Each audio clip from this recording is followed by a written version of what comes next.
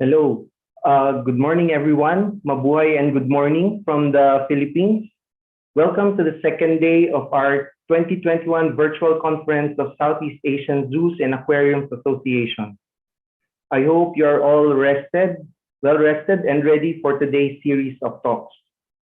So for this morning, we have very exciting discussion topics lined up for you that touches on the subjects on animal welfare, conservation, and zoo education. So the 29th SEAZA conference is hosted by the Philippines Zoos and Aquariums Association in partnership with the ASEAN Centre for Biodiversity and the University of the Philippines Los Baños Museum of Natural History. We would like to thank our sponsors, 101 Zoos of Israel, Hazkoba of the United Kingdom, and the Marine and Land Associates Limited of Hong Kong. So I am Vic Dixon from the UPLB Museum of Natural History, and I will be your host for day 2 of the conference. I am a fan of zoos, actually. Actually, my experience in zoos and aquariums inspired me to pursue a career in marine science. So hence, I'm very grateful to be invited in this conference. So for today, we will have 3 scientific sessions, 1 in the morning and 2 in the afternoon. So the first session will be on animal welfare and ethics, and this will be chaired by Mr. Willem Manansang. So a total of 8 topics will be presented this morning. So the second session is on conservation and will be chaired by Ms. Josephine Vanda Tirtayani. In this session, 6 topics on conservation will be presented. And lastly, at 2 p.m., we will have our third session on zoo education and experience.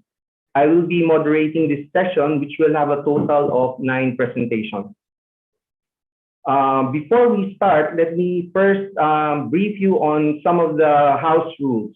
Okay, so number 1, there will be at least 8 presenters per session in the next 3 days starting today. So each presenter is given a 10 to 15-minute talk and will be given 10 to 15 minutes to deliver their respective talks. While some of the presentations are pre-recorded, we would like to remind those going live to be mindful of the time allotted. Okay? So the presenters will be introduced and guided by the session chairs following the published schedules. Okay, for the audience, please type all your questions in the chat box, and we will try to accommodate them during the Q&A or open forum part of our program. Questions or concerns not accommodated during the open forum will be forwarded to the scientific committee and will be addressed accordingly. And this will be posted, answers to these queries will be posted in our conference page for your perusal. So aside from the Zoom webinar, we are streaming live via our YouTube page, Southeast Asian Zoos and Aquariums Association.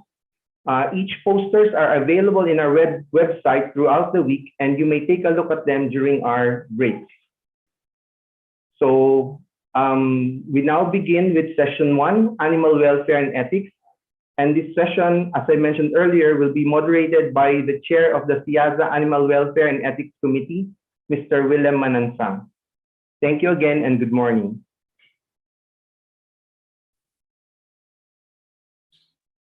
Thank you, Vic.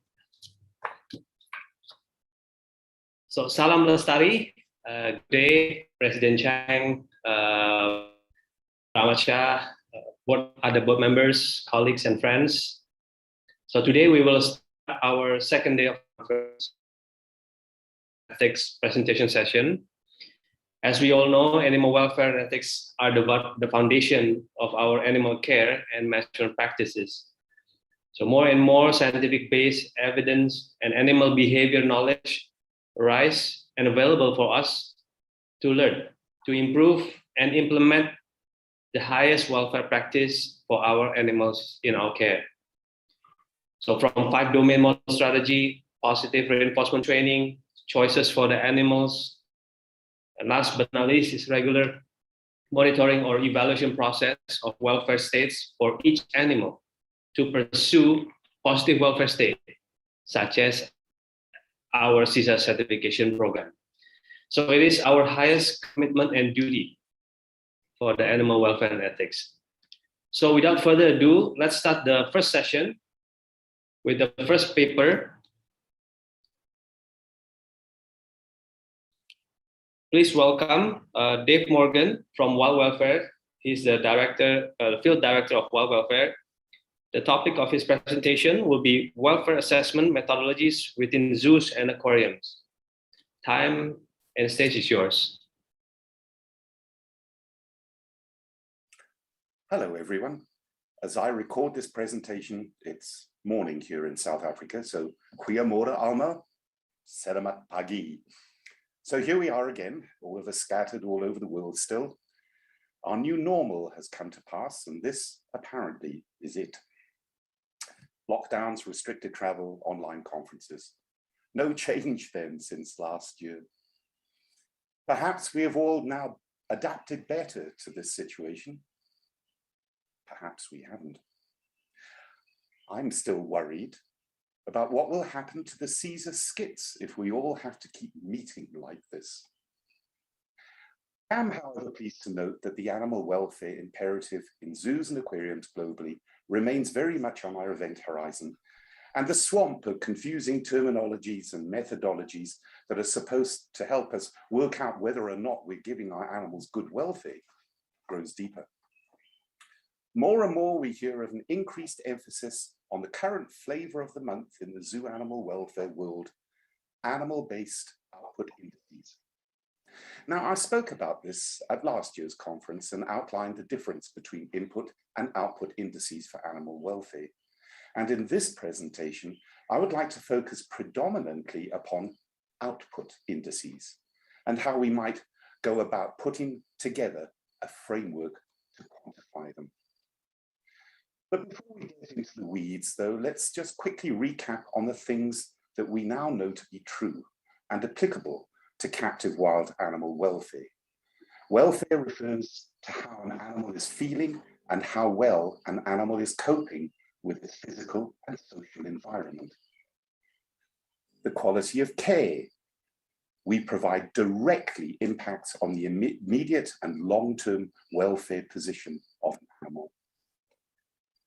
Animals' welfare will fluctuate daily, weekly, monthly, hourly in some cases. The choice and control over the environment are very, very important to that animal. Further remind you, when we talk about inputs and outputs, we need to think of it in terms of an operating system, a sort of operating system, from enrichment routine to proactive healthcare to breeding to food choice. We control all aspects of an animal's life. This control is what we put in, we input into a system of care.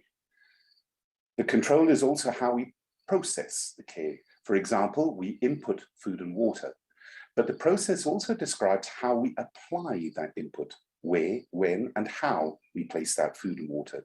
This is obviously all parts of the elements of primary care. And how an animal responds and how we record that response is then what comes out, the output of a system of care. So we have our system of operational care, which, as you can see, is a positive feedback loop where the animal's behavioral and health response to our provision of inputs and service through a process of careful monitoring on our part allows us to feedback into our inputs and adjust them according to the animal's preferences and motivation. But for all of this to work, we have to be able to measure those behavioral and health outputs to begin with. And this is pretty much what I want to talk about today. Now, outputs then. The animal-based measures, which are species-specific and individually specific, they usually reflect the effect of resources provided to animals and are measured directly on the animals using a combination of physical, physiological, and behavioral indices. Such measures provide more direct insights into an individual animal's welfare state and are commonly regarded as more accurate welfare indicators. Some examples of animal-based measures include, but aren't limited to, physical condition, weight, fitness, fecal glucocorticoid metabolic concentrations, and so on. However, a reliable output measure is the presence or absence, if you like, of behavior and the nature of the behavior. So please remember, behavior is how animals express their internal motivations and emotional states and how they react and respond to their environment. It is always meaningful. And if you remember absolutely nothing else from this presentation, please remember this statement: behavior. It is always meaningful. Have a look at the picture accompanying this slide. This is obviously of a snake inside a plastic shoebox. This is a fairly standard way of keeping snakes, particularly in the pet trade and in the hobby trade these days. And if you were to look at this slide, would you say that this snake is exhibiting behavior? Well, the fact of the matter is, it is.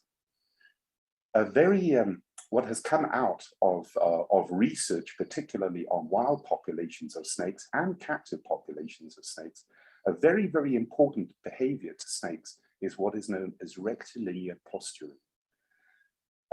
Rectilinear posturing means that the snake stretches itself out in one dimension. It stretches its entire length out and adopts a particular posture. We now know that this behavior is fundamentally important to all species of snake. And the unfortunate thing here in this photograph, as we can see, that this snake is attempting to adopt a rectilinear posture, but its space constraints prevent it from doing so. I have dogs, as you can hear.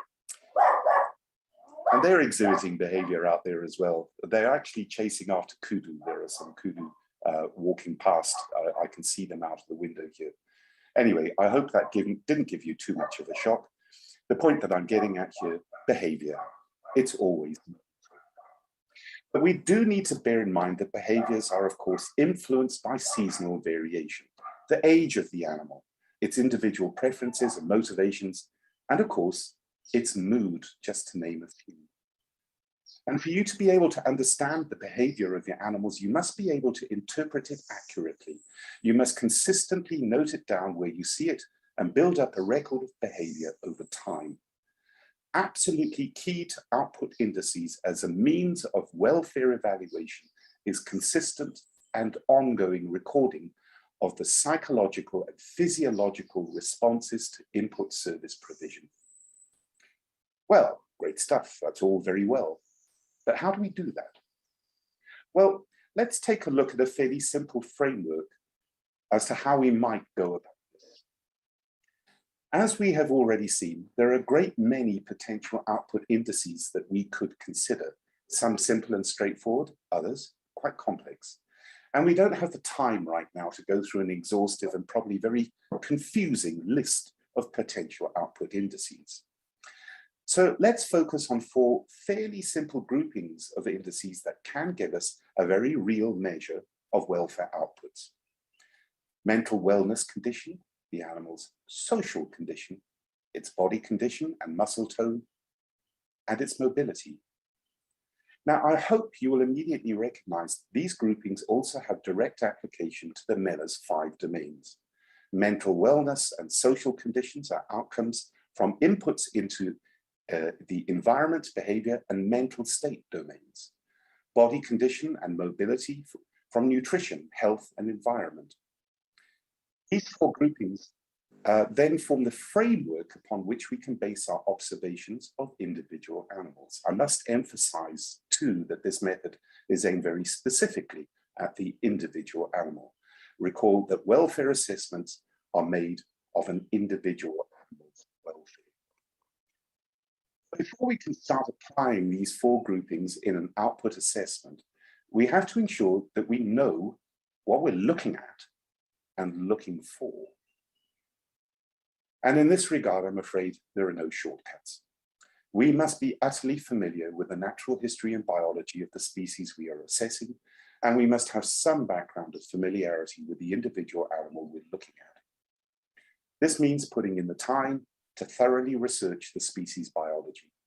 All available literature must be consulted, and a fundamental knowledge of the species physiology, social biology, seasonal behaviors, reproductive strategies, and so on must be developed. Similarly, we need to take the time in acquainting ourselves with the individual itself. We need to know its history, its provenance, its likes, its dislikes, its preferences, its motivations.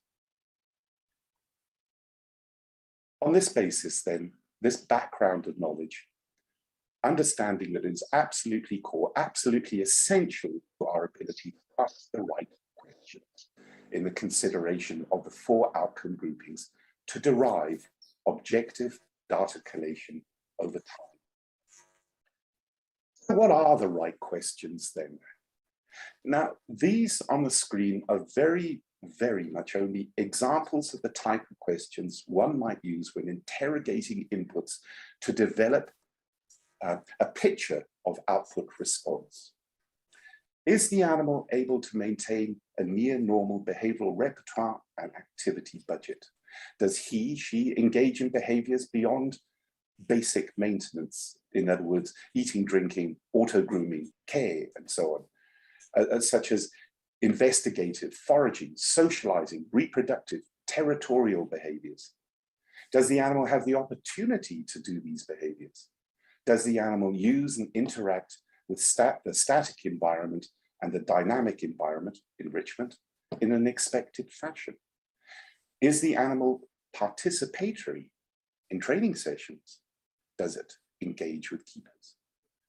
These questions will all feed up to give you an idea of the animal's state of mental wellness. Social condition. Is the species social, and in what context? Is it seasonally social, full-time, and so on? How socially is he, she, it maintaining a position within that social group? Is the animal in a species-appropriate social situation? Does the animal move with the group? Does it avoid abnormal displacement from resources? For example, displacement from food sources or refuges, locations, and so on.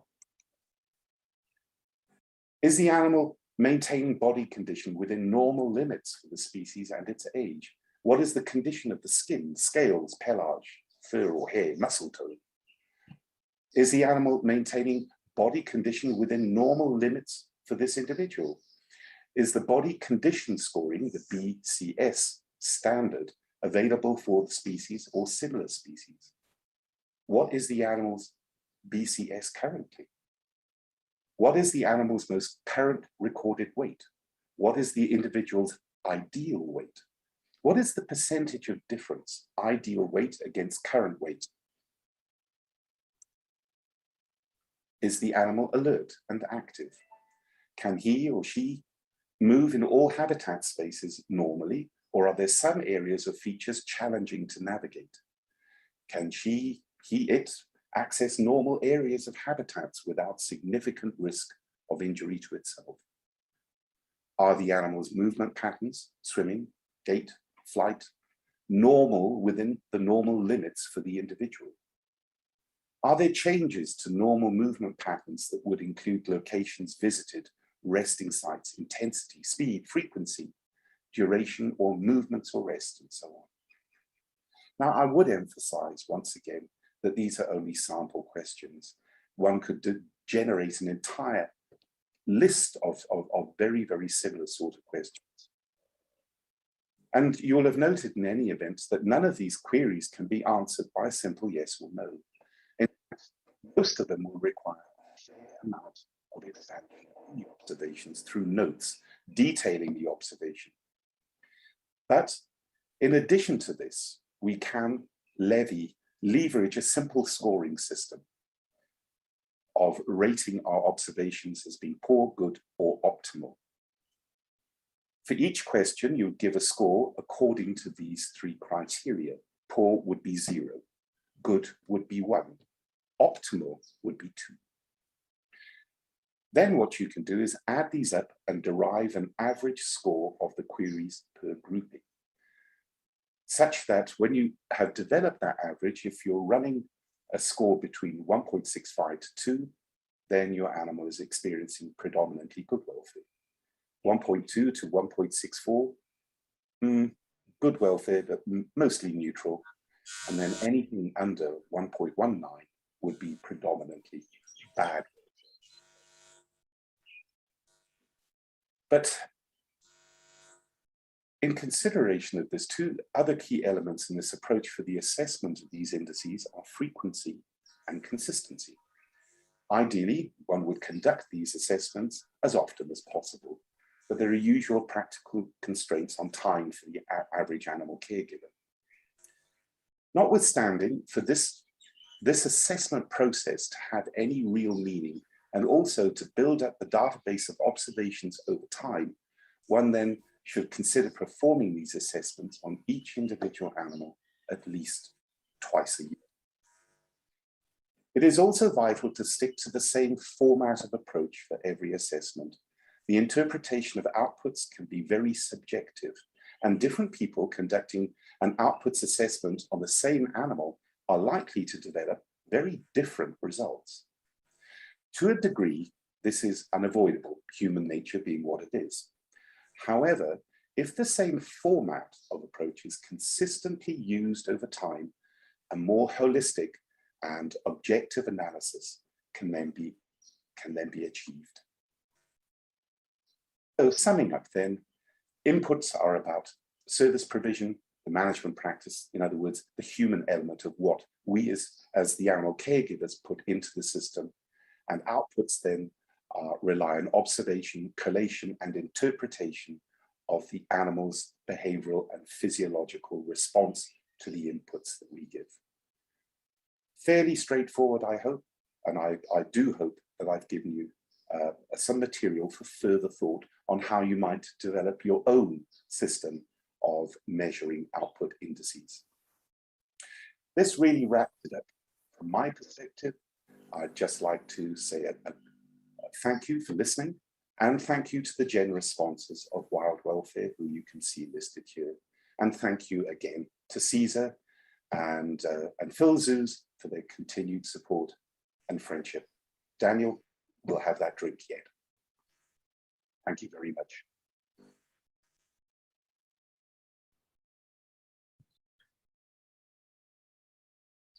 All right, thank you, Dave. Again, splendid presentations, as always. So please write your questions on the chat box, and we will try to contact Dave for Q&A at the end of the sessions. So for the next presenters, please welcome Ms. Sarah Blake. She is the Field Manager of Wild Welfare, and her presentation is Human Education to Empower and Improve Animal Welfare and Management Practices.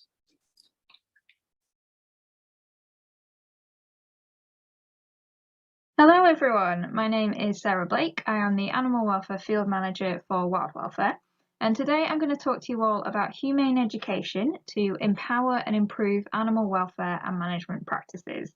And whilst that might sound like a bit of a long and confusing title, I'll explain it so that everyone can understand what it is that we've created and how we are using these approaches to tackle animal welfare issues. So firstly, I'd like you to consider the following. What is a welfare standard? We do use that term a lot, but what does it encompass and what does it actually mean? And then secondly, how can we make welfare standards engaging and accessible enough to provide a consistent level of good welfare for all animals under human care? So a problem that we have identified in the past is that the majority of standards are in English and sometimes only available to certain people or groups, for example, members of a particular association, meaning that those that might actually really need to access the welfare standard don't have access to it. And we wanted to see whether we could address that. And then thirdly, how do we utilise humane education to do all this? And I'll talk briefly about what humane education actually is and how we have utilised it. So firstly, just a little bit of information about wild welfare, who we are and what we do. So our vision is a world where every captive wild animal is able to thrive and live a good life. And we do this in a number of different ways, but the primary way is through the provision of practical and knowledgeable support for any captive wild animal facility across the globe. So we currently work in over 10 different countries, and that list of countries is growing all the time, which is great. And what we do is we try to encourage all sorts of different aspects of animal welfare, but the main thing is that we want to bring welfare to the forefront of every decision that a facility is making. And we do this through building positive relationships that are constructive and collaborative with people that work in these facilities at all sorts of different levels. So from keepers to curators and sometimes even governmental regulators too, because they do all have an impact. So we're often providing lots of different resources to these facilities, which can help with welfare knowledge and animal husbandry skills.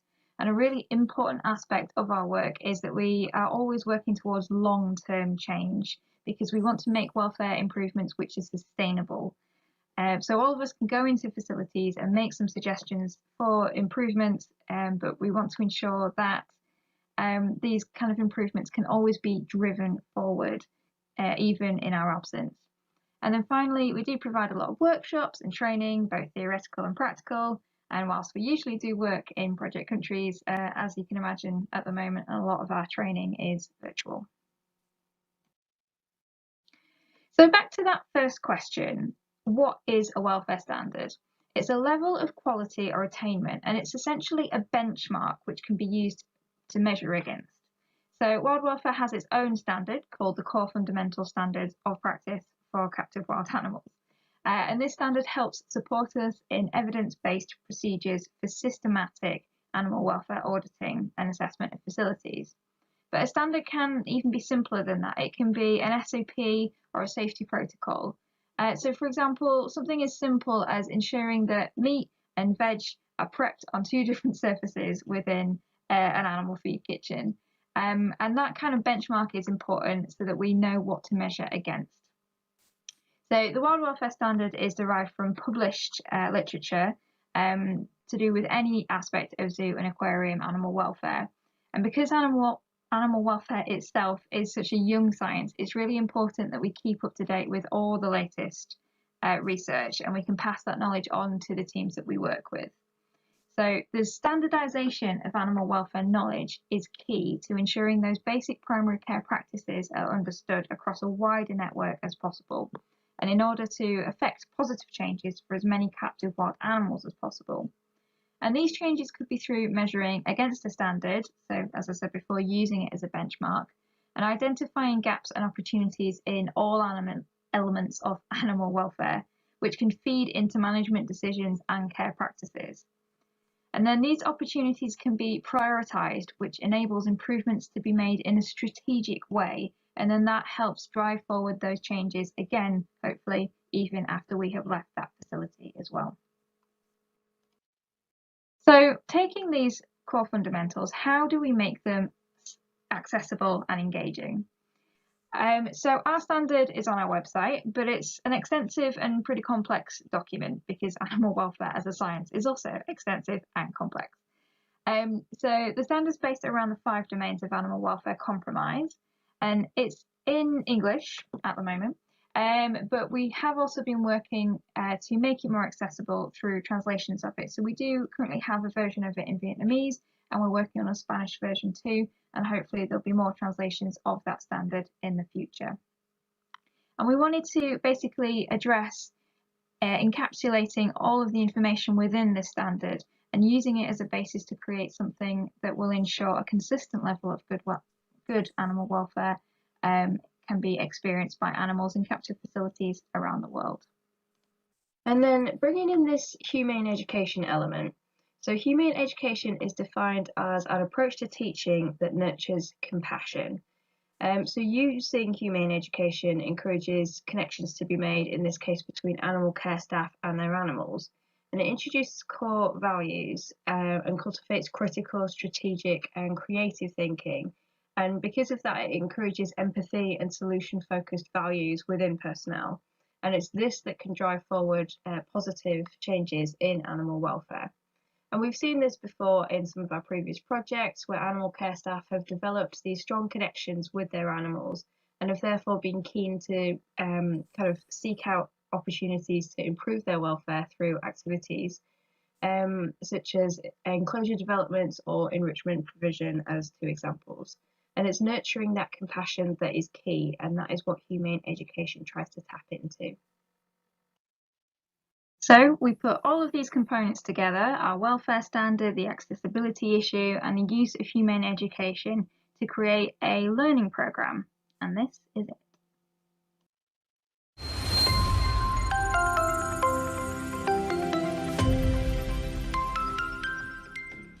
Created to educate and empower animal care staff around the world, this unique and exciting e-learning programme aims to improve global animal welfare, and here's how. The interactive resource addresses knowledge gaps that may result in captive animal suffering and gives animal care staff the tools they need to provide optimal welfare. There are thousands of zoos and aquariums around the world. Some are providing good care for their animals, but unfortunately, many are not. To combat this, Wild Welfare's online learning programme creates accessible and engaging opportunities in which animal care fundamentals can be learned and understood.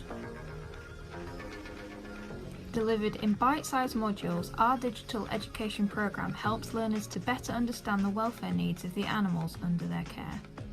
Each module consists of two complementary aspects: a learning tool packed full of topical animal welfare information and an interactive quiz featuring all sorts of different activities, including video and multiple choice questions to test what's been learned.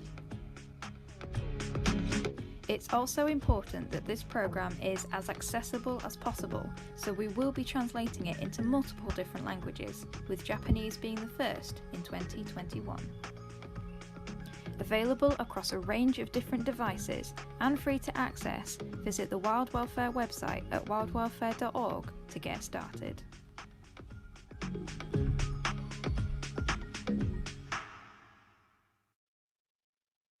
So, identifying the barriers to developing positive relationships between animals and their caregivers is a critical element for improving animal welfare standards. So, the 8 modules within the programme, alongside an introduction and a glossary, examine key elements of animal management and using that standard as a baseline for the information provided. So practically applying concepts and species knowledge to daily keeping activities, enclosure design, infrastructure and nutrition can make a huge difference to an animal's well-being and also to an animal care staff's confidence in their own abilities. So just to look at what the programme does, we actually have to look into how it impacts both the animals and the animal care staff. So through capacity building and strengthening confidence, animal care staff can feel upskilled and empowered to drive forward practical management changes. And the programme creates accessible and engaging opportunities in which animal care fundamentals that we took from the standard can be learned and applied, and that will bridge the animal welfare knowledge and skills gap to ensure best practice. So again, looking at how it will impact animal care staff, it will educate them, and it might even be going over stuff that the staff member already knows, but it might also be completely new to them. But then through that education, it will empower them to feel that they can drive forward positive animal welfare changes, and it can instill confidence in their own knowledge. And what's great is that might actually then go into, they will then teach that knowledge and those skills to other members of their team, and it might be something that they pass on for potentially generations, again because they will have that confidence. And then in terms of the animals, it will improve husbandry practice and it gives animals an opportunity to thrive. And if we just look at a brief example of utilising something that's within the programme, so offering choice, comfort and control to an animal through its environmental infrastructure. So we all know the kind of case studies of individuals that are given the option for access to indoor enclosures during the day, and even if they don't use it, the option, that choice, is still important, and that can have a massive impact on the fifth domain of the mental state and how that choice and control makes the animal feel. So if the animal care staff are taking those factors into consideration, it will provide a kind of overall improvement of overall welfare, and it will provide this net gain that can benefit anything from just a single animal all the way up to facility-wide improvements in animal welfare. So we wanted to bring in applied elements to the programme, and that was really important to us because not only did we want to make the programme engaging, but we wanted to ensure that it was reinforcing what had been learned by utilising applied elements such as questions, practical exercises, and problem-based learning. Now, humane education encourages this kind of critical thinking, as I said before, and encourages it through questions which can help change mindsets and behaviours, and therefore it encourages learners to make a connection between themselves and the animals they care for. And this can then develop an empathy and understanding of how animals think, feel, and experience. So we wanted to make the programme applicable to daily husbandry practices and encourage husbandry decisions to be based on the perspective which can improve an animal's care and quality of life. So as you can see from these examples, what we mentioned in the video, we've utilised lots of different types of questions and exercises, from multiple choice questions to pitch matching activities, and we've also got quick questions within the text itself, and that just helps break up the text and also encourages that reflective learning as they go through the programme. And then at the end of the programme, we do have slightly longer and more practical based activities at the end of each module. And that can sometimes encourage a learner to go out into their facility and really kind of think through what they've just learned and how they might make changes and highlight that too. These pictures are an example of how elements in the programme can be applied, specifically in this case to enclosure design, which is one of our 8 modules within the programme. So this was a project that we worked on in conjunction with Animals Asia in Vietnam. And as you can see, the picture on the left, the enclosure couldn't really encourage the natural behavioural repertoire of the 2 sun bears that were living in it. So we discussed with the care staff what it is that the bears needed to be able to do in order to thrive. And we discussed elements such as foraging needs, investigative behaviours, climbing was another one. So the question was, how can we give these bears the opportunities within this space? And together with the keepers, we designed and built the multi-layer enclosure, which you can see on the right. And what was great was that this offered the bears choice, comfort, and control of their environment, which we all know is incredibly important for the bears to be able to thrive. And it was elements such as all of these different climbing ladders. We had trickle feeder, visual barrier, log walls. We had all sorts of different things. An enrichment rotor as well that we could apply to the enclosure too. So the build was utilising the keeper's knowledge and skills relating to the behaviours and preferences of those bears. And as I said before, that collaborative approach is really important to how we work and how we want the programme to be utilised within other facilities in the future. So looking at how the programme has already impacted animal welfare across the globe, since its launch in January of this year, we have had loads of amazing feedback from all over the place. It's been great. So we've had people and facilities contact us from Italy, Singapore, Indonesia, Costa Rica, and of course the UK. And in particular, lots of places across Africa, which has been great. So one of those facilities was the Harola project in Kenya. And they reached out to us to let us know that the programme was being utilised within their organisation. And this wasn't only just with the care staff, so the hands-on field work with the endangered Harola that they do for the conservation work, but it was also as part of their own humane education programme. And they run these for hard-to-reach communities, and in this case, they were taking elements of the programme out to pastoral herders that they work with to improve their knowledge and skills too. And then we were also contacted again somewhere in Africa by Lorry Park Zoo in Johannesburg, and they were using the programme again with their own keeping staff but then they're also taking some of the content of the learning documents and using that as educational posters around the zoo. So I'm looking forward to the photos that they said that they're going to send us once they've got those up. And then volunteers can also make use of the programme as well, and we've had some great feedback from volunteers who didn't actually have prior knowledge, which was great.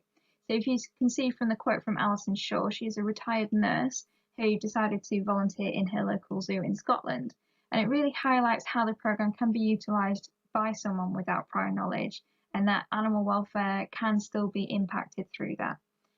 Which for us is really exciting and exactly what we wanted the programme to do. So a lot of educational aspects within colleges and universities are really benefiting from the programme as well. So they're using the programme with students who are studying to get into animal related careers, and that means that those students can bring what they've learned from the programme to the jobs they eventually get, and therefore that will improve welfare for future situations, which is very exciting. So we've had feedback from places like the University of South Africa and Spaarschot, so they're all using it within their courses. And then we've also heard from the Sutton Trust, and that's actually a charity providing opportunities for students, in this case, training to be vets. And they've just gone through their first cohort using the entire programme within their summer school, which is very exciting. So for future plans, translation is what we are focusing on because accessibility is key. So we want to make the fundamentals of the welfare standard available to as many facilities as possible so that it can have an impact on as many animals and their care staff as possible. And we all know how important that is. So for example, for the Japanese version, which we're hoping to launch by the end of this year, we actually have links with Japanese facilities, including bear parks. We've got links with the Japanese Association of Zoos and Aquaria and plenty of other organisations within the country. So we can't wait to share this resource with them, and then that can lead to management and husbandry practices being changed and hopefully improved. So in the future, we're also thinking very much ahead, and we're planning on Vietnamese translations after the Japanese version has launched, Indonesian translations after that, and hopefully many more language translations into the future, because again, we want to make sure that it is as accessible as possible. We, of course, want to take an opportunity to say a massive thank you to all of our partners and sponsors, which have been so critical to be able to get this programme off the ground and continue its development into all these different translations that we are going to be working on next. So again, a massive thank you to all of our partners and sponsors. Without all of their generous support, none of this project would have been possible.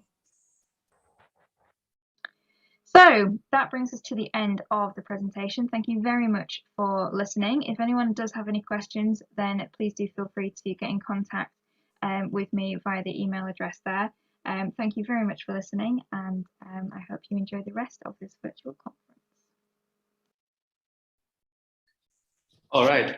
Thank you, Sarah, for our wonderful presentations. It's very inspiring. I encourage all participants to check it out, the digital education program on their website. So let's go for the next presenter. The next presenter is Mr. Roger Sweeney. He's a director of animal management and welfare from North Carolina Zoo, United States of America. His talk will be assessing animal welfare by combining different methods and tools. Hello, thank you for the opportunity to talk with you today. My name is Roger Sweeney. I'm the Director of Animal Management and Welfare here at North Carolina Zoo in the United States. And like many of my colleagues around the world, myself and the team here have been working hard looking at how we assess the welfare of our animals. For many years, like most of my colleagues, I think we've been very focused on everything that we do and provide for our animals. And as we've come to learn more and be more focused on trying to assess outcomes, we've tried hard to find a universal tool that will do everything we want it to, and we haven't been able to find one. So instead, we've developed a series of tools which in combination, I think, gives us everything that we need out of a comprehensive welfare program. And we just wanted to share some of those reflections with you today. We feel we've always had a good focus on animal welfare here at the North Carolina Zoo. For a number of years, we've gone periodically and had vision, mission, value exercises, which I think are really important to have a good staff conversation. We define our vision here as every animal thrives. Our mission is to provide, advocate, promote the highest standards of animal welfare through progressive science-based animal care practices, locally and globally, and we set out a series of value statements which we try and live up to as we think about how we choose animals for collection, the decisions we make about carrying capacity of habitats, and also habitat design. For many years, we based a lot of our focus on welfare assessments with looking at everything we do for animals, what we provide, measurable things that we know are good practices and good standards in terms of how we care for our animals. In 2017, the Association of Zoos and Aquariums here in North America really challenged us all to go much further and go beyond looking at what we do for animals and try and take a much more detailed look at the outcomes that they show us in terms of their physical condition, their health, their behavior, and how effectively we could start to assess those and get a truer picture of the true welfare status of the animal based on the evidence of what it's showing us, not just everything that we're trying to do to provide for the animal. So this accreditation standard called upon us to develop a tool to assess each animal individually at least once a year. And I think we all tried to find a perfect tool that would allow us to do that. We invested, we went through the process, we developed a very good tool, but it didn't do everything we wanted. We needed a more comprehensive approach. And the need for a more comprehensive approach really came back from stepping back to think a little bit hard about what we wanted to achieve. Obviously, we wanted to achieve the accreditation standard, which was set for us as something we had to live up to. We knew we wanted good quality data for evidence-based decisions about welfare and wellness, which we could use to define priorities for driving action and funding requests. But we also wanted a very inclusive staff culture and open discussion of welfare. And we also wanted to have framework which was agreed upon and inclusive for making difficult decisions on subjects like quality of life and end-of-life decisions. So trying to squeeze all of that into one tool was difficult, although we tried. We developed our standard welfare assessment tool using a framework which is basically built off the 5 domains with affective and mental states included. So we designed a welfare assessment tool that included close looks into nutrition, environment, health, behavior, choice and control, as well as the affective mental states of the animal, and how we operationalize that into a series of questions.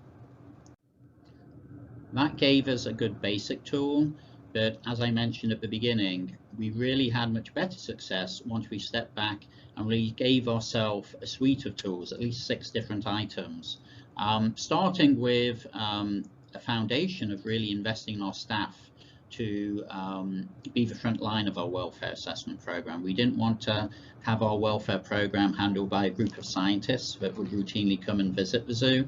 We really view our frontline zookeeping staff as a front line, and that's where we put most of our investment in training and time to give them the tools they need to be successful. And then the 6 elements we put in were a good welfare concern process, which allows anyone in the organization to express a concern and feel heard. The general welfare assessment tool we've all been working on, which is the point-in-time assessment using fresh eyes and identifying red flags. Habitat assessments, which really don't look for evidence in the animal, we're looking at the habitat in terms of its safety, identifying, tracking hazards and opportunities to improve. And then we looked at our zoo-based research program and the necessity of that to give us a deep dive into questions where we don't yet have enough information to make the right answer about how to address a problem. We looked at quality of life assessments and understanding the importance of having an inclusive, agreed upon framework for making difficult decisions, particularly as it relates to quality of life, health concerns, end of life decisions.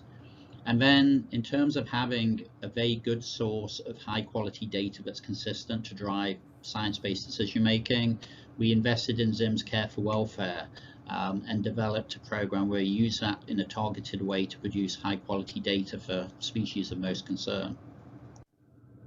So just going back to the staff again, several years ago, The zookeepers here did observations, but they generally put their records into a paper daily report document, and all the data entry was done at curator or registrar level.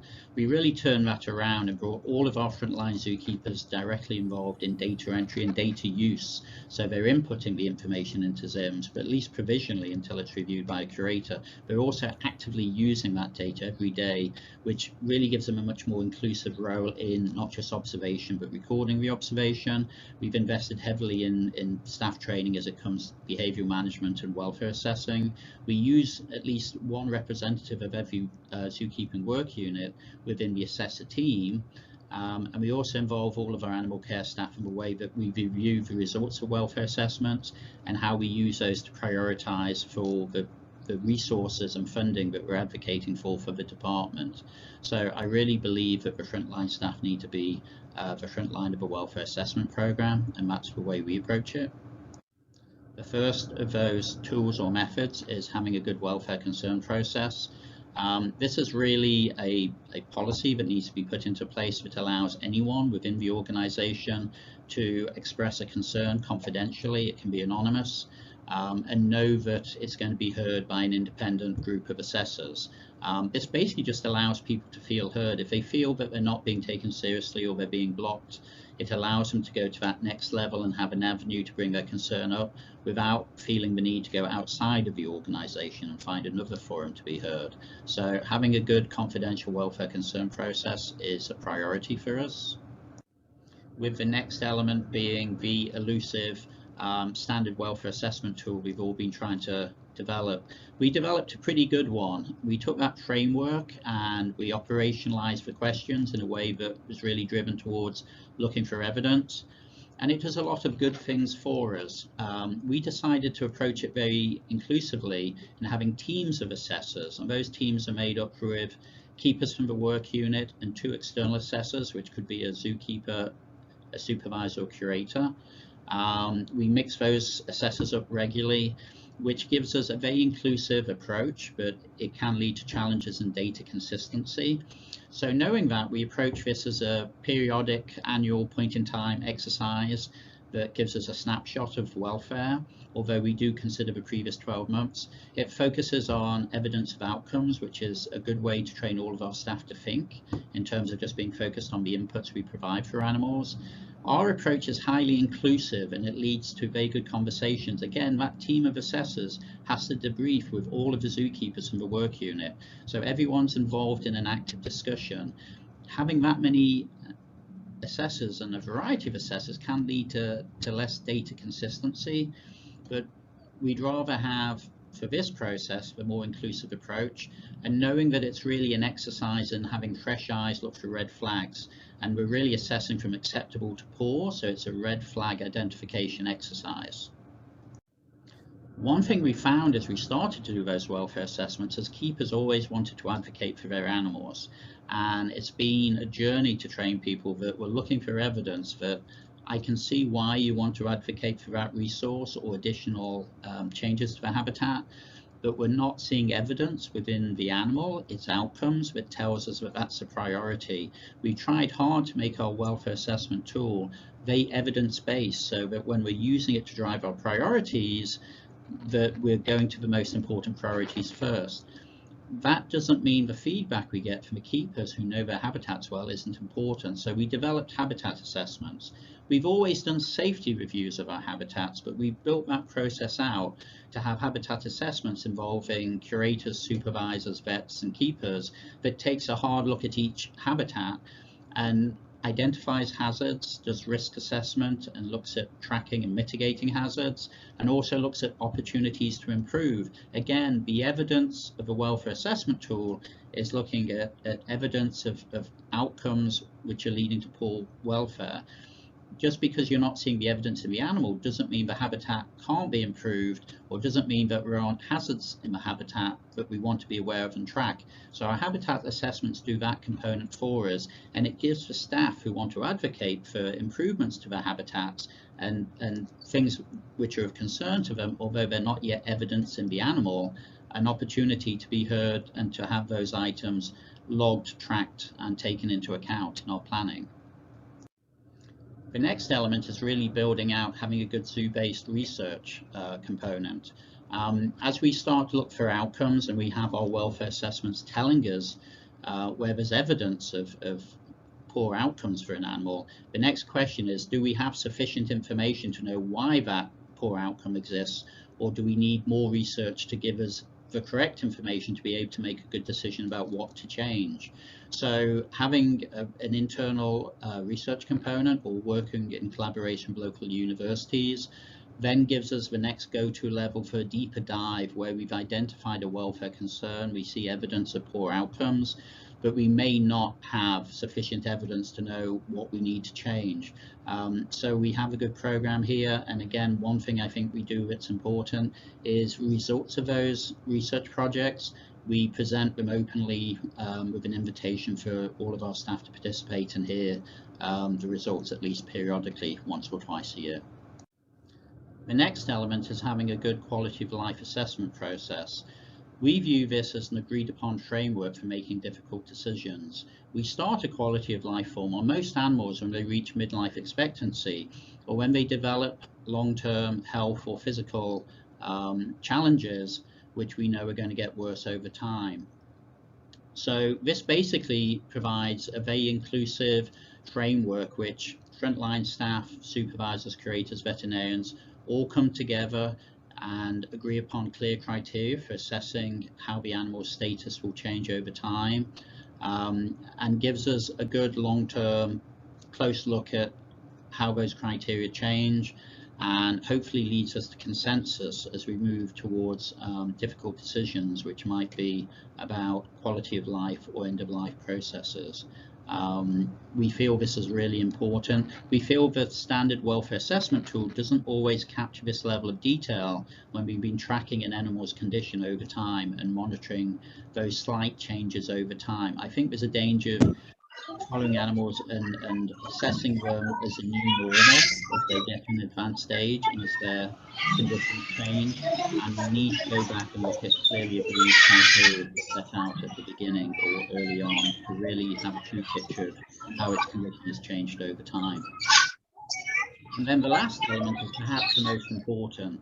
Coming back to assessing welfare, at the end of the day, a lot of the things we do here are very inclusive and about promoting good welfare assessment culture, but we also need quality information. So in terms of collecting high quality, consistent data, our approach has been to invest in staff really learning to develop and use SIMS Care for Welfare for daily monitoring.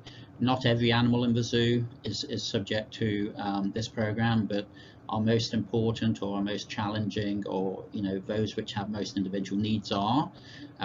Typically our frontline staff are trained to use this and do data entry, so they're with their animals throughout the day, and we do anywhere typically between 4 to 9 scans a day on a target animal, and that over time builds up a really extensive database of consistent data that gives us a very detailed picture of how the welfare status of that animal fluctuates, throughout the day, throughout the week, throughout the months and the year. And it's the most detailed data we have for evidence-based decision making. And again, if you're not familiar with the tool, I encourage you to take a closer look at it. It's where our quality data for making welfare decisions comes from. So in summary, it's our suggestion that it's a combination of all of those gives us a comprehensive welfare assessment. Having one tool try and do all of that didn't get us to where we needed to be.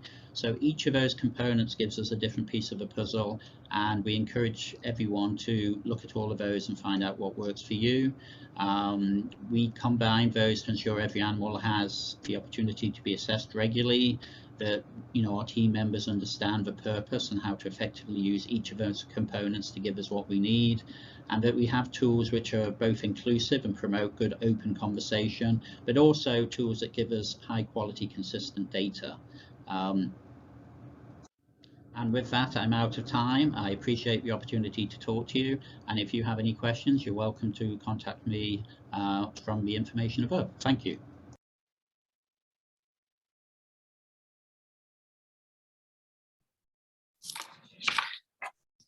All right, excellent talk, Roger. I couldn't agree more that this assessing animal welfare is a very important process, that we should have it in all of us.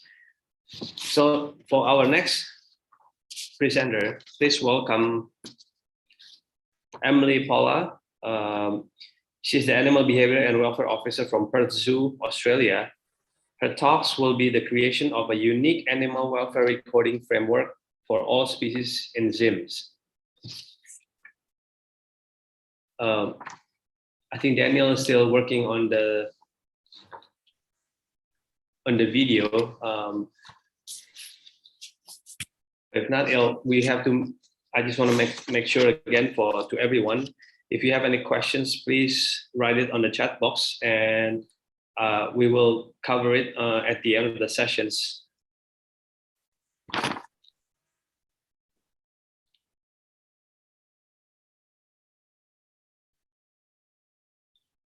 All right.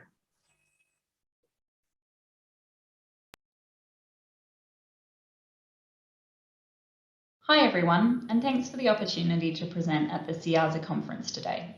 My name is Emily Poller and I'm the Animal Behaviour and Welfare Officer at Perth Zoo in Western Australia. We'd like to share with you something we've been working on at Perth Zoo, which is creating a unique animal welfare recording framework for all species that utilises ZIMS.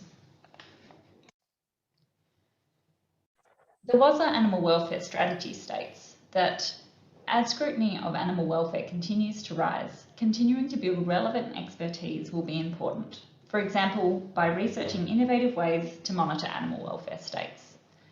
And many animal welfare assessment and recording tools have been developed.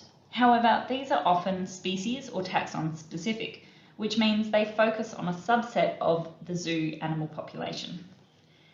Different animal welfare assessment tools can also have different formats. So if you're learning them for different species, that can be time consuming to learn, especially on rounds where animal care staff care for a large number of species.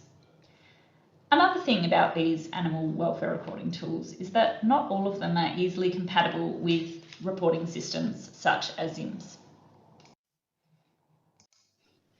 Traditionally, when recording animal welfare, animal care staff often prioritise negative animal welfare recordings, such as when an animal is sick or injured. This will tend to be recorded over when animals are playing or thermoregulating in a way that's positive. So that is something that we've been mindful of when developing our animal welfare recording tool, to not only look for negative instances of animal welfare, but also neutral and positive ones, so that holistic animal welfare is accounted for. We're also mindful that animal care staff require a format that is likely to align well with their daily routines. So this is another thing that we've kept in mind. And we have based the framework around the 5 domains. However, whilst we acknowledge that the nutrition, environment, physical health and behaviour, so these functional and physical domains are very important to record information on, we do acknowledge that they interlink for certain activities as well. So we've tried to capture the crossover between those different domains within our tool. So the Animal Welfare Recording Tool, or AWERT, that we've come up with is complementary to WASA-associated accreditation frameworks and the 5 domains. It uses a standardised template that's suitable for all species, whether they be elephants, insects or marine species. And it uses the ZIMS Care and Welfare module to create that standardised template, so it's easy to input data and keep that data somewhere safe. Another handy thing about the Animal Welfare Recording Tool, or AWERT, that we've created is that it can be used for individual level and species level observations. So whether that you're looking at the welfare of an individual or a big group of one species, it can accommodate for that within its recording structure. The AWERT also creates data that is comparable over time, even when there's a change in conditions. For example, the animals change to a different exhibit, or the dynamic within the group is changed because the group structure is different. It still allows for data that is comparable over time. And another thing about using a structured framework is that it helps to upskill animal care staff. So by having all of these holistic animal welfare measures available to them, it's something that they can learn to look for in their day. So how it works is it records animal welfare across 7 different categories. And these are the 7 categories with some examples of some of the subcategories from each of those. But you can see how some of these link across multiple domains. For example, the first category, physical condition category, is really mainly about the physical health domain. It looks at gait, mobility, body score, coat health, those sorts of things. However, when we get to the food consumption category, you can see that there's questions about or subcategories about the preferences of the animal, whether or not it appears sated, the foraging behaviour, oral health, and hierarchy, any sort of social dynamics that are involved in food consumption. So you can see how this is taking elements of multiple domains and then grouping them under a category that is beneficial for animal care staff or keepers to fit into their day, because they are often present when food consumption takes place. Another one of the categories is added enrichment, and that looks for subcategories such as engagement, play, and food consumption if it's food-based enrichment. We then have the enclosure parameters category, which looks for things like temperatures, where temperatures within an exhibit are measured, but also the animal's responses to those temperatures. For example, thermoregulatory behaviour. We also have humidity and shade cover under there. Another one of the categories is substrate and structures. So we look at the variety available and also that the animals are using these substrate and structures comfortably. And for any animals that live on or underwater, water quality testing is included in the substrate and structures category. Then we have the environmental interactions category, where we look at environmental manipulation, things such as digging, and also responses to sensory items, so things like noise or smells within the animal's environment and how they respond to that. And the final category is relevant social behaviour, whether that be sexual activity, bonding behaviour, or interspecific interactions, including animal-visitor interactions. So it gives a platform to record animals' responses to those sorts of interactions as well. We're also mindful that a lot of keepers or animal care staff don't have a lot of additional time to complete these recordings. So the idea is that it takes no more than 2 to 5 minutes per day for keepers to work on. And therefore we've broken it down so that keepers are only looking at 1 category per day for up to 1 to 3 species or individuals. And that is balanced across the animals that a keeper cares for, which essentially allows information to be recorded across all the categories for all the species or individuals within a zoo. The observations that are recorded for each category are also given a welfare score of positive, neutral, or negative. And these are based on parameters for the subcategories. These parameters come from husbandry or behavioural guidelines for each taxa.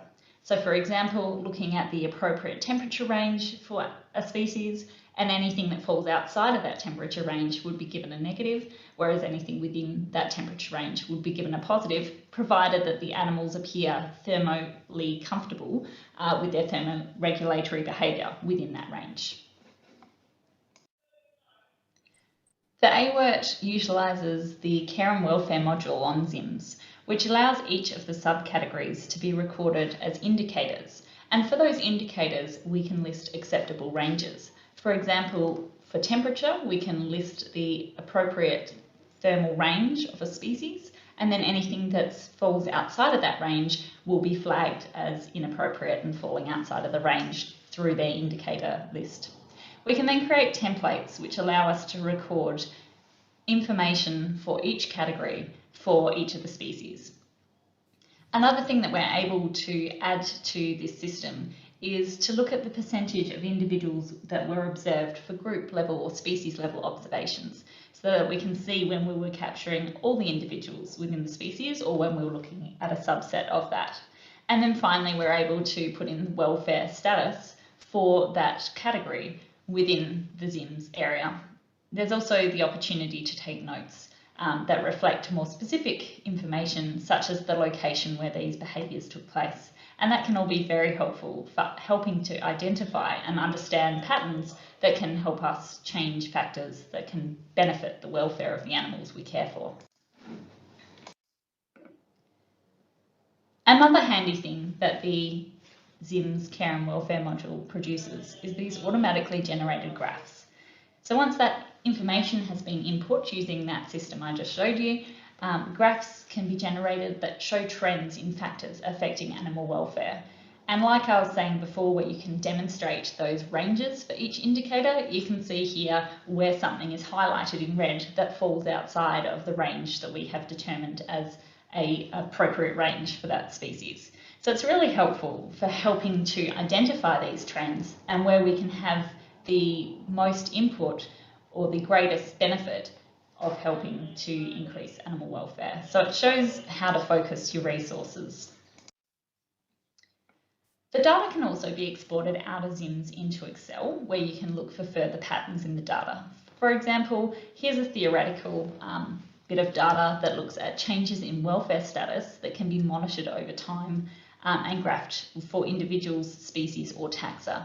So for example, you can see here that the instances over the years of positive animal welfare are slowly increasing, and we've been able to reduce that negative slice in theory. So it allows you to understand how welfare status is trending for any particular species, taxa or individual. Another graph that you can create in Excel, for example, is this one here that shows, for again a theoretical species, the frequency of negative welfare recordings for each of the recording categories. And it helps identify the changes responsible for the differences in welfare over time. For example, in 2020, perhaps this theoretical species had enclosure temperatures that fell outside of that appropriate thermal range and also had negative instances of social behaviour. But you can see here in the following year, by theoretically fixing those enclosure temperatures and creating them within that range, there were less negative recordings there. We've also been able to decrease those instances of negative social behaviour. So it allows you to see how these different categories and putting resources into benefiting welfare in different categories influence holistic welfare overall.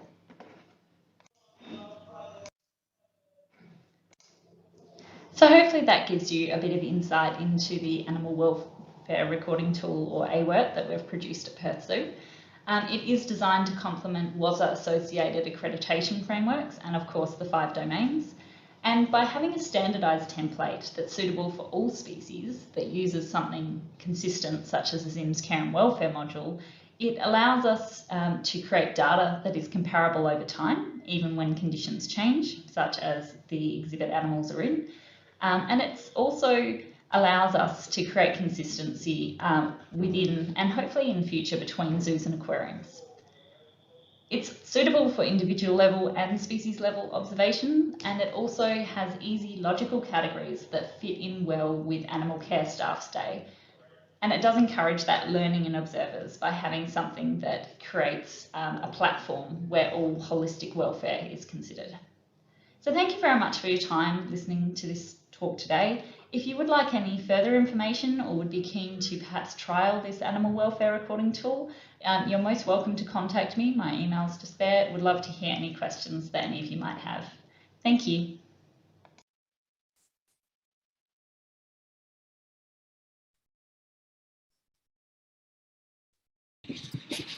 Thank you, Emily, for a wonderful talk.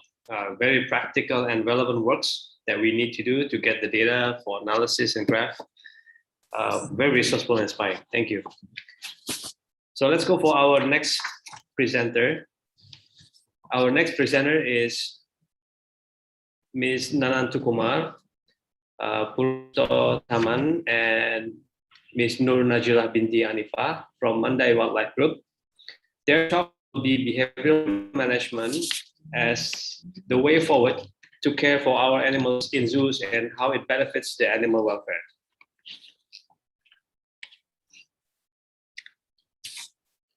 Hello everyone, my name is Nanda and this is Najila and we are from Mandai Wildlife Group. Today the topic for our presentation is behavioral management as the way forward to improving the welfare of our animals. Behavioral management is a very broad topic, so today we will try to explain it as best as we understand it and share some of our experiences along the way with you. Let's look at the 5 domains. Behavior is one of the physical functional domains that requires that animals be able to express their natural behavior freely, which will create positive experiences for them in the mental domain and lead to improved welfare status. So what is behavioral management? Behavioral management is a comprehensive approach to improving the welfare of animals under human care through social housing, environmental enrichment, animal training, facility design, and the assessment and behavior of behavioral issues. Three components of behavioral management are enrichment, training, and problem solving. By using these tools in a flexible, complementary fashion, the individual strength of each is greatly enhanced. And this is a feature step that is required for any comprehensive behavioral management program. So let's look at an example of problem solving through environmental enrichment. This is one of the clouded leopards at our night safari. He's only got 3 legs because he got injured when he was very young, and we rehabilitated him and mixed him back together with his siblings, and we found that he wanted to do everything that his siblings could do, like jumping, climbing, playing, and resting at higher points. So what we did was create an exhibit with different levels for him to express all these behaviors and slowly get used to the exhibit. And as you can see, he's performing all his natural behaviors, and he's very happy with his environment, and he's been with me for 9 years, and he's doing very well at the moment.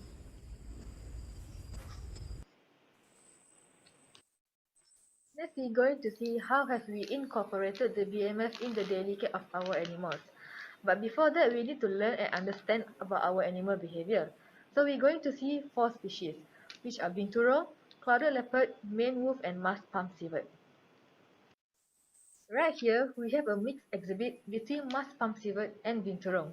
As you can see, the binturong is apprehensive and sensitive, but the musk palm civet is more curious and territorial. So with suitable branches and log, along with nice substrate, we are able to provide an exhibit that both of the species can enjoy and coexist together. During initial mixing, we introduce them side by side in the back of house, then slowly into exhibit. So far, they never give us any problem and display are very good. You can see them in night safari.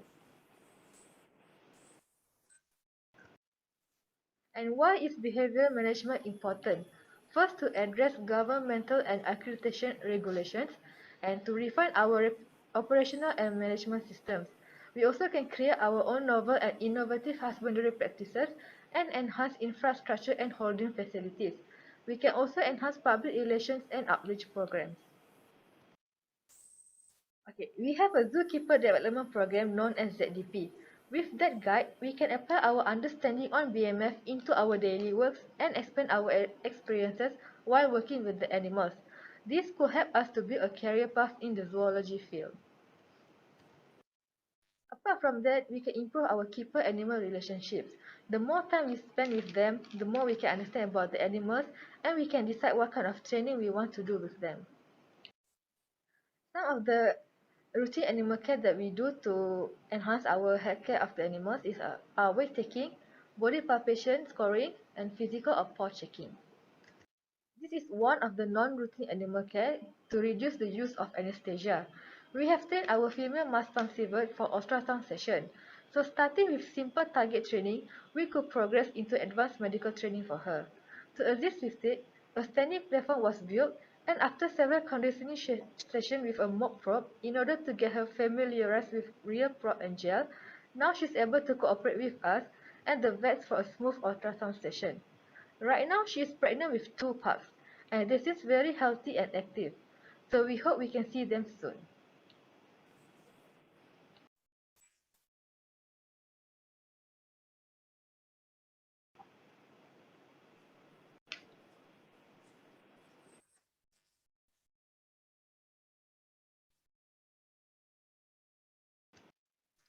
Okay, here we have another example of training so that we may reduce the use of anesthesia. We are doing a voluntary blood draw training for our female clouded leopard. She's 14 years old, so it will be good to have a blood work so that we may assess her well-being and her health and provide the best care that we can for her. So what we do on a daily basis, the keepers will go through the motion of simulating shaving the tail, spraying alcohol, and actually pricking it with a blunt needle just to get her used to the whole process. Clouded leopards are not like other cats or big cats. They are very sensitive to changes, to the environment, sensitive to new people, and sensitive to their environment as well. As you can see, our clouded leopard is quite comfortable, and she's tolerant of the whole process. And the next step for us would be to introduce the vet, because at the end of the day, he will be the one doing the blood draw. So initially, he will be doing the shaving of the tail to expose the vein, and this process is good because we form a small bond together with the animal care staff, and the vet, and she's tolerant of his presence. At the same time, this would form a bond with all three of us. So in the final day when we actually have to do the blood draw, the process would move smoothly. And as you can see, by understanding her behavior of a clouded leopard who are arboreal, we're doing it on a higher platform so that it may be a comfortable position for her. This is also a learning experience for us as animal care staff, so we might know how the whole process works and actually where the blood will be drawn on by feeling the vein, and we can continue our training getting her used for the actual day of the blood draw. She's totally relaxed and she's focusing on her care staff giving her the rewards, and the process is going quite smoothly. We also have been training our cloud leopards for hand vaccination for their annual feline vaccination so that we may do it without any restraint. We don't have to use darts, we don't have to use squeeze cages, and they're all very cooperative, and the training is going quite well.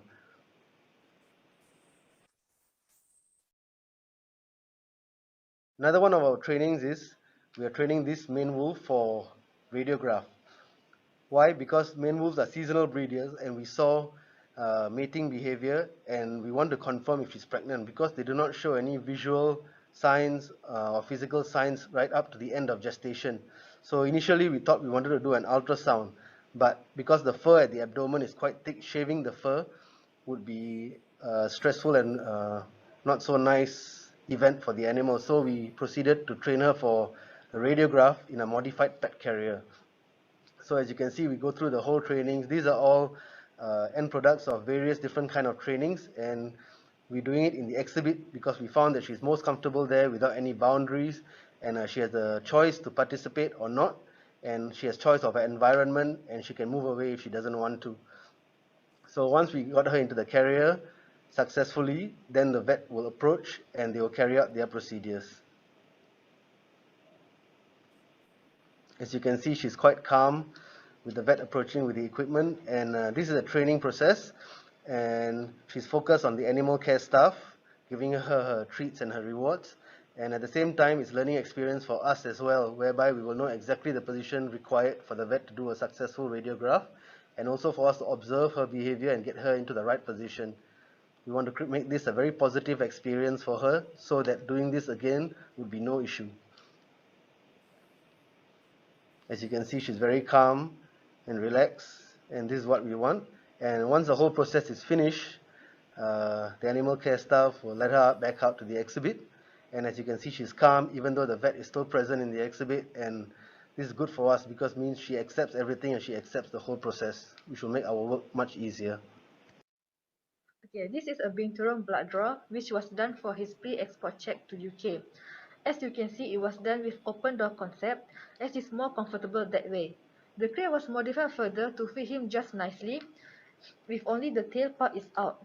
As he's focused on the animal care staff in front, vet was able to successfully draw blood from him. The needle position in the tail base is very crucial as the other part of the tail are very muscular and furry. This training could also help for hand vaccination and injection-based medicine. Hopefully it will be useful for his future medical checkup at his new places.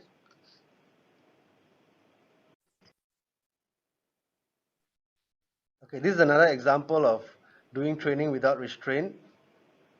So what we're doing is a main wolf blood draw training. As you can see, we have a open raceway, an open concept, so our female can participate if she wants to or not. And we have a little arm sleeve and a little extension of the raceway whereby she can come closer to us and participate willingly. So she seems very comfortable with the whole process, and as you can see, we did not separate her from the male because we found that they are more confident when they are together, and this is a good chance for him to get used to the presence of the vet and get used to seeing the process. So when it's time to train him, it will be much easier for us. These two species, muskrat silver and main wolf, have some breeding history with no sign of birth. We have seen the female showing pregnancy signs, however by the end of gestation period, no birth were observed. Thus, ultrasound and radiograph training were conducted for us to understand if there are underlying problems with them and this could be useful for our future species management as there are very little studies are done on their reproduction under human care. Next, we're going to see on animal-environment relationship. We need to provide the suitable kind of environment to meet the need of the species and to allow the species to display their natural behavior. As examples, binturong are given dynamic branches, higher perches, and with lots of plants as per their natural habitat. Our geriatric female clouded leopard have multi-level of logs and branches structures to aid her movement, while male wolf, a wide field of grassland was provided as they are shy animals by nature. Looking to the future, educating animal care staff on behavioral management is essential in ensuring they have the knowledge and skills to carry out the work. Behavioral management programs require constant evaluation and revision as the animal population and species change and their needs change as well. Communication between staff members from various departments is important in ensuring the program is successful. In conclusion, behavioral management programs should aid in improving the welfare of animals under human care and encourage natural behaviors. Animals under human care should be provided with choice and control over their environment. Consistent training programs that will aid in routine and non-routine procedures in order to provide optimal care. Adequate training and experience in animal behavior is needed according to each animal care staff's role. Okay, so that's the end of our presentation. We hope you enjoyed it. These are the people that we would like to thank for helping us in our journey and our guiding us and our project along the way, especially Small Mammal 2, which is my team, and Dr. Guillaume for always being there, helping us out with the medical procedures and the medical training. We would also like to thank our bosses for always encouraging us and giving us the opportunity to be better animal care staff and always encouraging us. I'd also like to thank Vanessa, Salam, and Claudia for providing us with the essential knowledge for the behavioral management framework, and we hope you enjoyed it. Thank you. If you'd like to know more or any questions, please feel free to email us. We'll see you soon. Take care and stay safe.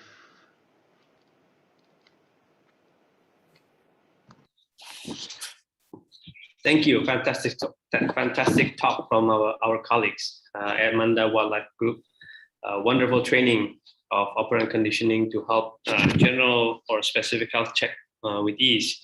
So it's a great behavioral management practices. So for our next presenter, please welcome Lester Luis Lopez. He's a member of SEAZA Animal Welfare and Ethics Committee and also a treasurer in PhilZoos. His talks will be capacity building for internal ethics and welfare committees in the conduct of welfare assessment zoos.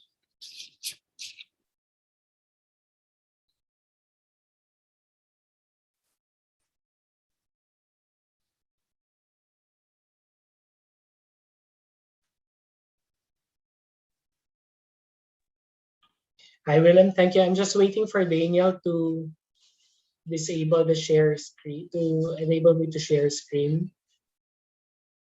Daniel.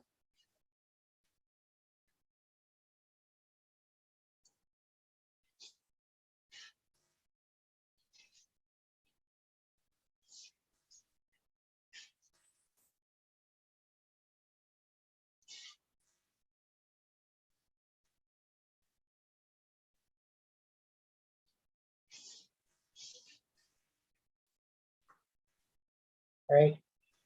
Good morning, everyone, and thank you for being in today's session. I will be talking about capacity building for internal ethics and welfare committees in the conduct of welfare assessment in zoos. In 2019, during the welfare audits for the first few member zoos across Southeast Asia, one of the questions we often ask is if the zoo has an existing internal ethics and welfare committee that implements not just welfare-related programs such as enrichment, but also does assessments if the said programs were effective or not. Often the answer is no. And that the team which we were working with was assembled only specific to the dated audit we were conducting.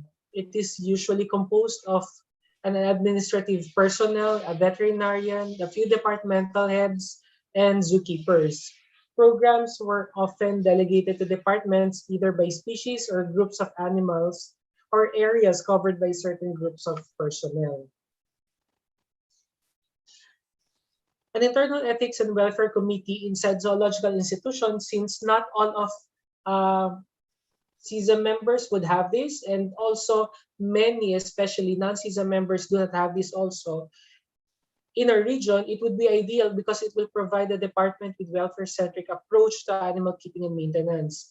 The committee should establish the welfare programs that will be implemented by all the other departments, conduct checks and balances on already existing programs, conduct internal audits, prepare the zoo for external audits such as those conducted by SEAZA, AWEC, or Wild Welfare or ZAA, and conduct annual self-assessment programs as required by the SEAZA Animal Welfare and Ethics Committee following the awarding of their certification.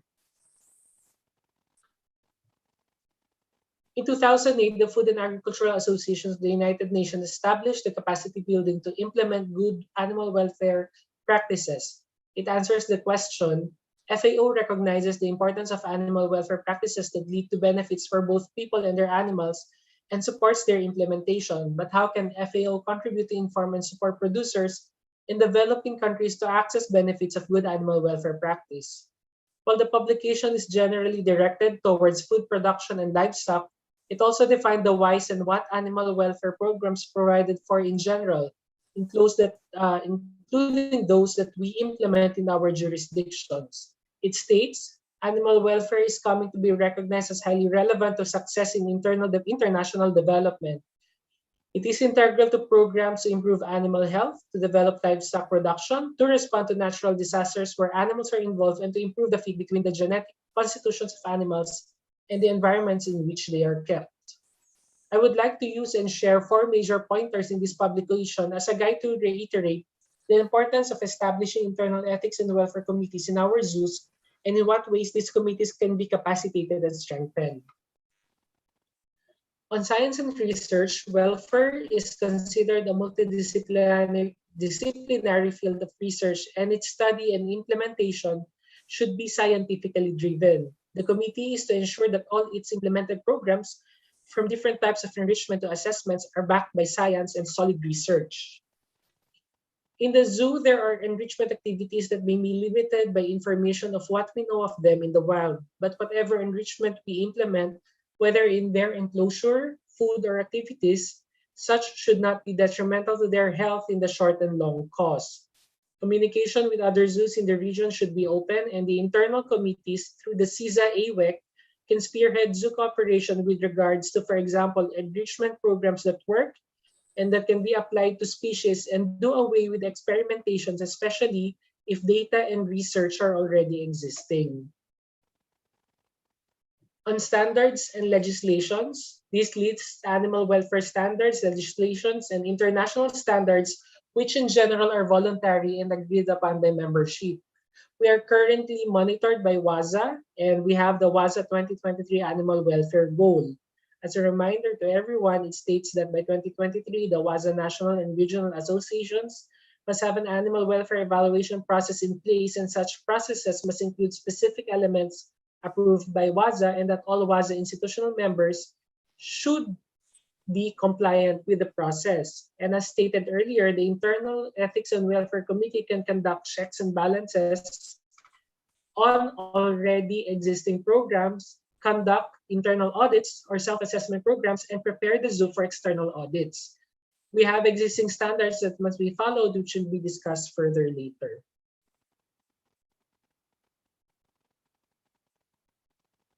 On capacity building to improve welfare, the publication identifies 4 major areas for capacity building: education, engagement and awareness building, training, and communication. Let's do a little bit of recall on how we are progressing on SEAZA.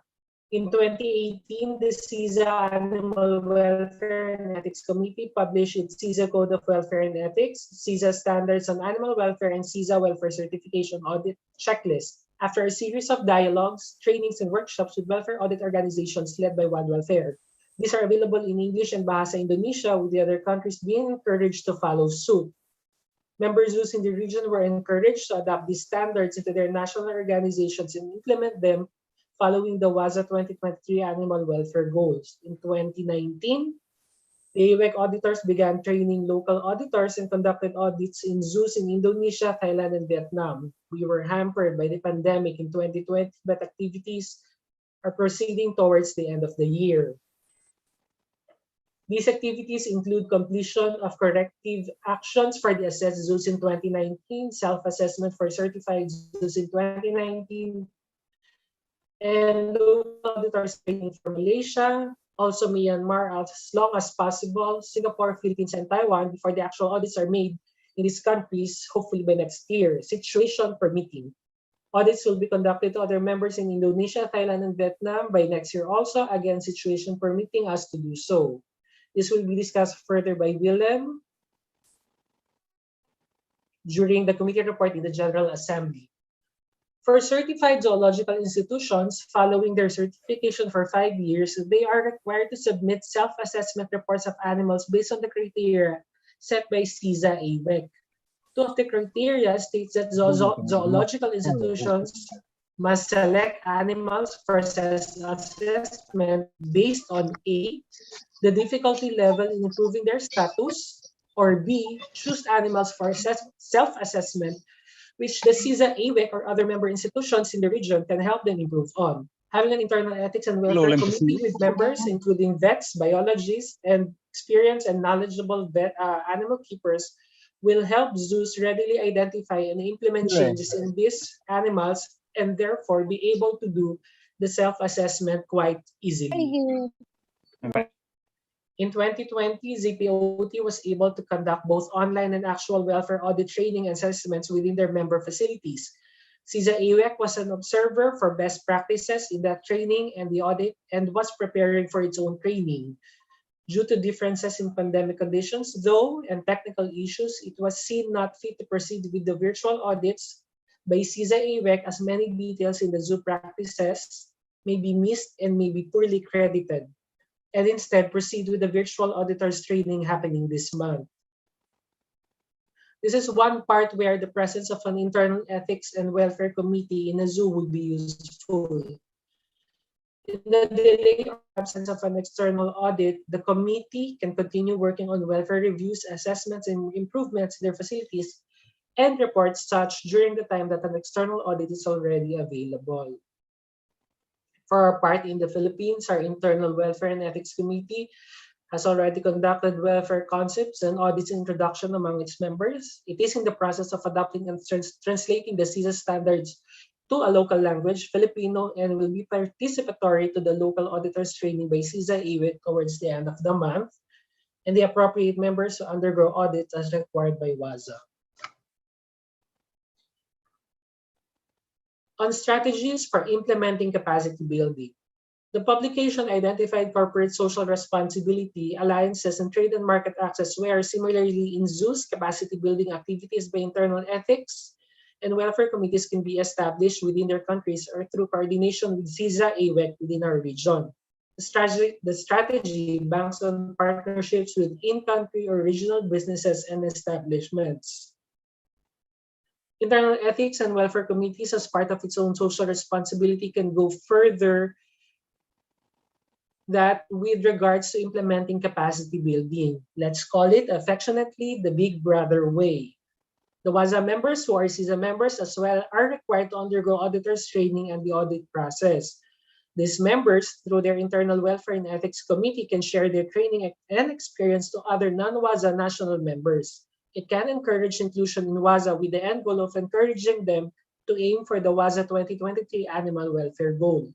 The internal ethics and welfare committees can likewise introduce welfare concepts and audit training to non-national members. It can also encourage inclusion in national and regional organizations with the end goal of encouraging them to follow national or regional welfare standards. The OIE Regional Animal Welfare Strategy similarly listed areas where capacity building can be implemented by internal ethics and welfare committees. These areas include develop internal, local, or national welfare education and training materials, putting into consideration the existing culture, values, and laws of each country through their national organizations. This includes audit training standards, best practices, and know-hows, in particular to our region, following the SEAZA animal welfare standards. Consulting, coordinating, networking, and sharing through SEAZA AWEC. Coordination and networking allows for non-resident auditors to impartially audit zoological institutions in their quest to aim for certification. And lastly, continuous research on animal welfare activities and strategies. So how do we move forward on this one? How do we make this work? Start with formation of the internal committee. Involve personnel with high stakes on ensuring that welfare concerns are addressed at all times. An admin officer, a veterinarian, a biologist, animal keepers, then conduct capacity building activities as above. Internal ethics and welfare committees in local zoos network to both national and regional zoological organizations to ensure that welfare standards are discussed and implemented from the base up to the top management, and welfare audits conducted smoothly. Internal ethics and welfare committees are empowered to do this through several capacity building activities that are enumerated under awareness and communication, shared technical training, and cooperation among national and regional counterparts. And thank you. Willem? Thank you, Lester. Fantastic talks. Yes, very spot on. So we encourage all zoos institutions to have an internal animal welfare and ethics committee, and we empower and do a lot of training for capacity building on them. So for our next talk, will be with the topic of animal enrichment program during pandemic situations. Will be brought to you by Ms. Ayundaya Dunridek. She is a manager of animal enrichment and animal welfare department from Kaukyo Open Zoo.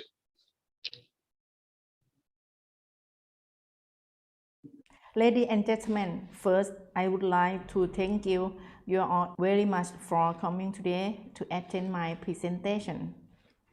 My name is Anyada Dunridek. I have working in Kaukyo Open Zoo for 16 years, and now I am head of the animal enrichment team. Everybody here know that animal enrichment is very important for captive populations. The keeper who take care of each captive species should have a program to stimulate natural animal behavior and decrease animal stress levels. Now moving on to the content of my presentation. These sections of my presentation are listed on this slide. Introduction. This includes some brief background of Kaukyo Open Zoo. Then objective. There are 3 objectives. Animal enrichment protocol. This section includes the detail and process to work with animal and zookeepers. Result. It was the result of my work between 2020 to 2021. Finally, conclusions. Here I will please summary the key results of work collaboration in the zoo. Animal enrichment program has been developed at Kaukyo Open Zoo since 2007. It aims to facilitate their natural behavior and mental health. Now, there are 2,054 individuals of captive animals in the zoo. That is about 217 species. The size of Kaukyo Open Zoo is about 833 hectares. But the exhibit zone is about 100 hectares that consists of 24 zones.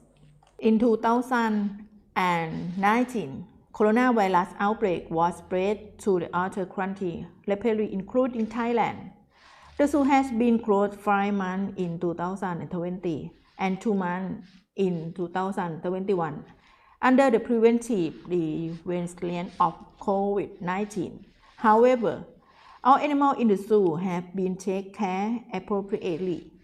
We use animal welfare standards of WASA and SEAZA to provide the best practice of enrichment for animals. to educate and promote the animal welfare and enrichment activity, to connect to visitors and volunteers trunk virtual program. Let's move to the animal enrichment protocol. Monthly planning for all animals. Action follow up the plan. Data collection and evaluation, behavioral response, conclusion and report. Coordination with marketing and education department. Broadcasting via social media, video, clip, and photo. I would like to show you the detail of my work process. This slide shows the meeting with Assistant Zoo Director, staff of Husbandry Department, and staff of Conservation Research and Animal Health Department to make a plan. This slide shows monthly planning of animal enrichment program after meeting. Zookeepers and enrichment team work together to follow up the plan. This slide shows the enrichment staff record data and analysis. After we get data and analyze information, this slide shows example of monthly report. We use QR code to reduce paper saving policy. If you want to know the detail of monthly report, you can scan this QR code. This slide shows example of Facebook page. Everybody who is interested in enrichment activity can scan QR code to follow up the program. I would like to show you the example of Facebook Live that we work together with marketing team. Moreover, we have been working with marketing and education department to engage people by sharing our experience of animal care, enrichment and welfare in Zoo to Home program via Facebook Live.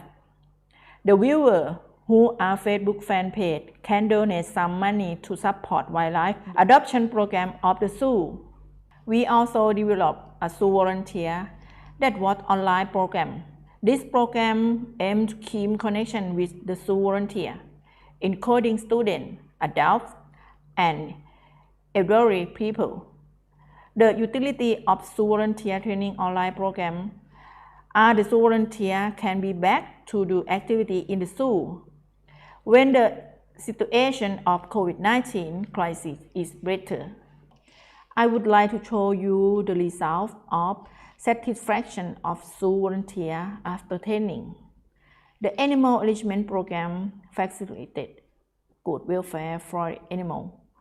Our initiated online program, Zoo to Home and Zoo Volunteer are the best way to communicate to the visitor and our zoo lover in this pandemic situation.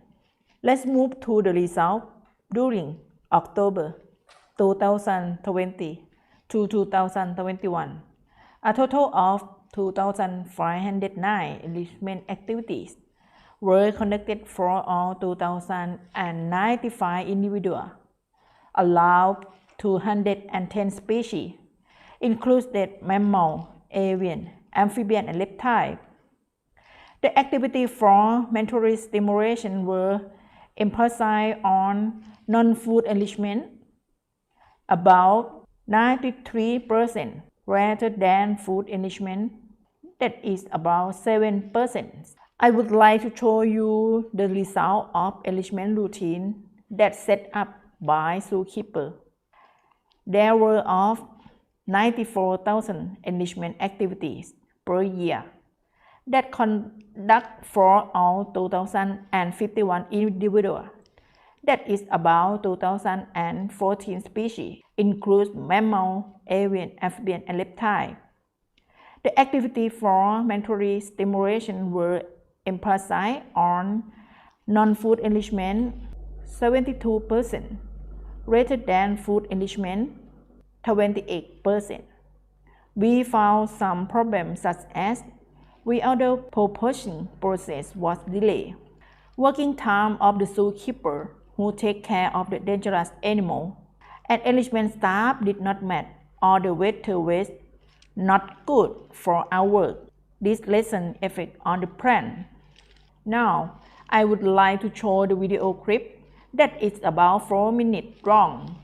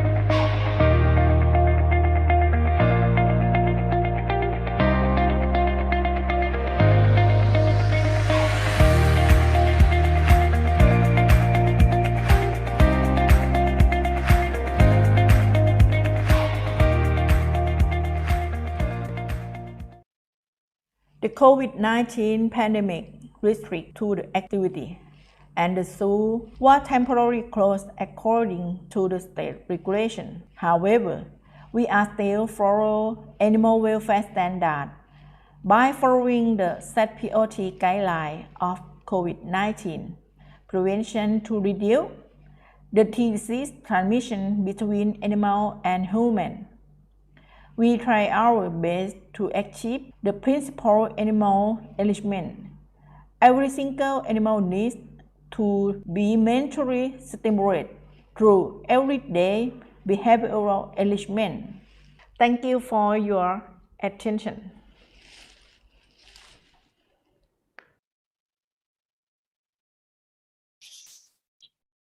Thank you, Ayan Yada, for your great presentations.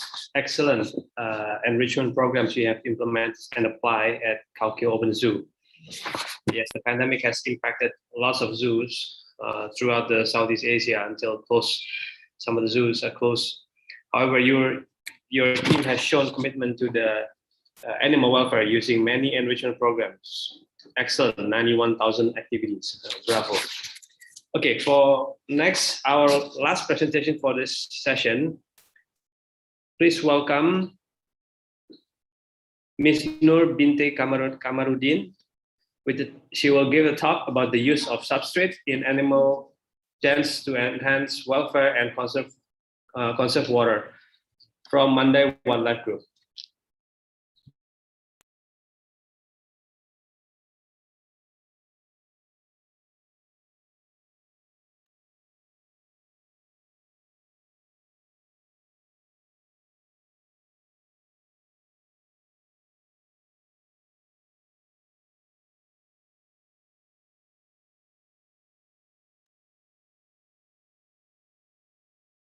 Hi everyone who's tuning in. My name is Nadia and I'm from the Singapore Zoo Rainforest Fire Special in Animal Presentations. Today, I'll be sharing with you our experiences using substrates in animal enclosure and the benefits for animal welfare and water conservation.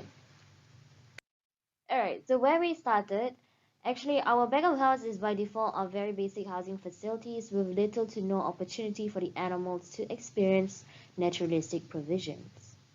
While concrete floorings provides no opportunity for species-appropriate behaviors, and cleaning was always done down by hosing. Improving animal welfare. We have started adding substrates to create a more comfortable home environment for our animals to rest. It has also given our animals the opportunity to engage in species-appropriate behaviors such as locomotion, exploration, playing, digging, rolling, sniffing, and foraging. Well, the addition of substrates to the den is an effort to meet the welfare needs of our captive animals.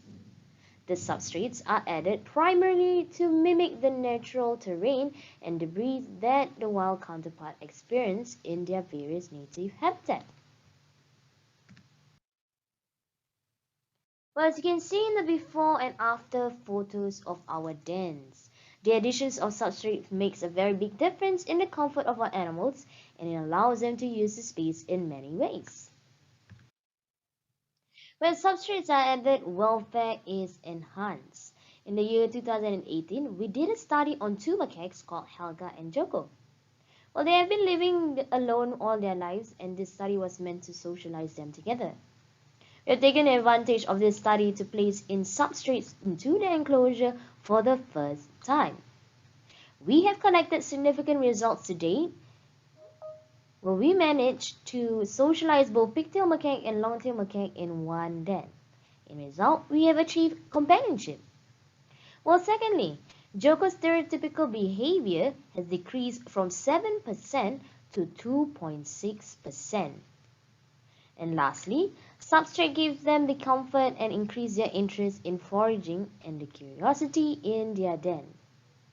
Well, not to worry, when we did this study, we have sent down our fecal samples every 2 weeks to ensure that we are not increasing parasite load into the environment, which then gave us the confidence to add on more substrates for the rest of our animals. Alright, in our section, we have used a variety of substrates to increase enrichment values. So here are some substrates that we have used before. Mulch, sand, red soil.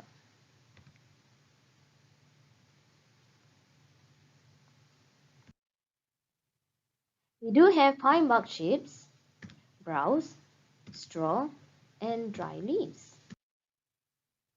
Well, of course, we have gravel, bluegrass or hay, wood shavings, and grass.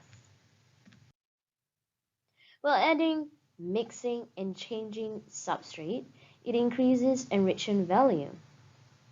It allows our animals to be curious of their surroundings and preventing them from getting bored. New substrates increase exploration and positive social interaction. Well, in this video, we do have our 8 long-tailed macaques. And well, this was actually moments after we placed in the new substrates. And you guys can take a look. They're using their 5 senses and they are engaging really well with the new substrates.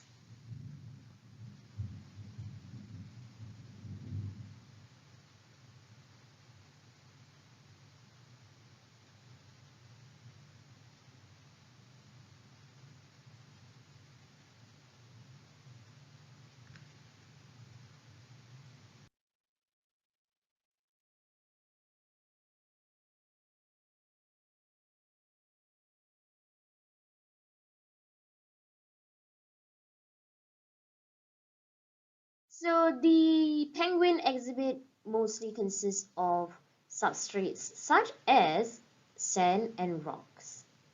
But every week, the sea lion trainers get creative to transform the area into an array of enriching environment. By reusing tires, half pipes, it creates visual barriers for privacy. It allows the animal to investigate and explore the new items. And of course, they were given nesting materials. But substrates are not just for animal welfare. They are economical, which means it's easy to add and change, and is also inexpensive to obtain. Sustainable. It is environmentally friendly. Well, of course, it saves water. When we first converted our dens to substrates, we were able to compare water usage before and after. As you can see, there is a significant difference between the first 5 months with concrete floors and the next 5 months with substrates. By adding substrates, the usage of water for our section has gone down. And the graph was collected during the 2018 after the study of Helga and Joko. And ever since then, all of our dens were filled with substrates. Alright, so it is easy to care for substrates. Animal feces and food leftover is cleaned every single day.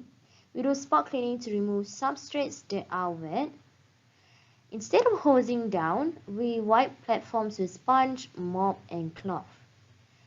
Well, the most important point is before and after placing substrates is that we need to check for foreign objects that might have been mixed in, such as plastic wrappers or even nails, especially when we go out of our section to rake up dry leaves. There are issues managing substrates. We also need to protect it. If leftover food is not cleaned out, it causes pests to come, and we have to engage pest control to spray their chemicals down into the substrates area, which is not good for our animals. So we ensure that all husbandry personnel double check the areas. And well, of course, we managed to conquer the issue with the monsoon season. Well, we decided to install high-rise curbs for our lower den animals and roll out canvas curtain to protect from wind-blown rain. For us in animal presentations, we top up our substrates as needed and change substrates approximately once every 3 months. Well, AP is actually moving forward and improving our animal housing by ensuring that new dens built on existing concrete surfaces includes full substrates for all of our animals, such as the Primate Retirement Complex at the Singapore Zoo Shaw Amphitheatre and the dens in the Night Safari Show. Improving home environments for program animals. We've also moved away from building new enclosed concrete dens. All of our new housing areas are mesh yard with partial roof and natural substrates. Well, this idea initially stemmed from providing exercise and play yards to rotate our animals throughout the day. Well, these yards are economical to build and can be much larger than dens. So now we use them for a day and nighttime housing as well. This has benefited the animals since each and every one of them can be rotated. Natural substrates, more sunlight, we can spend more time enhancing the dens and yards. Enhanced welfare for retired program animals. Well, in the Jurong Bird Park, we have built in the Raptor Retirement Aviary, which is now home to 6 different species of senior raptors from Hawk Show. The raptors are displayed in an exhibit, and it is a unique opportunity to display a diverse group of retired birds, which demonstrates our commitment to their welfare. It also tells their stories. We built in dynamic branches, perches at different heights. The aviary is big enough for all of them to fly around. In the Singapore Zoo, we do have the Primate Retirement Complex, which is home to 11 long-tailed macaques and 1 pigtailed macaque. It is meant to retire our primates from show. It is an enriched environment for multi-species and is also designed for the ease of trainings.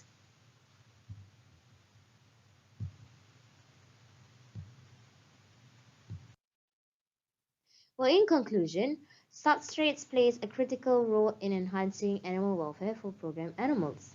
It is also important for nighttime housing and back-of-house facilities for all animals. The Animal Presentations Department is committed to making it a top priority. Before I end my presentation, I would like to thank Gail for the opportunity given to me. Thank you all, take care, and goodbye.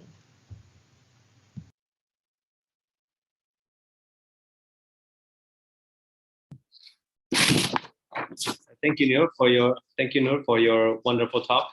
You've shown an animal welfare environment area, which is in the den or the back of the house area, is very important, and we should put more efforts. I agree that we should put more efforts to give better quality at the back of the house area, especially with the dens and the substrate. With that, we have concluded all the 8 presentations for the first sessions. On behalf of SEAZA, I would like to thank you all for the speakers for wonderful, excellent presentations. Let's give a big hand one more time. Bravo for everyone. So now let's get, I think we have a few minutes left. I'll check with the chat box. There's a few questions. Daniel, are the speakers available for Q&A right now? Them are with them. We'll check. Okay. Let me. Okay, one questions. I think this one is for.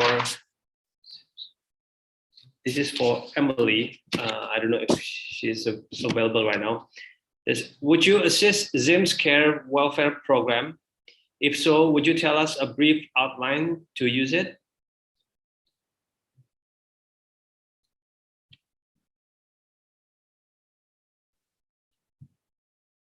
If you're here and you wish to unmute, you may unmute now. Hello. Let me see if I can get some video up. Hi, can everyone see me?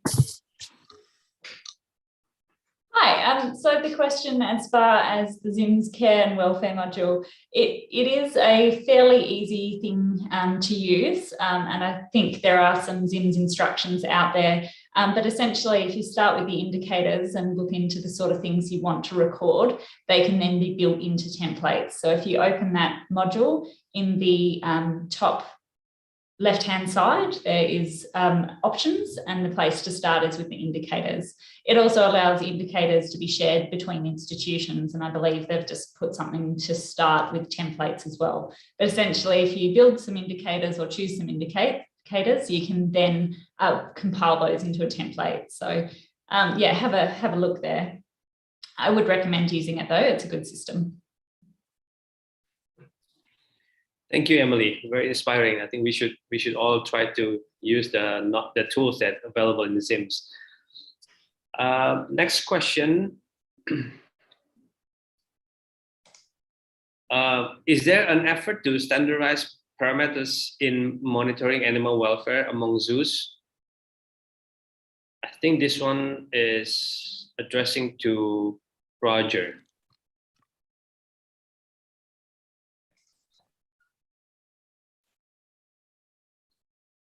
Daniel, is Roger available?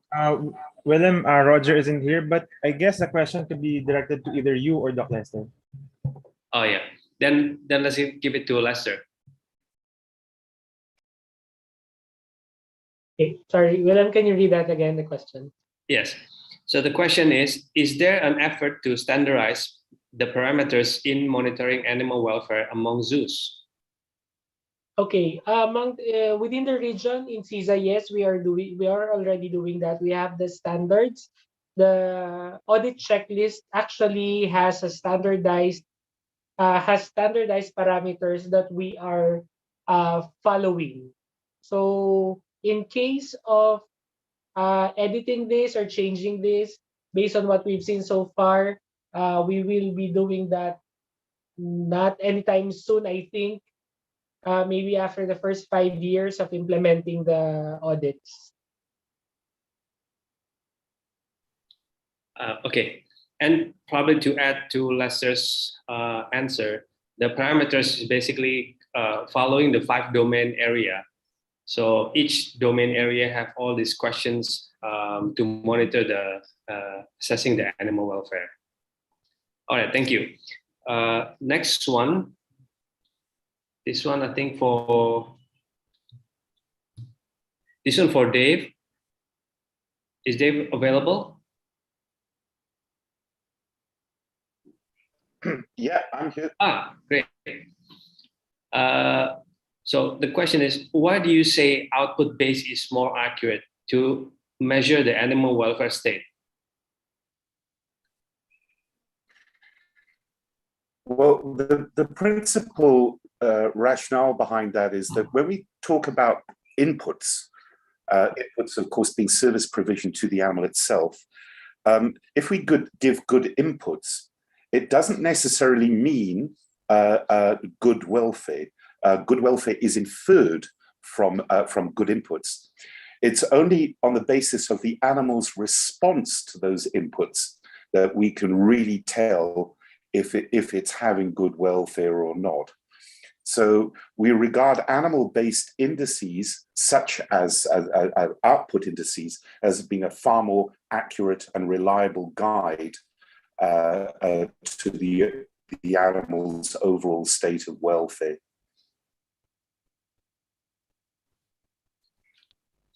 Okay, thank you, Dave.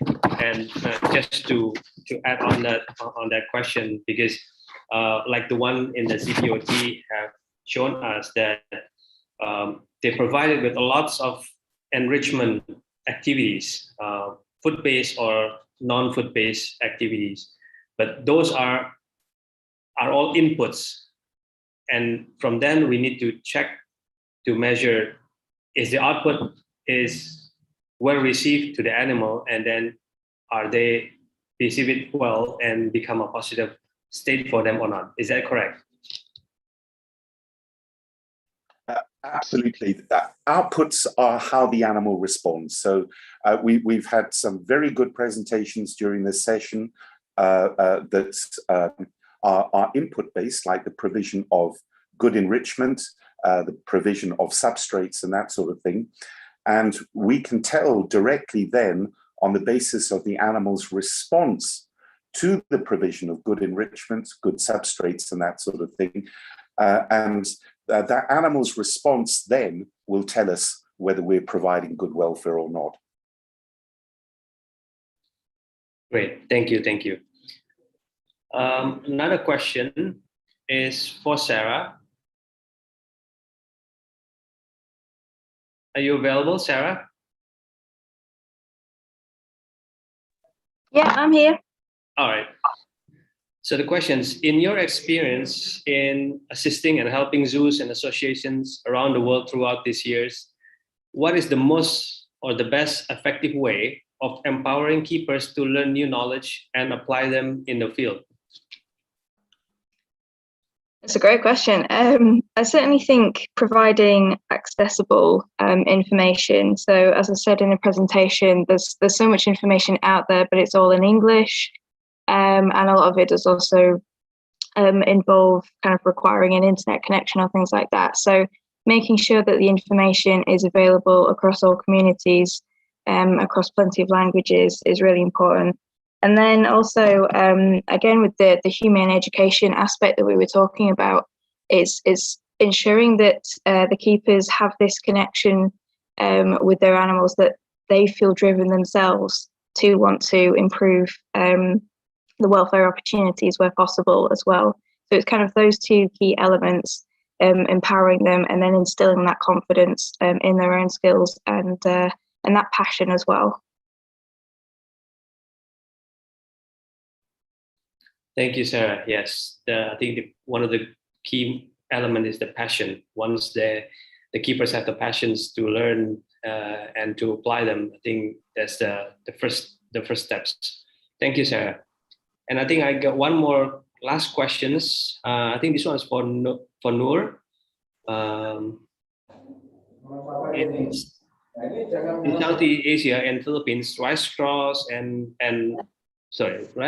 rice hulls are commonly available, which can be utilized. However, there are hesitation for use due to concerns on health of the animals. For example, there are some studies in Western countries that straws used in raptor enclosures are associated with aspergillosis cases. Any opinion from the presenters regarding the use of rice straws hulls?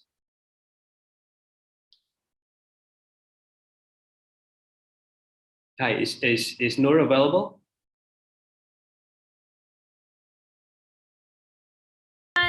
Can you guys hear me? Can you guys hear me? Not yet. We can hear you. Okay, awesome. Okay, to answer Norman Tan, okay, so currently we do not use any rice straw and rice hulls as substrates for our raptors. So at the moment, I cannot give you a conclusive answer to it. But I think from the picture that I placed in the slide, straw substrates was actually meant for our other animals, not for our raptors, because for our raptors, we do use grass, we use gravels and other things. So we do not use any rice straws and rice hulls. I hope this answers the question. All right, thank you, Noor. Thank you. So once again, thank you. And I would like to congratulate to all the presenters and speakers. Amazing presentation for the first session today. Bravo once again, and give a round of applause. And I give it back to you now to Daniel. Thank you.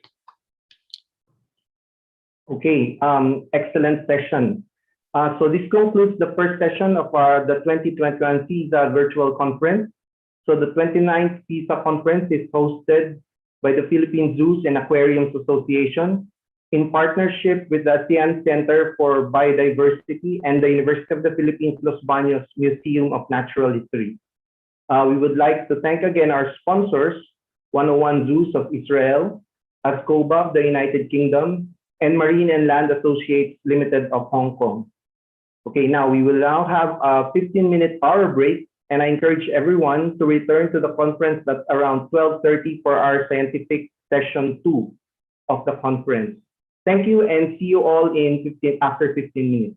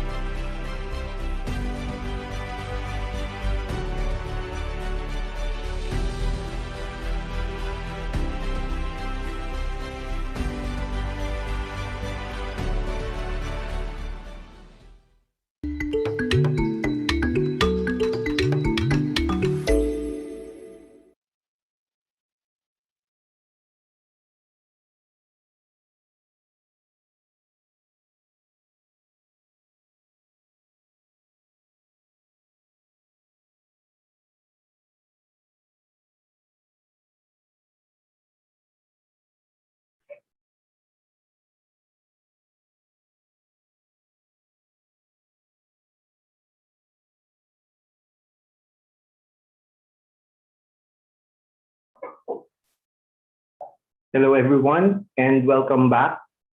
I hope you had a very good 15-minute break.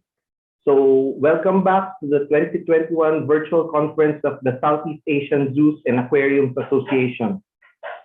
So the 29th SEAZA conference is hosted by the Philippines Zoos and Aquariums Association in partnership with the ASEAN Centre for Biodiversity and the University of the Philippines Los Baños Museum of Natural History.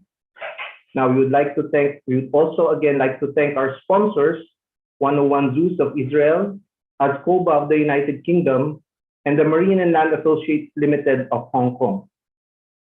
Now, to again briefly discuss the house rules, okay? So there will be at least 8 presenters per session in the next 3 days, and each presenter is given 10 to 15 minutes to deliver their talk. While some of the presentations are pre-recorded, we would like to remind those going live to be mindful of the time allotted. The presenters will be introduced and guided by the session chairs following the published schedule.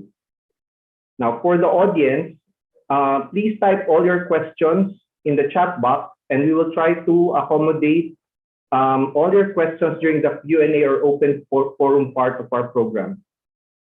Questions or concerns not accommodated during the open forum will be forwarded to the scientific committee and will be addressed accordingly, and the answers will be posted in our conference page for your perusal. Also, I'd like to remind everyone to avoid making unnecessary actions when the video is on and unnecessary noise when the audio is allowed. So aside from this Zoom meeting, we're also streaming live via our YouTube page, Southeast Asian Zoos and Aquariums Association, and e-posters will be made available in our website throughout the week, and you may look at them during our breaks. So to start the second session on conservation, this session will be moderated by the Deputy Chair of the SEAZA Conservation Committee, Ms. Josephine Vanda Tirtayani, and I will now turn the virtual stage to Ms. Tirtayani. Good afternoon, everyone. Hello, good afternoon, everyone. I hope everyone can hear me okay? Yes, Vanda. Yes, thank you. Hi, I'm so glad to be here. So this afternoon, I will be moderating the conservation session.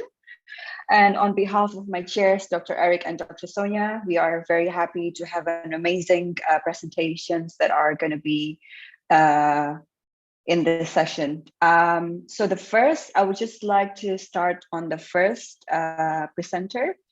We're very happy to have Dr. Jenny Gray from Zoo Victoria. She is the CEO of Zoos Victoria and the former president of WAZA.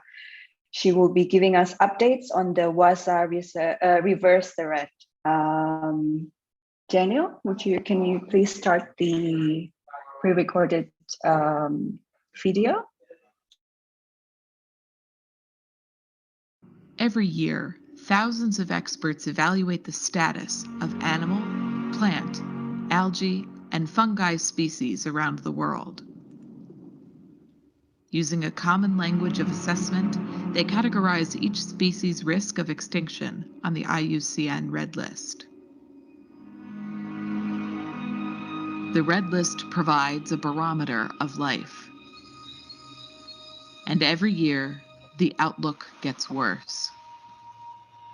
More than 31,000 species are currently threatened with extinction. Most because of human action.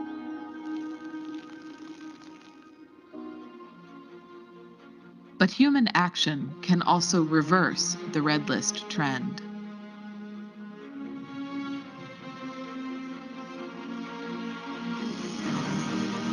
So conservationists, governments, and communities around the world are joining forces, activating tried and tested IUCN tools in a coordinated effort to assess, plan, and act for wildlife. Together, we can save species from extinction. Together, we can win the fight for our planet's future. Together, we can reverse the red. Thank you so much for joining us today to talk about Reverse the Red. I'm Dr. Jenny Gray from Zoos Victoria, and it's a great pleasure to be with you today. And I'm going to hand over to Kira to introduce herself. Hi, everyone. It's such a privilege to be here at the SEAZA conference. I'm Dr. Kira Milam. I'm the Strategic Partnership Director for the IUCN Species Survival Commission. Hi everyone, my name is Dr. Judy Mann and I am from South Africa, from the South African Association for Marine Biological Research, and it's wonderful to be with you to share some exciting news on Reverse the Red. So to get started, we're going to share with you what is Reverse the Red. We've been doing quite a lot of work on this over the last year and a bit since we last spoke to many of you. And it's a delight to be able to share with you what we've been up to and how well it's working. So what is Reverse the Red? Well, it's a vision for a global movement, a movement that can ignite strategic action.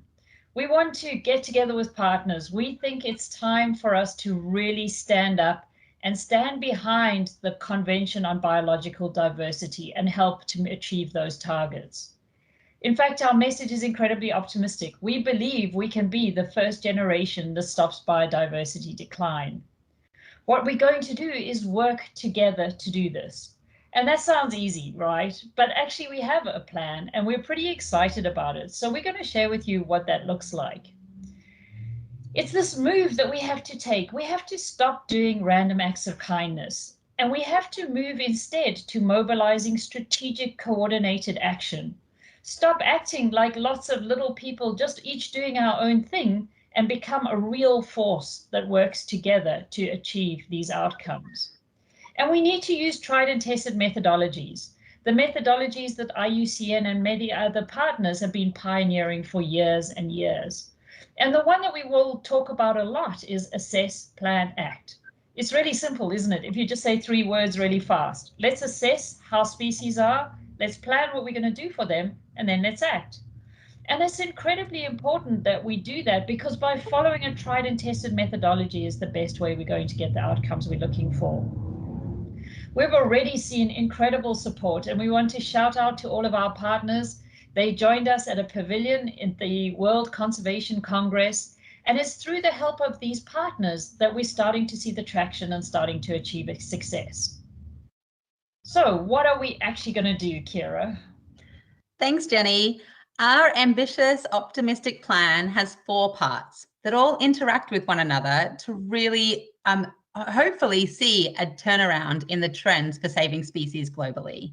These 4 parts are mobilizing national networks, empowering communities, measuring impact, and amplifying success.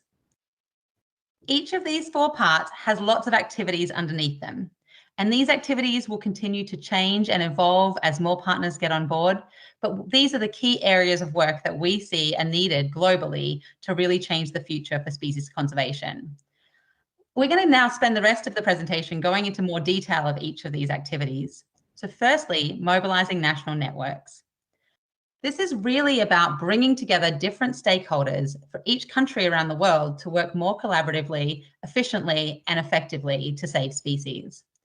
Firstly, the IUCN Species Survival Commission will be creating a new type of volunteer expert group at the national level for countries around the world. We'll be inviting experts from country across lots of different taxonomic expertise and practitioner work and academic work to come together to help inform governments and science-based decision-making across those areas of activity that Jenny was just talking about, across assessment, planning, and action for species conservation for their country. The second part of this is about working with partner organizations. At the moment, all of our partner organizations that have created centers for species survival are zoos and aquariums around the world. And this model is to create teams of staff based within partner organizations in different countries to work alongside the volunteer specialist groups and to come alongside government agencies and other partners in the country to bring the capacity to really understand what's happening for species conservation in that country. How can we fill the gaps and how can we amplify our efforts to be more effective? So again, focusing on assessment, planning and action, but with key partner organisations creating centres for species survival within their staff teams.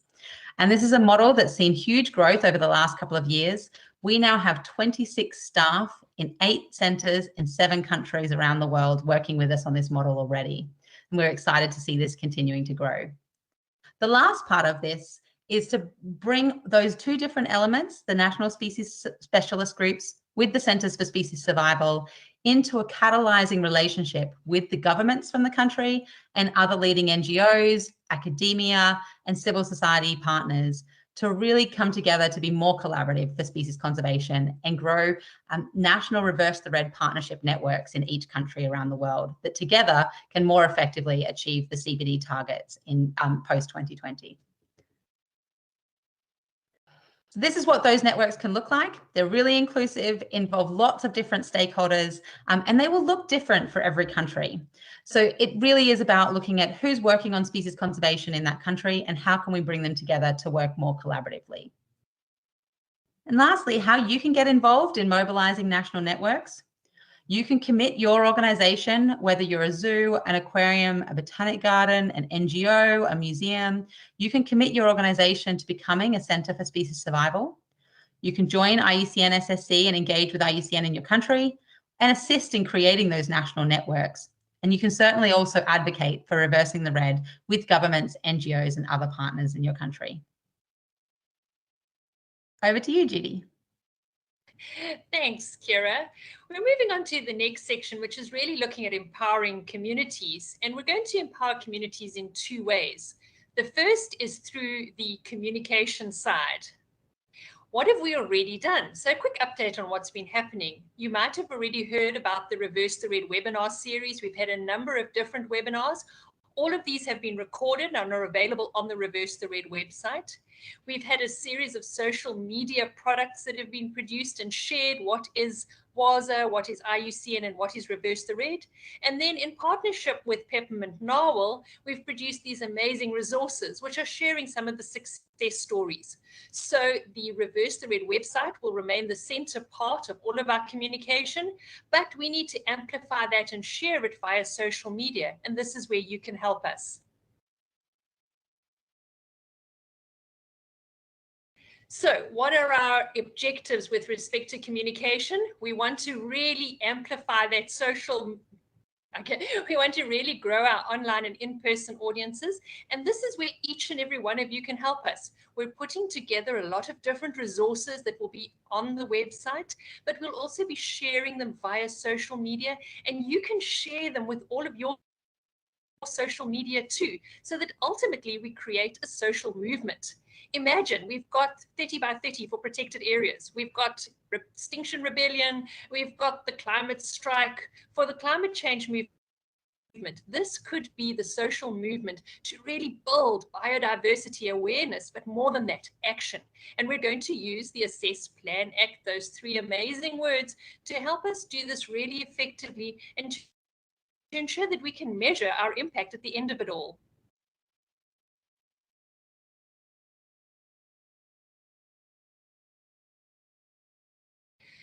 One thing that's really important with this is empowering Indigenous communities and the youth. And how we do that will be quite different depending on the context. And this brings us back to the really unique part of empowering communities. It's really up to each partner in this whole network to do what works best for them, but with the support of the Reverse the Red partners, with the support of all of the team working behind you, we're here to help you achieve reversing the red. So this really is a joint initiative between all of us. And imagine if we took all of these partners, our visitors on site and at home, our education programs, our local communities, the partners I've mentioned, stakeholders in government and industry, our field conservation programs. We used IZE, we used the WASA network, we used the SEAZA network. All of us together can reach an incredible number of people. So even if you're not sure about where you fit in with Reverse the Red, this is one place where everybody can help to amplify the movement, and to empower communities to reverse the red. So support us, join us, contribute, advocate, and become a partner with traditional owners, with the indigenous communities and the youths, because together we will make this happen. Over to you, Jenny. So the next part is, how do we measure impact? You know, we're doing an incredible amount in conservation, but it's really hard to see it. And so the idea is to create an integrated data tool. We've been working with some of the smartest people I know, and that includes some of the smart people at places like Species 360, to say, imagine if we had an equivalent of Species 360 for conservation, where you could log in and ask who's doing conservation work on platypus. What kind of work are they doing? And at a touch of a button, you'd be able to get a really good report on what's going on. You'd have the transparency of saying, oh, hold on, we're not doing any work on platypus in West Australia. And so you'd be able to climb in and start getting partners in to help you where you saw a gap. We'd also then be able to align our work plans, and so that we don't have some species with far too many people working on them and many species with no one working on them at all. And the goal here is to have a tool that anyone can use, just the way we're all using Species 360. And then once we've got the data, once we've got the tool, we've got to do more and faster. We're hearing more and more about how billionaires are saying they're going to start helping to save the planet. How are they going to do that if they don't know where to invest? So really important that we build a platform from which we can get more people involved and make sure everyone knows what to do. So at this stage, it's much harder for partners. So if you really are confused, go and join Judy. She knows what she's doing. If you really want to be more confused, come and join me. We're trying to develop a new tool, contribute to conservation action through transparency and governance and acceleration, use these tools to support and accelerate our work, and then advocate with governments. We're really looking to get a couple of pilots up within the next 6 months. And if we're successful at that, then we'll be able to roll it out right across the world and start logging in all different projects that everyone's working on. Great, thanks, Jenny. This is another area where you can all get involved, amplifying success. For too long, biodiversity conservation has really been the losing side, and our stories have been doom and gloom and really focused on loss rather than hope. Reverse the Red is really striving to turn this around. We want to be the side that everyone wants to join and that recognizes that we can win and we can succeed in saving species into the future. And so part of Reverse the Red is collating and finding stories of species conservation success all around the world and telling these stories in different and unique ways, but also helping communities to tell their own story. And Judy mentioned that we've already been working with a couple of partners to start telling stories of species conservation success. We have a big ambitious goal for this area of work, and it's to find at least one species conservation success story from every country and every ocean in the world over the next few years. So we want to find your stories of success and share them for you and help amplify them alongside you. Also within this area of work is our Global Species Congress. This is a target that's been set by both IUCN and the World Association of Zoos and Aquariums for quite a few years now. We really want to bring together world leaders, decision makers, and thought leaders to have a forum to celebrate the success in species conservation, but also to hold ourselves to account in progress towards saving species. So this Congress is hopefully going to happen by 2024 or 2025. And we see this as a culmination of the measurement that Jenny was just talking about, of how we can keep track of the success that countries are demonstrating around the world in saving species, but also how we can turn this into a regular event to make sure that species conservation and biodiversity conservation is getting the same level of provenance and priority setting that we're seeing for the likes of climate change. And so this is another big pillar of work, but to get involved in amplifying success, share your stories with us, get involved in helping us to think through what the World Species Congress can look like, and of course use the materials and advocate for Reverse the Red and the Global Species Congress. Back to you, Jenny. Mute. So what are we doing next? Well, we've been doing this in a lot of voluntary capacity, and it's time for it to scale up and to get bigger. So the first thing we're looking at is an advisory committee, which will be starting in early part of next year, with the executive being run jointly by IUCN, SSC, and WASA, co-chairing that. We have 4 working groups. And so if you've been hearing those 4 areas we're working on and you just know this is something you want to be involved in, please let us know and reach out and help us. Anyone can get involved in the working groups and start helping us with that. And the national networks are growing. After every conference, Kira gets another 3 or 4 places that reach out and say, we want to start a Center for Species Survival. When are we doing this? Well, we're here at the beginning. We've already done the founding phase. We're in the stage where we're now getting ready to pilot national networks and to build the tools. Then next year, we'll be launching the social movement. And then from there, moving towards the global Congress. What we also see happening is that we've been in this early phase, building and collecting together the innovators, the early adopters. We're now moving into the early majority. By 2025, we'll be halfway through the next decade of biodiversity. That's a great point for us to just assess where we've got to. So the next 4 years are going to be really important as we grow this movement, as you all start getting involved and working with us, moving towards that important date of 2025. It's time for you to join us, because together we can stop biodiversity decline. And we really are inviting each and every one of you to join us in reversing the red. I'm going to stop sharing and just give everyone a chance just to look at you and say, please feel free if you have questions to reach out. You will have representatives on council and they will be able to answer some of the questions. And a lot of this is a journey. We're learning how to do conservation better as an incredibly powerful organization. WASA and the IUCN SSC can really make a huge difference. So thank you for your time. And thank you so much for joining us today.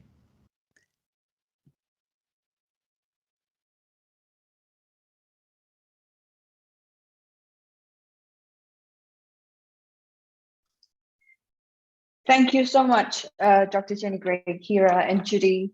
As mentioned before, I think we can all take action to amplify and get involved and share the story with this WASA Reverse the Red. 3 amazing steps, assess, plan, and act, that is presented by 3 amazing ladies. Now I will move on to the next presentation by Narista Chow. She is the director of the IUCN SSC Asian Species Action Partnership, or we all know ASAP. I believe she's also here. And yeah, the presentation may start.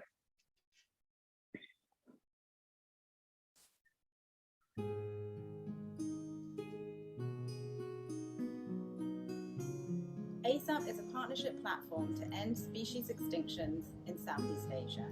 Southeast Asia is globally important for biodiversity and has a high proportion of country and regionally endemic species found nowhere else on Earth. However, the region also has high levels of threatened species and among the world's fastest recent rates of habitat loss. Combined with overharvesting of wildlife, these are major drivers of species population declines and extirpations in the region. The growing demand for wildlife and their products has led to an unsustainable offtake for wildlife trade. This includes live captures for the pet trade, various body parts for ornamental products, meats, and for traditional medicine.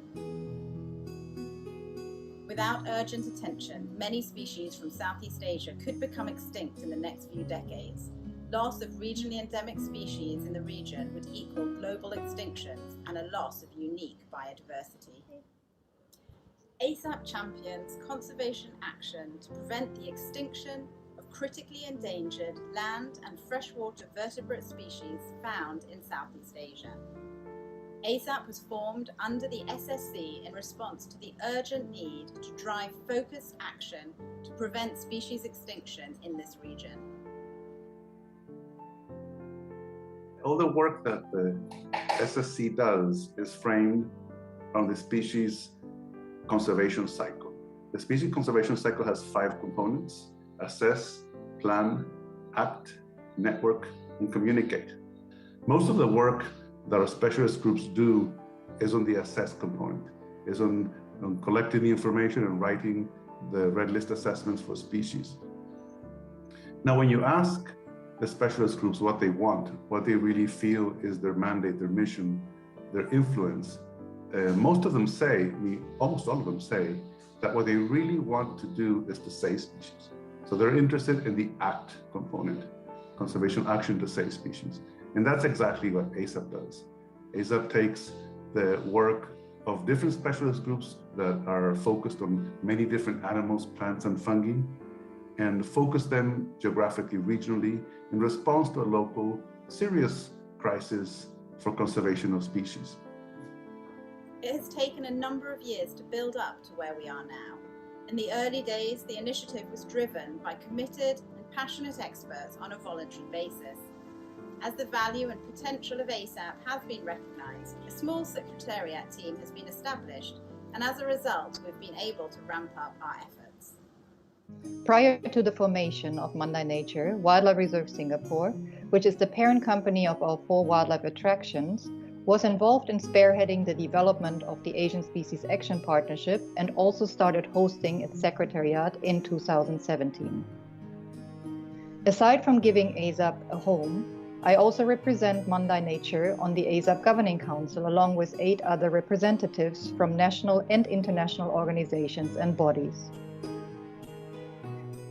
We originally got involved with ASAP as we saw that there was a gap in the region for such a partnership, and we felt that the conservation community could really benefit from its existence.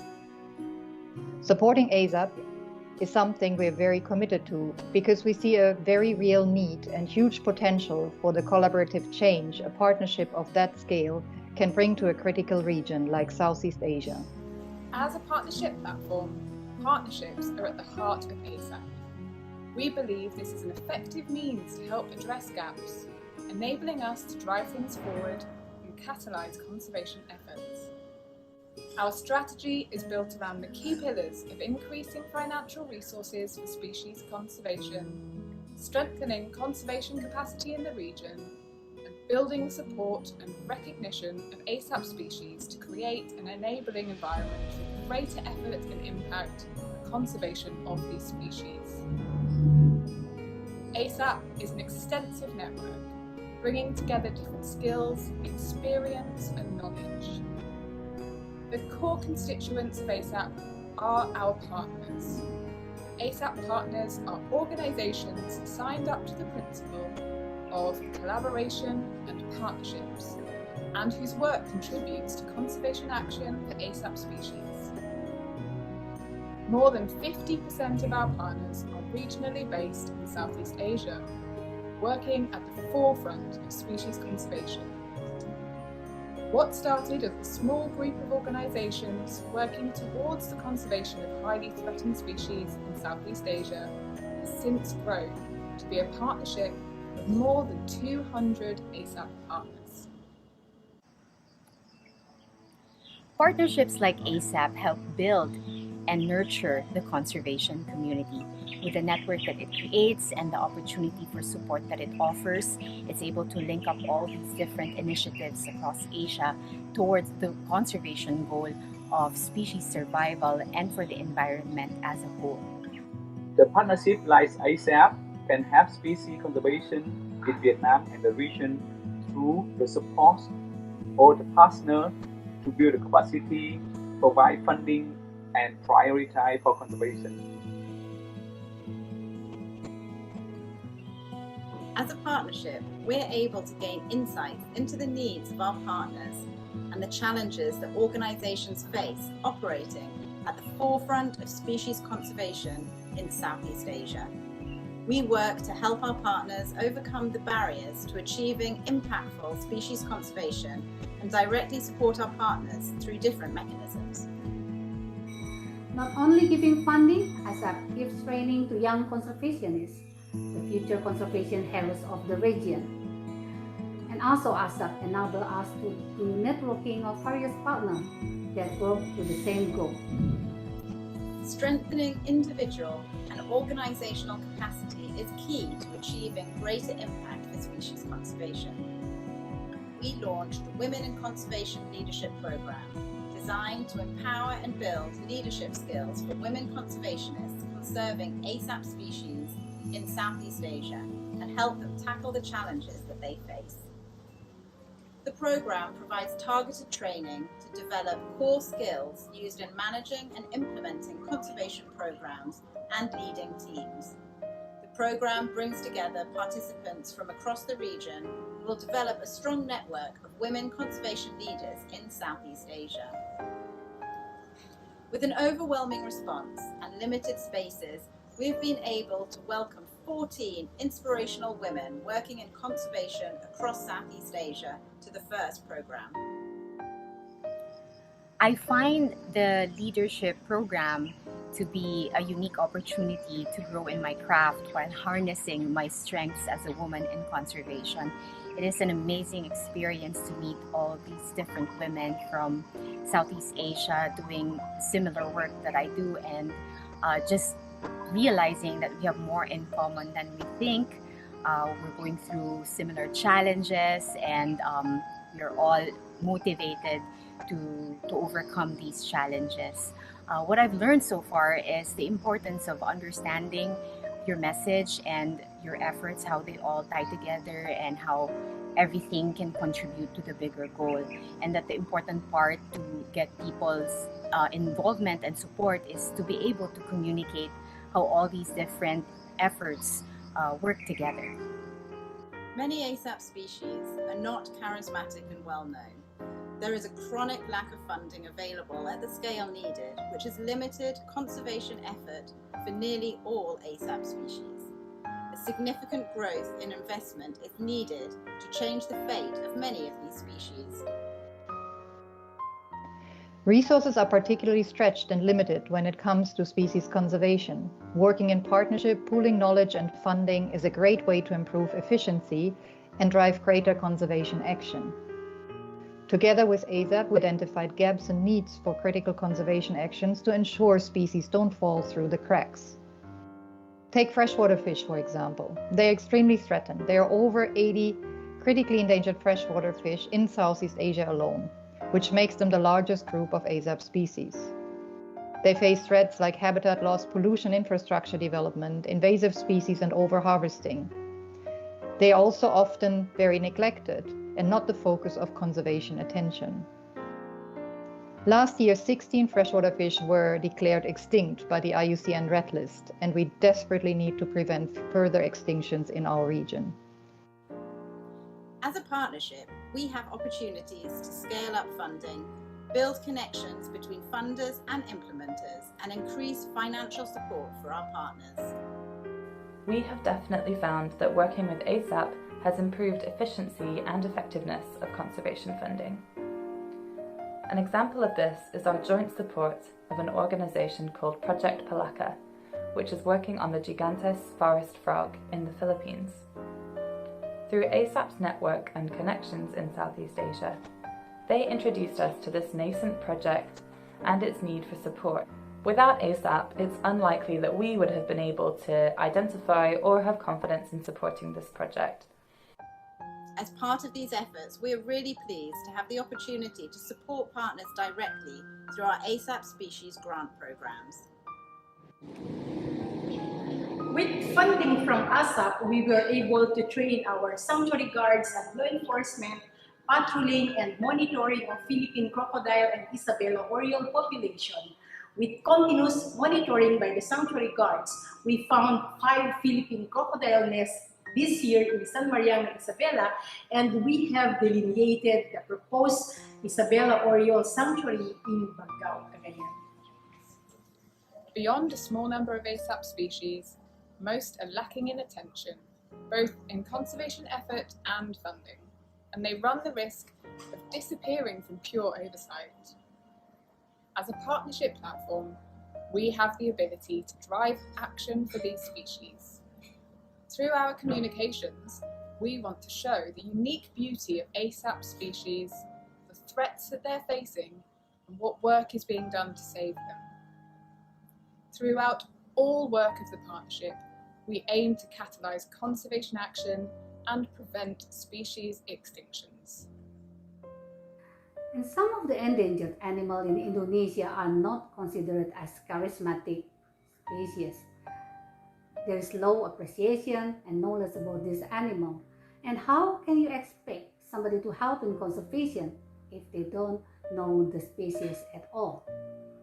Unknown species not only get less appreciation, they get less attention and usually suffers because there is no funding.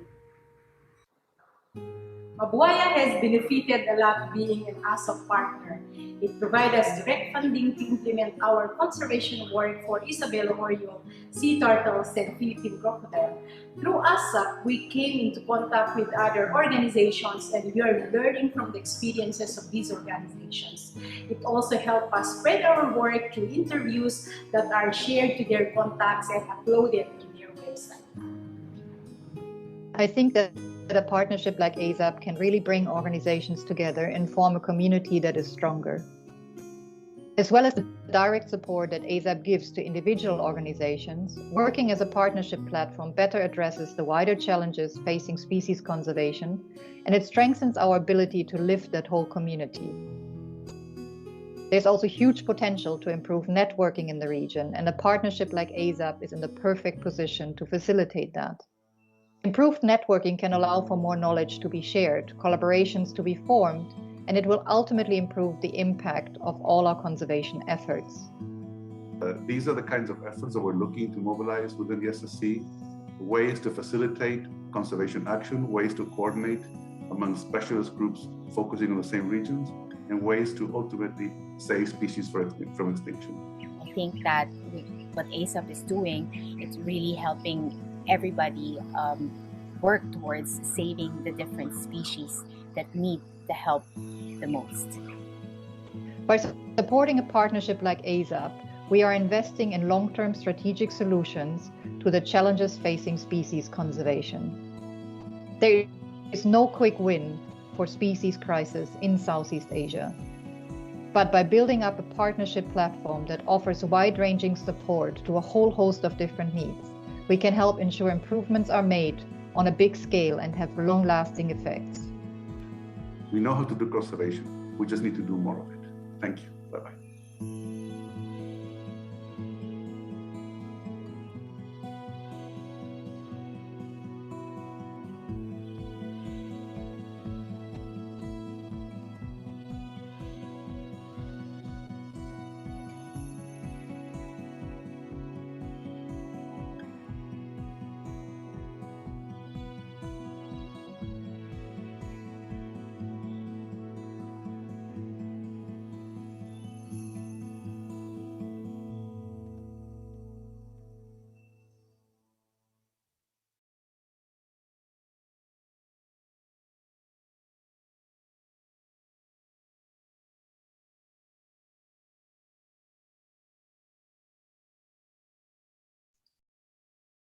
Thank you, Larissa, and all the speakers that gives us presentations on the Asian Species Action Partnership. Like it was mentioned before, it's an excellent partnership to have around the Southeast Asian region, especially us in the SEAZA as zoo community. We all have a very, very good chance and way to help the critically endangered land and freshwater vertebrates that are found in Southeast Asia. Just a quick note, all the questions, they can be submitted through the chat room. And in the meantime, I will move to the next presentation from Tony Sumampao. He is the Secretary of the Secretary General of ASEAN Industries and Aquariums Associations. And he would like to present on the Action Indonesia Global Species Management, GSMP, which is a global collaboration to conserve Anoa, Banteng, Babi Rusa, and Sumatran tiger. Presentation may start. Hi, dear colleagues, ladies and gentlemen. On behalf of Indonesian Zoo and Aquarium Association, today I'm going to present a paper regarding the Action Indonesia for Global Species Management Plan. Let me share my presentation to you. Action Indonesia Global Species Management Plan is a global collaboration to conserve the anua, banteng, babirusa, and Sumatran tigers. These 4 endangered and endemic species of Indonesia.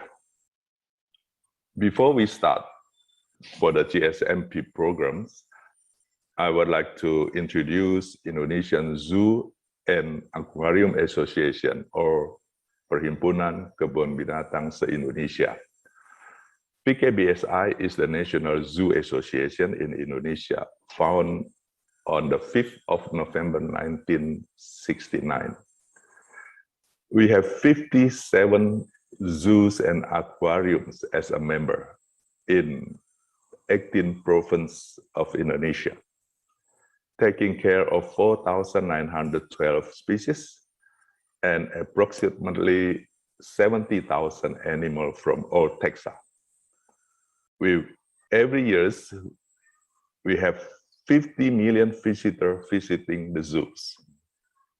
Multiplier effect role is providing jobs for 22,000 workers across relating sectors.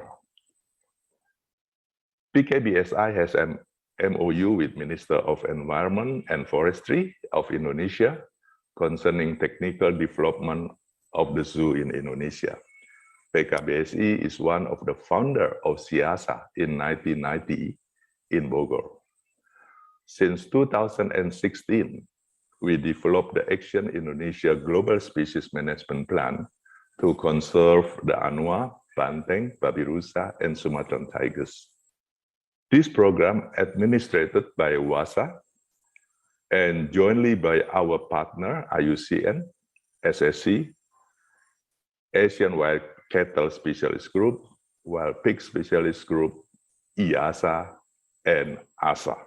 Planning workshop started in 2016 and 2018. 2 rounds of breeding and transfer recommendation has been made. We have 4 main goals. First is to reach a demographically and genetically healthy global ex situ population. Second is to raise awareness among the zoo visitors. The third is to use zoo expertise to help in situ conservation. The fourth is to prioritize and support in situ projects. This goal has been approved by WASA, achieved using the one plan approach. So the first key to increase the population and improving genetic diversity. Second is sharing husbandry skills and building capacity. The third is raising awareness about the threatened species. The fourth is assessing status of wild population. That's what our main key. First, increasing the ex situ population. 2 cycles of breeding and transfer recommendation have been made over the 5 years. Animal transfer between facility and zoos to support cooperative breeding. Bird following breeding recommendation have been very successful. 23 banteng have been giving birth, anua 9, babirusa 8, Sumatran tiger 16. Third cycles of breeding and transfer recommendation will be agreed by 2022 workshop if the COVID-19 pandemic issue can be solved. Improving genetic diversity. Aim for that is establish genetic quality platform for management of ex situ population. Target sample 30 banteng, 30 babirusa, 25 anua from 10 Indonesia zoos. 18% of the sample already been collected. Next step is the sample will be sent to genetic sequencing and analysis. Second is sharing husbandry skill and capacity building.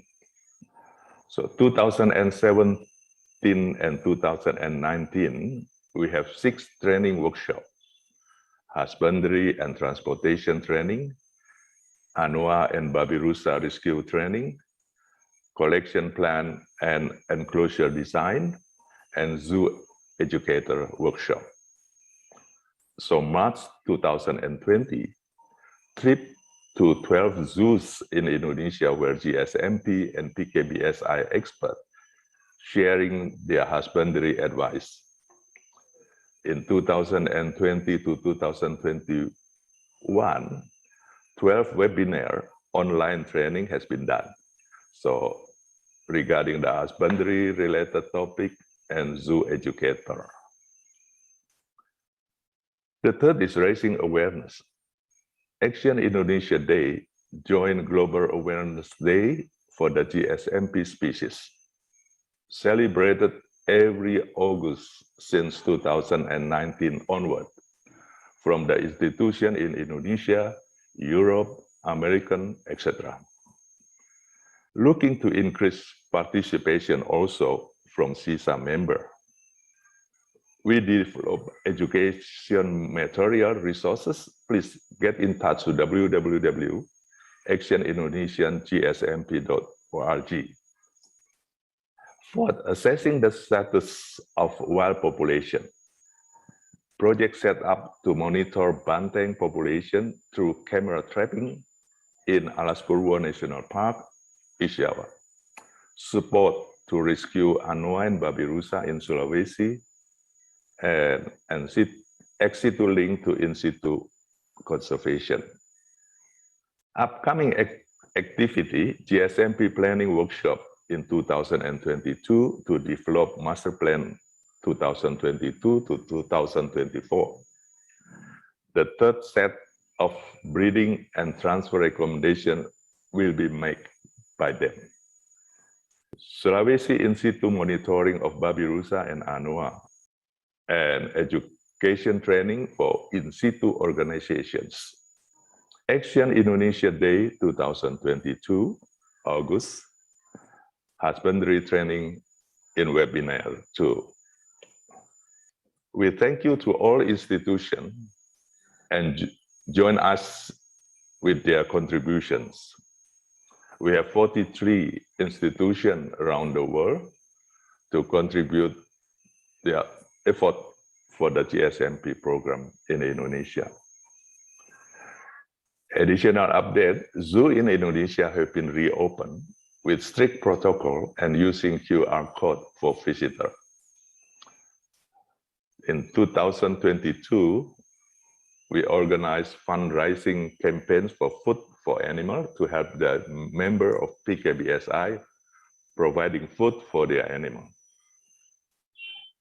2021, we also have a fundraising campaigns, Save Our Zoo, to support other aspects of the zoo management during the pandemic. That's all. Thank you and have a nice day.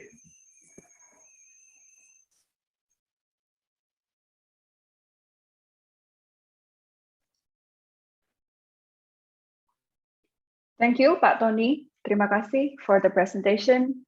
And this is another example of how important is it the zoo community to help conservation species, in which, in this case, the Action Indonesia, GSMP. The next presentation, we have Roger Sweeney from North Carolina Zoo.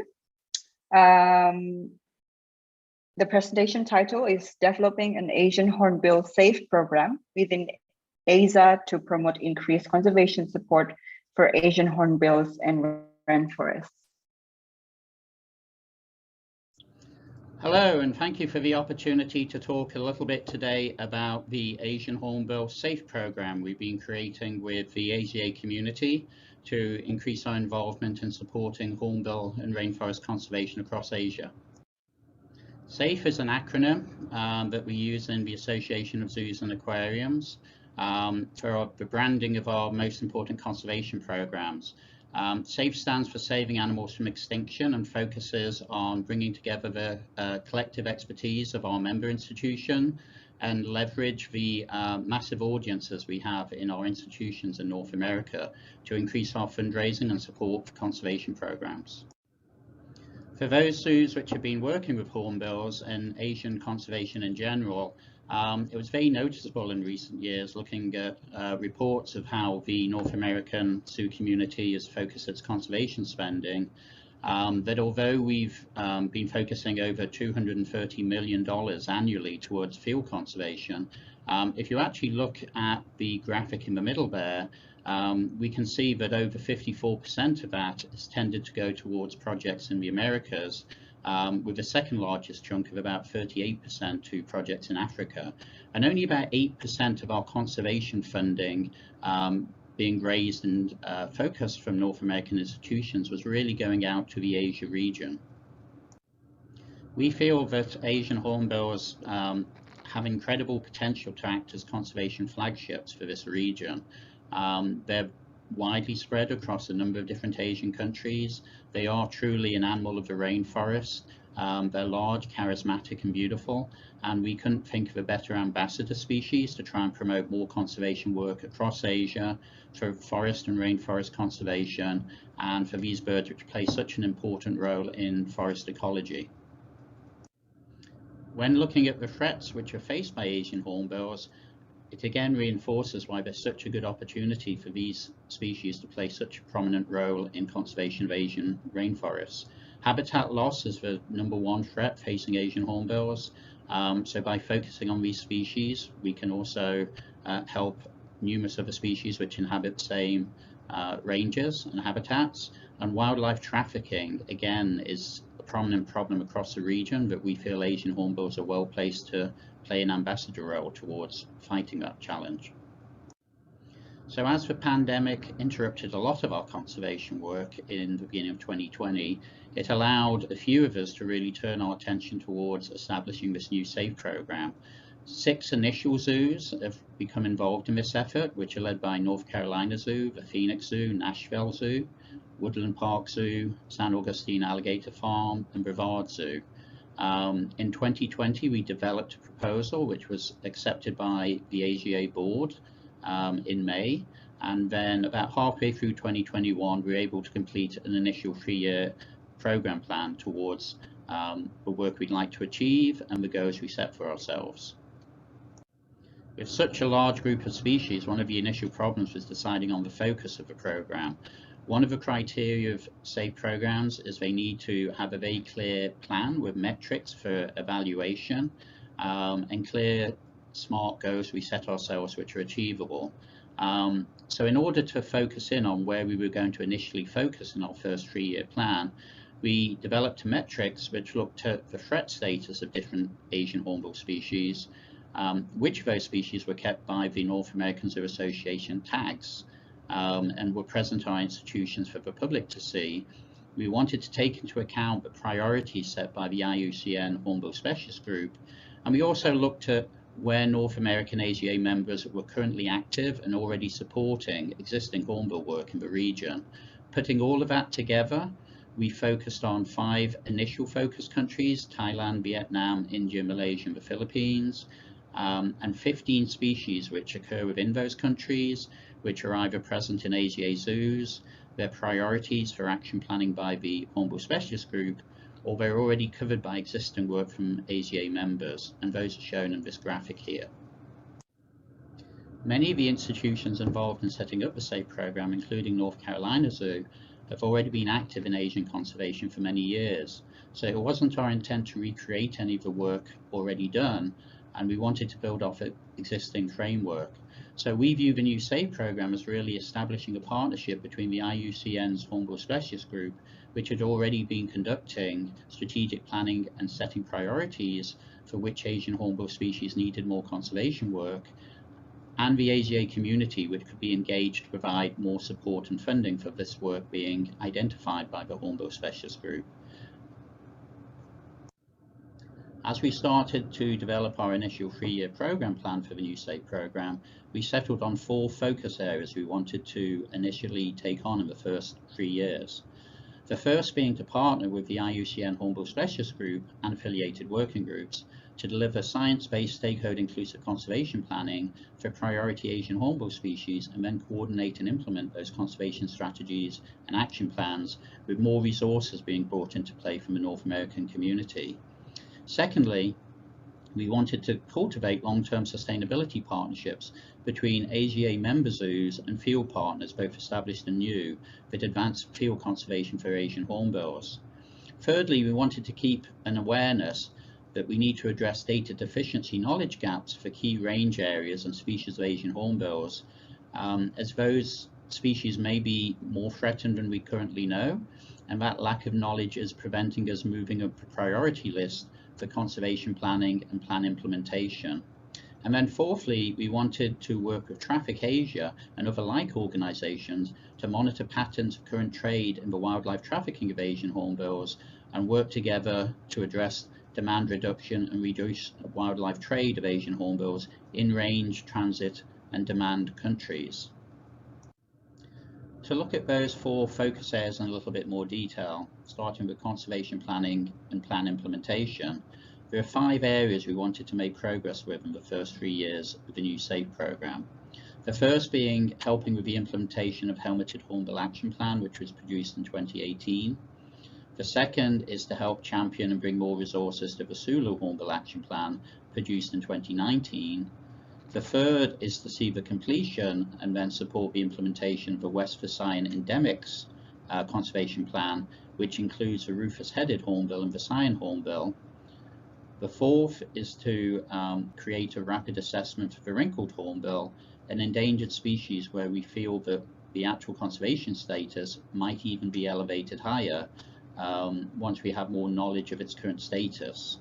And then the fifth is to hold a conservation planning workshop for the endangered Mindoro hornbill and other Mindoro endemic birds, which is planned for 2022. For the second focus area of building strategic partnerships and bringing more AGA member resources into those, we initially identified 1 key NGO partner for each of the 5 focus countries: Bhutan Hornbill Conservation, which is being championed by AGA institution Phoenix Zoo; the Hornbill Research Foundation, which is being championed by Woodland Park Zoo; Nature Conservation Foundation, which is being championed by San Augustine Alligator Farm; Animals Asia Foundation, which is being championed by the Nashville Zoo; and Talarak Foundation, which is being championed by the North Carolina Zoo. Each of those partnerships are already in action and have been doing high quality hornbill conservation work for many years. Our intent with these focus partnerships is just to increase awareness within the North American community of the great work already being done, and try and increase the amount of funding support that the North American community channels into these partnerships each year.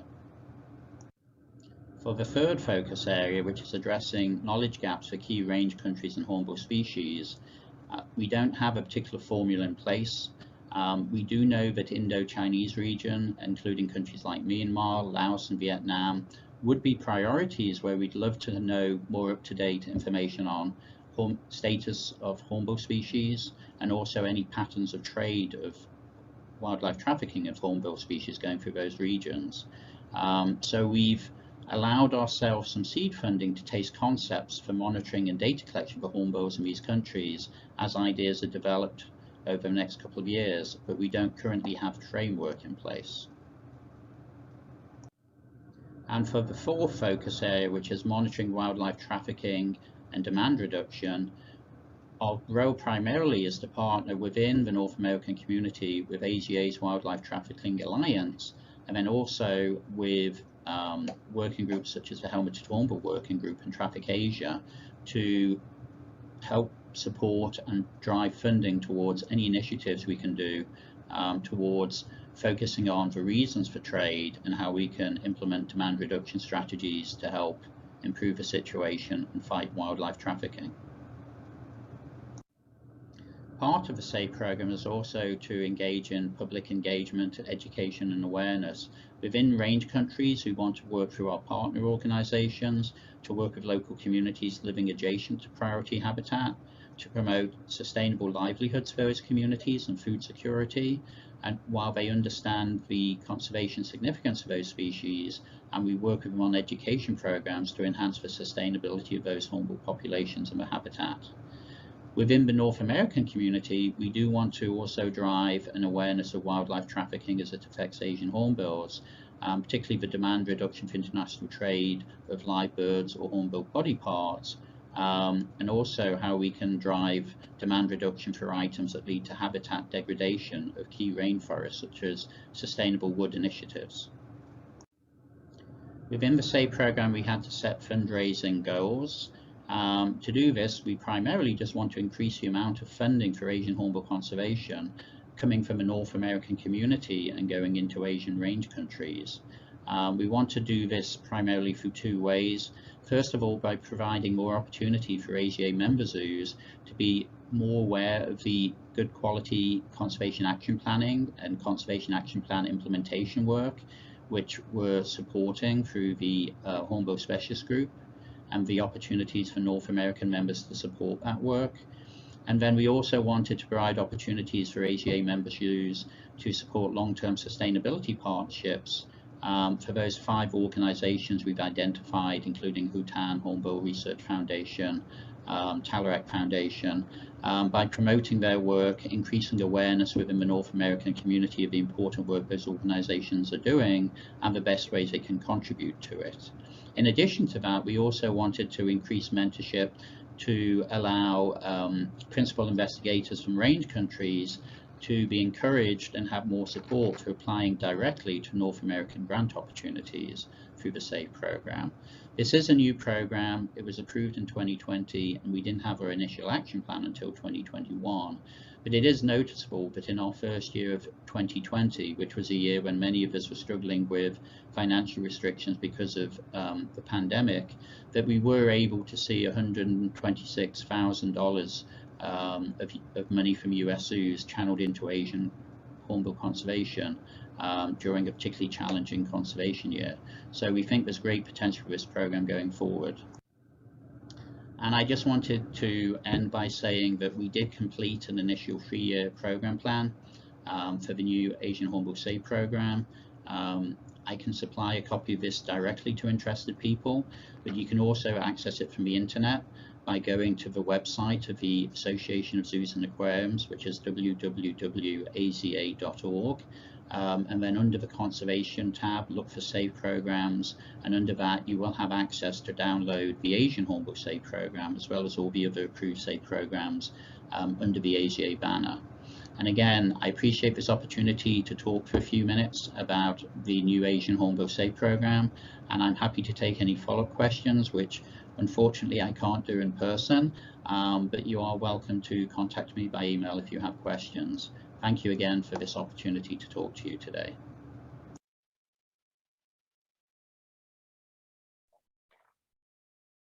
Thank you, Roger, for the presentation. Like he said earlier, you can download the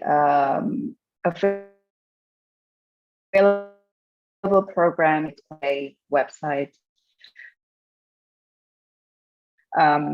It's a great name, SAFE, and it's also amazing to hear that during difficult times, during the pandemic, they were still able to do some fundraising.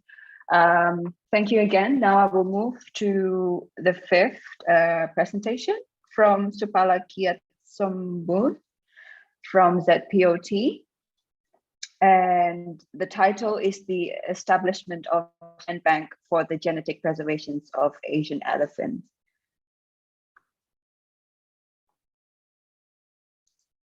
Hello everyone, my name is Supalakiat Sombun. I am from Zoological Park Organization of Thailand. Today I am going to present about the establishment of Asian Elephant Cement Bank for genetic preservation in Thailand. Asian elephants are classified as endangered. The population is declining due to habitat loss, poaching for trading their body parts. The recent population of Asian elephant in Thailand also declining. In the wild, there are about 3,100 to 3,600 elephants, and there are more number about 3,800 elephants in captive facility. In captive facility, there are some limitations of breeding. For example, for elephant camp, the elephants have been used for tourism, so they raise only female to avoid the male aggression. For zoo or elephant farm, have a small population number of elephants, and some of them cannot breed naturally by abnormal behavior or aggression. Therefore, genetic diversity decline and may affect their population health in the future. The objective of the present study was to establish semen bank that serve as an insurance against the loss of valuable genetics of endangered Asian elephant in Thailand. For method, the first one, semen collection. Semen samples were collected by manual stimulation per rectum from 28 spool from 5 locations as follows: Pathala Elephant Farm and Mesa Elephant Camp in Chiang Mai Province, the Thai Elephant Conservation Center, Lampang Province, Elephant Camp Kingdom Project of Surin Province, and Khao Kiao Open Zoo in Chonburi Province. For semen evolution, each ejaculate was immediately evaluated for volume, sperm concentration, progressive motility, sperm viability, and pH. For sperm morphology, viability, chromosome abnormality, and membrane integrity were assessed visually under phase contrast microscope. And we detect sperm motility and progressive by computer-assisted semen analysis. For semen fixing, as shown in this process, after semen evolution, the samples were diluted with test egg yolk exchanger, and the samples were slowly reduced the temperature to 4 degrees Celsius, then loaded into the store before punching into liquid nitrogen. For thawing, the frozen samples were rapidly thawed by put the store into a 37 degrees Celsius water bath for 30 seconds. For result and discussion, this chart shows the comparison of semen characteristics between good motile or more than 60% progressive motility and poor motile or less than 60% progressive motility. The results show that only 36% of all ejaculation had good quality, which was suitable for preservation. The factor affecting the semen quality may be involve the internal and external factor. For internal factor includes of weight, age, body size, health, and fertility. For external factor include of environment, management, and quality and quantity of diet. This slide I show comparison of face semen quality between good and poor quality in 28 Asian elephants. All produce predominantly poor quality ejaculate, especially regarding progressive motility, membrane function integrity, and tail morphology. The study found that volume, motility, and viability statistically different. The picture shows The characteristic of sperm morphology, acrosome, and membrane abnormality. This slide I show comparison of fed and frozen semen quality. The sperm motility and survival rate of post-thawing semen. Motility reduced, which may be associated by several factors, including individual fertility, semen quality, type of extender, and fixing thawing process. Currently, there are 3,127 semen samples from 9 bulls preserved in the semen bank. In the future, we look forward to collaborate with other organizations and building strong network regionally to preserve Asian elephant genetics. The application of the study is to improve the genetic diversity by artificial insemination. The success of the AI was shown previously, and the AI calf is now 3 years old. In conclusion, we have successfully established the Asian Elephant Semen Bank at Khao Khiao Open Zoo in Chonburi, Thailand. The study of semen quality and the fixing process can be used as a guideline for establishment of elephant semen bank. This knowledge leads to developing artificial insemination to include the genetic diversity of Asian elephant in the future. Further development of the study include of antioxidant and protein component in seminal fluid and supplementation of selecin are ongoing. Thank you for your attention.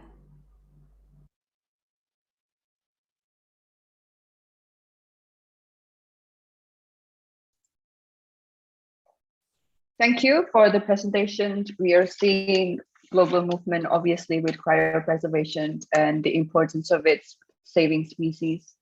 And yeah, thank you again.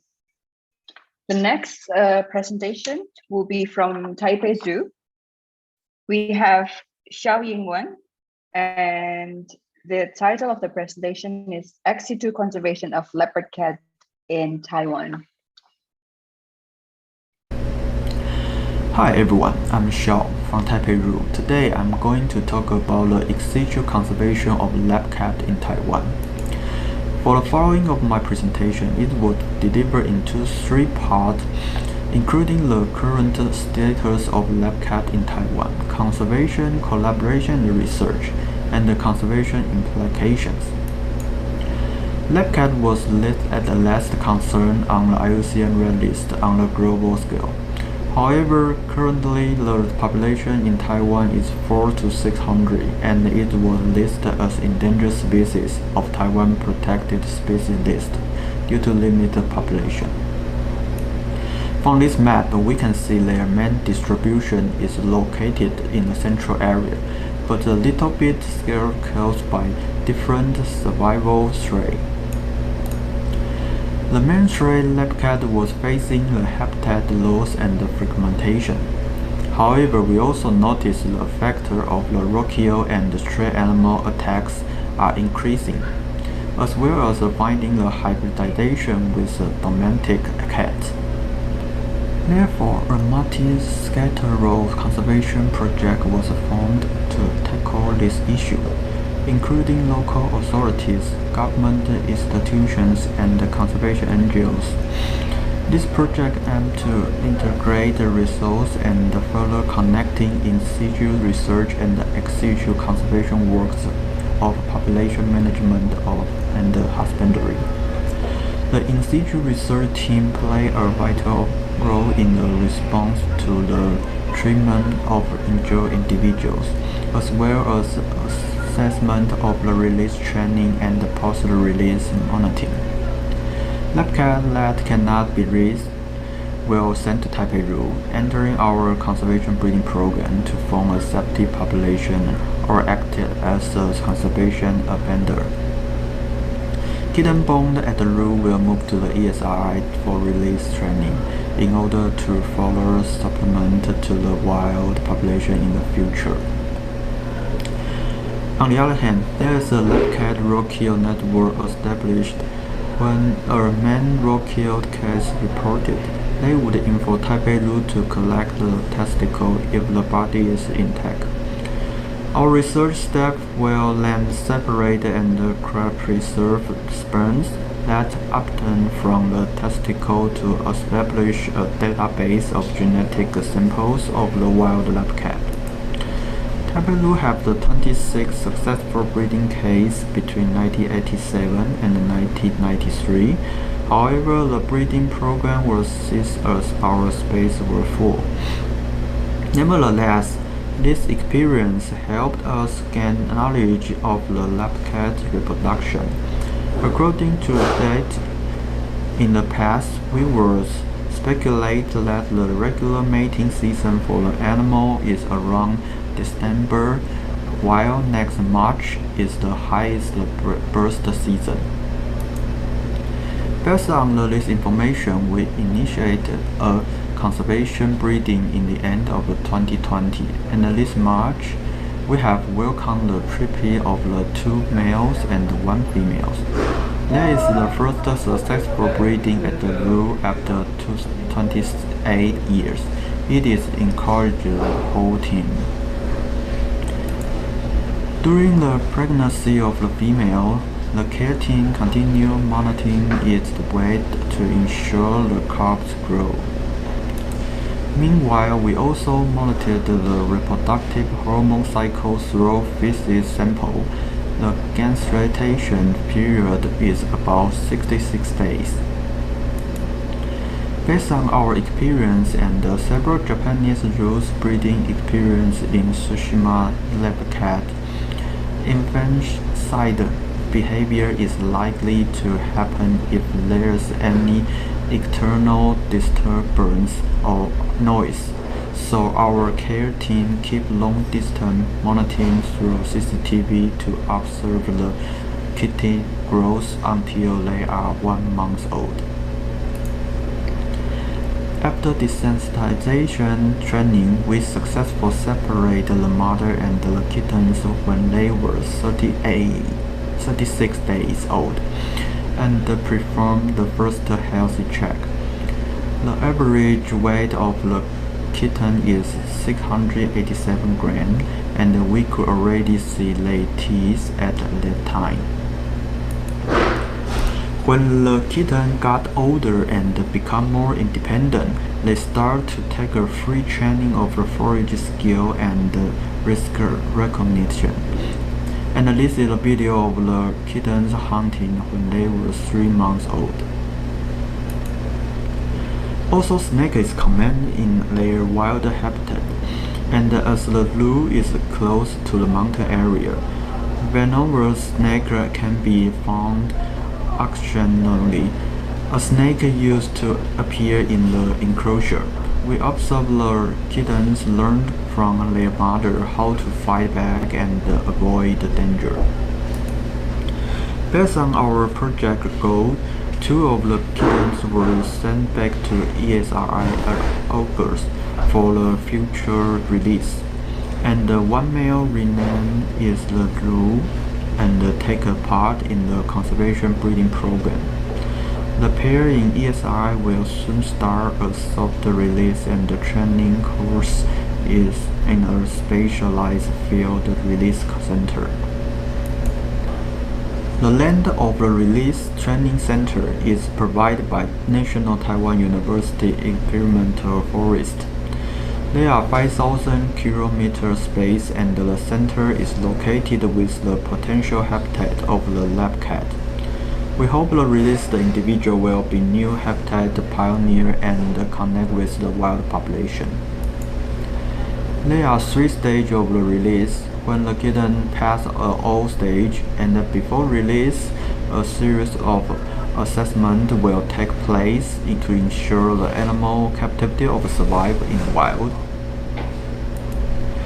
We also contribute to many educational events to gain impact on wider society, to engage the general public understanding of the leopard conservation work and other endemic species in Taiwan. We also cooperated with the company to launch a souvenir like the surgical mask and the coffee bag, and they will donate part of the income to support our conservation project.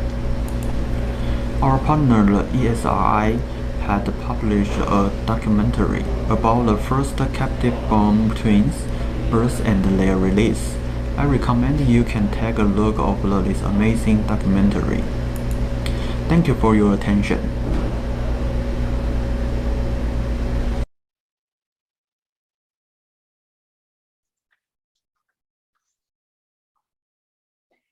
Thank you, Xiaoyi, for the amazing work on leopard cats in Taipei Zoo. Very happy that there's collaborations on ex situ and in situ for rescue and release, and congratulations for the successful breeding as well after 28 years.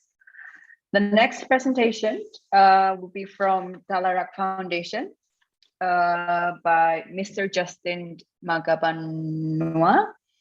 The title of the presentation is Anti-Predator Training as a Measure to Increase the Survival Rates of Captive Hatched Negros Bleeding Heart Doves for reintroduction. You may start the presentation.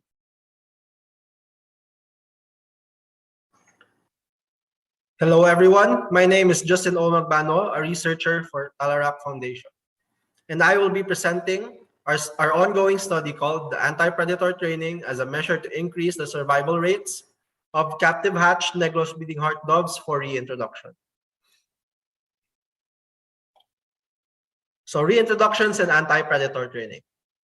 So reintroductions or conservation translocations are deliberate movement of organisms from one site for release to another, often with the aim of augmenting populations or reintroducing species to areas where they have been removed. Reintroductions have long been considered as a wildlife management method, although reintroduction programs rely on a variety of variables, including environmental enrichment, soft release areas, and anti-predator training. One important source of individuals for translocations are captive populations, but this comes with its own set of consequences. The captive environment often fails to develop behavioral competence and has led to lowered success in translocations involving captive-born animals. This is mitigated by anti-predator training. So anti-predator training entails the use of models to simulate predators found in the areas of release. This is needed because captive-born animals are usually more naive to their wild counterpart, leading to predation as a cause for failure in translocation projects. Here we have our target species, or the animal that we are working with, the Negros bleeding heart dove, a critically endangered ground dove only found in the islands of Negros and Panay here in the Philippines. Our study site, or our release area, is the Bayawan Nature Reserve, which is a 300-hectare enclosed forested area in Bayawan City. We currently have 23 breeding pairs in our captive centers, 7 in Kabangkalan, and 16 in Negros Forest Park in Bacolod. Here on site in the Bayawan Nature Reserve, we have 16 individuals scheduled for release, and these animals have been acclimated to the area prior to our anti-predator training. For our methods, we use predator models to stimulate flight responses in the individuals. The behavior was then recorded for flight and reaction time to the stimulus. For our setup, we used a trained dog and models for leopard cats, snakes, and raptors. These models were chosen as they were the most common aerial and terrestrial predators we found on the site. Here we have our model raptor here on the top right. that we set up on ropes and pulled across the aviary. Next, we have our model snake. We set it up from one end of the aviary and pulled it through the aviary towards the other side. Here we have our model leopard cat, which is a cat stuffed toy propped on a remote control car, and we drive this around the inside of the enclosure. And here we have our trained dog, which we use to provoke the animals. So we used a live animal this time as our predator model so that it provokes a more natural response to the animals, to the bleeding heart doves, instead of just static models. It gives them the feel of a real predator that's actually hunting them. So for our preliminary results, the animals have shown positive reactions to all the model predators, although 35% of the group have shown no response to the stimuli. The reaction time was quicker than initially expected. Most of the animals had reaction times of 1 second or less at the start of the first trials. The animals also seemed to instinctively flee from any introduced items in the enclosures. So this poses as a problem, as even the testers themselves, the animals would flee from them. So what we do to mitigate this is we set up the test setup, and then we let the animals calm down. And once they have sufficiently calmed down to a level, that's when we start our test. We also have less individuals react within the 30 seconds in the later test than in the earlier test, which was quite a development. And then this might be due to factors such as the novelty of the models have disappeared, that they no longer perceive the models to be actual threats since there's no actual attack, and either that these animals have just been complacent and have grown accustomed to our predator models.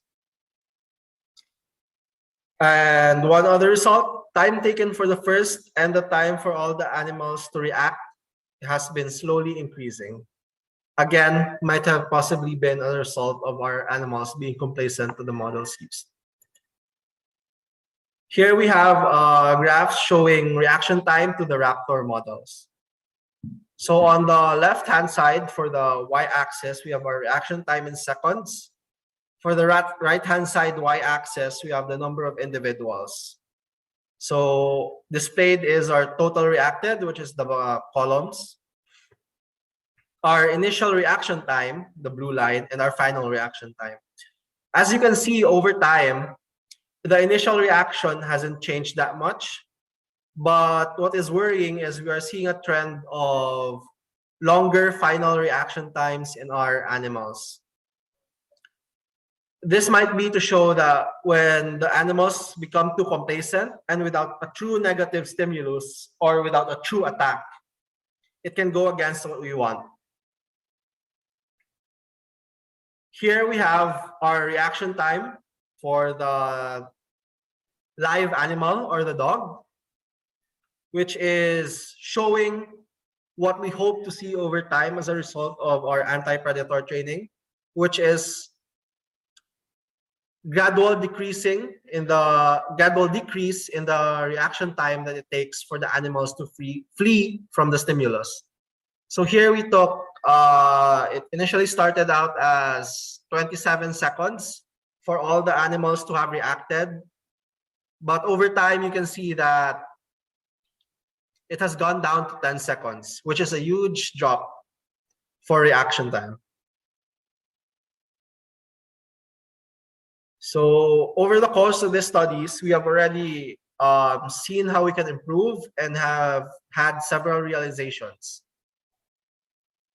So for improvements, the tests could have been done at an earlier date, or could have been done potentially in the breeding centers so that we can select animals that are fitter or those who still have an innate evasive response for stimulus, because these will be better candidates for release. We should have also included group behavior in our data. And as mentioned earlier, and as what the graph already started showing, is that over time, there's a danger of desensitization to the predator models. This leads to animals no longer reacting to the stimulus. The improvements that we could have recommended is that we could have used more realistic models, as with the case of the live dog. It showed on decreasing reaction time, which means that this is what we want. This is what we want the animals to do, to react quicker to the stimulus. And to make it easier for the setup, or to make it a more controlled test, soft release enclosures should be designed with anti-predator training in mind. So thank you. That concludes my presentation.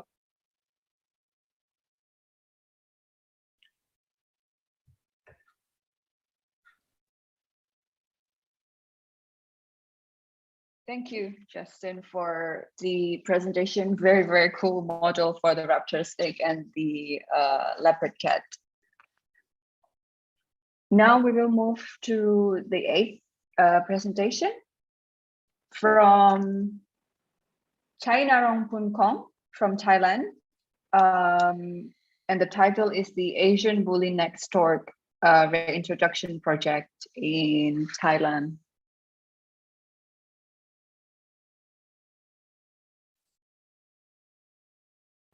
Thank you, Mr. Chairman. Ladies and gentlemen, my name is Penrudi Suklim. I have worked in Khao Kiao Open Zoo since 2020. I am a researcher of Reintroduction Project of Asian Woolly Neck Stork in Thailand. Today, I would like to present the result of monitoring after releasing the animal. Next slide. I would to show you the content my presentation. The consists of introduction, objective, material and method, result and conclusion. Let's to move the introduction. I would like to brief you the background of the woolly neck stork. There are two species in the world. One African species, Ciconia microcillis, and another one, Asian species, Ciconia episcopus.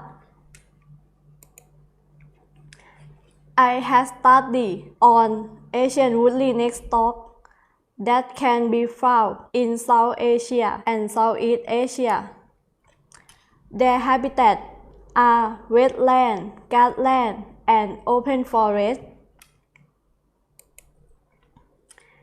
This species has been listed as near 10 on the IUCN Red List, and it has been listed as critically endangered species in Thailand by Bird Conservation Society of Thailand and Office of Natural Resources and Environmental Policy and Planning. Khao Kiao Open Zoo, that is under the Zoological Park Organization of Thailand, has succeeded to increase captive population of Asian woolly neck stork since 2005 to 2021. There are 70 animals in the breeding center. 20 animals of bird group was selected for the releasing program. Some people have known that the Zoological Park Organization of Thailand has succeeded for the reintroduction of eastern sarat cane that can be the model for this study. Well, I would like to show you the objective of this study. Our objective is focused on the conservation of this species by reintroduction into the suitable habitat. We use IUCN, Species Survival Committee, and Association of Zoos and Aquariums guideline for reintroduction to be the framework of project. Next slide. Let's move to the method and material. 20 Asian woodland stock are in the project, which has been rehabilitation in the training case for 3 years. They had rehabilitation about feeding and finding food behavior. I would like to show you the training case for rehabilitation and their behavior animal. 2 males were installed GPS tracker.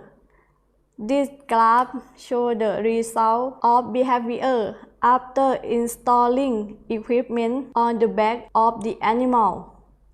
The bird accepts the device within 4 weeks. This slide shows the transferring process of 14 individuals to the releasing area. The animal has been kept into the on-site soft release cage at Dong Yai Wildlife Sanctuary for 4 months. I would like to show you the picture of GPS positioning. Let's move to the releasing program. On 28 July 2021, the cage was opened. The animal flew out normally without stressing. I would like to show you the equipment and software for tracking and monitoring animals. Let's move to the result. This study shows the position of 12 birds after releasing. I could not find 2 birds that we have not found any evidence. This slide shows the distance between releasing point and distribution of each bird were 1 to 65 kilometers. This slide shows the picture of geographic habitat that could be found the releasing bird. The graph shows daily time budget of their behavior. The average of feeding behavior was 70%. It's significantly different when compared with the budget of feeding behavior in captive. The graph shows the kind of food that they could find in the natural habitat. The prey consists of freshwater fish 40%, insect 35%, amphibian 9%, larvae 5%, earthworm 4%, and others such as snail and amphipods. This video shows about feeding behavior.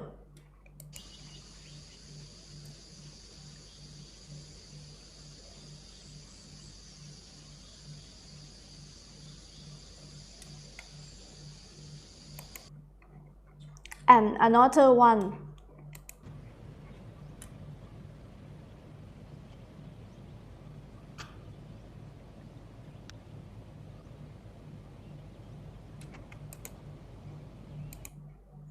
Let's move to the conclusion. The captive bred Asian woodland stock could be releasing after training and behavior rehabilitation. The GPS satellite tracking system can be used, but must be done with ground observer to study more the ecological information. The research team have knowledge and experience for the introduction and monitored after releasing and can be used this information for apply our project in the future, which for conservation the Asian woolly neckstalk in Thailand. Finally, even the study found that these birds could live within a variety of habitats.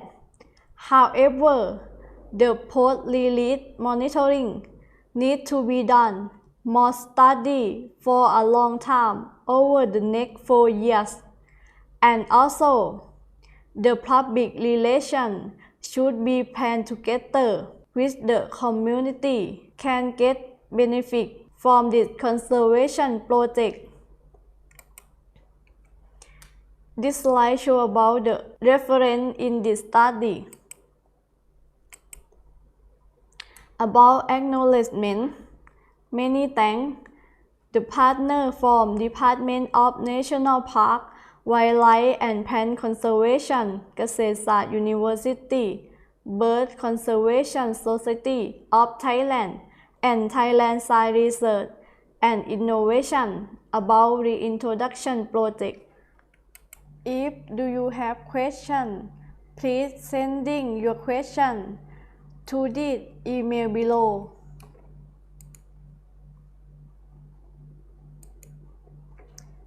Thank you for your attention.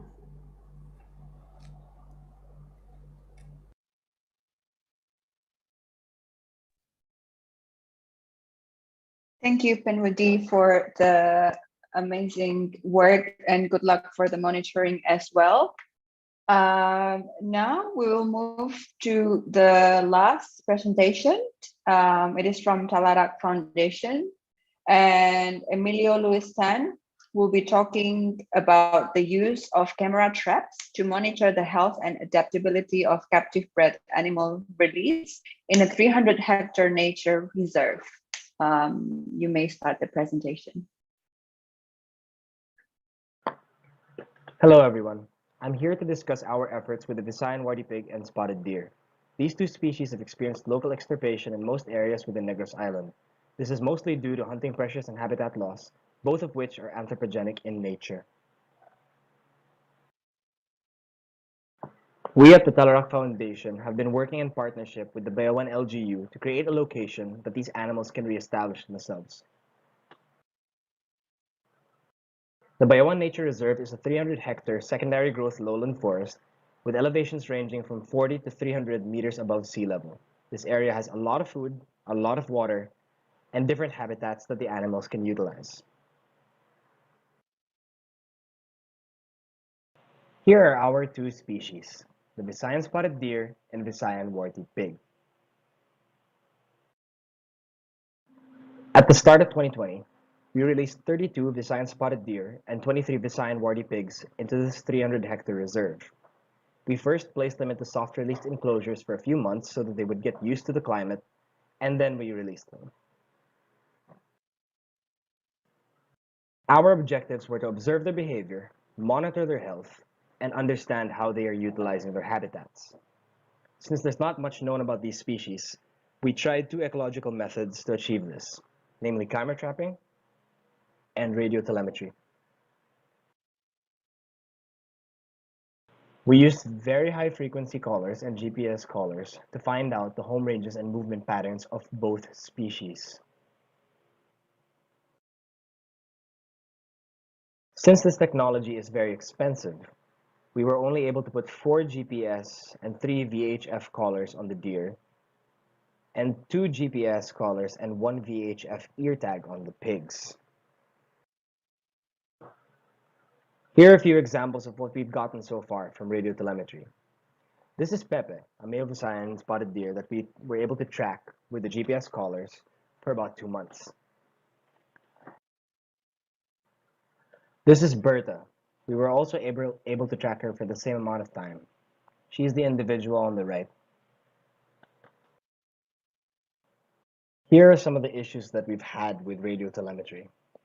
The collars would break often with the Visayan spotted deer because of male combat. and the Visayan warty pigs would just remove the collars through their daily activities. So it's not cost efficient or reliable. The other issue we had is our reliance on good weather. The Bayawan Nature Reserve has frequent rainfall and high humidity. So our radio receivers, which are analog, don't work properly most of the time. And we don't want to risk taking them out during bad weather. With camera trapping, we initially placed one camera trap for each feeding station, making it a total of 6 camera traps. These camera traps have been set up and replaced since the start of 2020, and that comes out to about 2,460 camera trapping days. With the grid point system that we just started, we've had 90 days with 17 camera traps placed out, totaling 1,530 camera trapping days. To go into more detail with the grid point system, we separated the area into 100 by 100 meter grid cells and then used systematic random sampling to select locations for camera trap placement. We also took habitat data at each location to identify any niche correlations between observed activities and habitat variables. In terms of effort, we can see that the sheer amount of data we acquired from camera trapping trumps that of radio telemetry, especially since these traps can be left for weeks to months at a time and can be replaced so that we can sample continuously. This passive observation method allows us to capture the natural behaviors of these animals without human influence. Because of that, we've been able to observe several interesting behaviors, both interspecific and intraspecific, as well as with the habitat. As you can see on these images, we've observed some aggressive and defensive behavior from both the Visayan spotted deer and Visayan warty pig. However, this behavior has been limited to the feeding stations, and we think it might be due to the food. We were also able to capture wallowing, tree rubbing, and offspring that were born outside captivity in both species. To our knowledge, there are 3 new deer and 8 new pigs.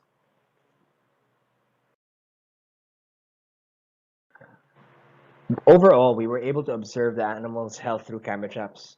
Generally, all of our animals have excellent body condition. There were some individuals that had injuries and illnesses, and we were able to confirm their recovery later on. There was one individual that had died, but he was very, very ill, and we isolated him from the group. We normally use body condition scoring for the animals by looking at their spine, shoulder, hip, and other key areas to see how healthy they are. The scoring ranges from 1 to 7, 1 being very thin and unhealthy, 7 being obese. The ideal value is 5. Currently, we didn't do this in the reserve, but we've done it in captivity. The challenge here comes with identifying individuals. Knowing which individual is hurt or extremely healthy is important. Moreover, knowing which male individuals are growing their antlers allows us to predict when combat will begin, so we can be vigilant of any injuries they may receive or give. For the pigs, knowing when piglets are around can suggest changes in their behavior. We were able to identify individual Visayan spotted deer using Hotspotter. This software uses a database of all the individuals and compares single images taken from camera traps with the current database. Overall, it's been extremely successful with the Visayan spotted deer, especially since each individual has a unique spot pattern, much like a fingerprint in humans. Here's a more close-up image. The key to this software is acquiring more data. The more individuals it is able to successfully identify, the more robust it is. Unfortunately, this does not work on the Visayan warty pigs, and we're looking into using facial recognition software to identify them. Our objectives thus far were to use camera trap images and visual observations to check the health of individuals through body condition scoring, observe their natural behaviors and how they utilize their habitat, and see whether the habitat conditions are suitable enough for them to produce more offspring. Overall, we've been able to observe their body conditions, identify individuals, and observe their natural behaviors, as well as see a few offspring. However, we're still analyzing all camera trap data to get a better understanding of their habitat use, activity period and patterns, quantify their behaviors, and understand their diet. Due to the sheer volume of data and the fact that we're still acquiring more information every day, means that we've got our work cut out for us, but we'll definitely come up with more amazing insights in the future.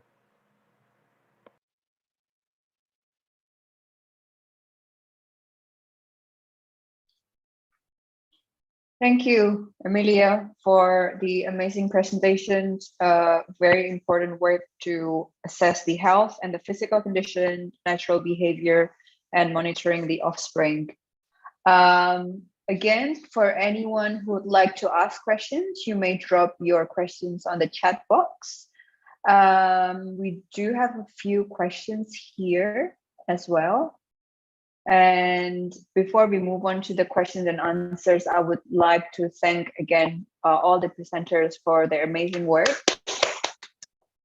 Thank you for your contributions to conservation, especially during these difficult times.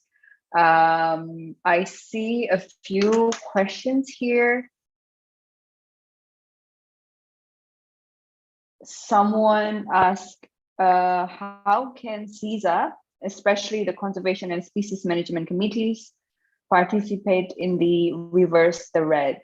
Unfortunately, because Dr. Jenny Gray is not here, maybe Dr. Eric or Wendy can help me answer this question. Dr. Eric? Yes, thanks for the question. I don't think I can speak for Jenny or the WAZA Reverse the Red ladies, but I think during the ASAP presentation, which put together by Narissa, John Paul from the IUCN SSC has especially told us that the 5 components of conservation cycle that will be assess, plan, act, networking, and communication. So we probably all agree that Southeast Asia is one of the most important biodiversity hotspot. But if you join us for the whole conservation session this afternoon, you probably will have the hunch that we really have a great potential. I mean, work together. I think probably the population management committee already think seriously about having the face-to-face ICAP workshop, which means integrated collection, assessment, and planning. So I think as long as since we are located exactly in the middle of biodiversity hotspot, and if we also think about at least part of our animal collection, how much potential they would contribute to the one plant approach style conservation project.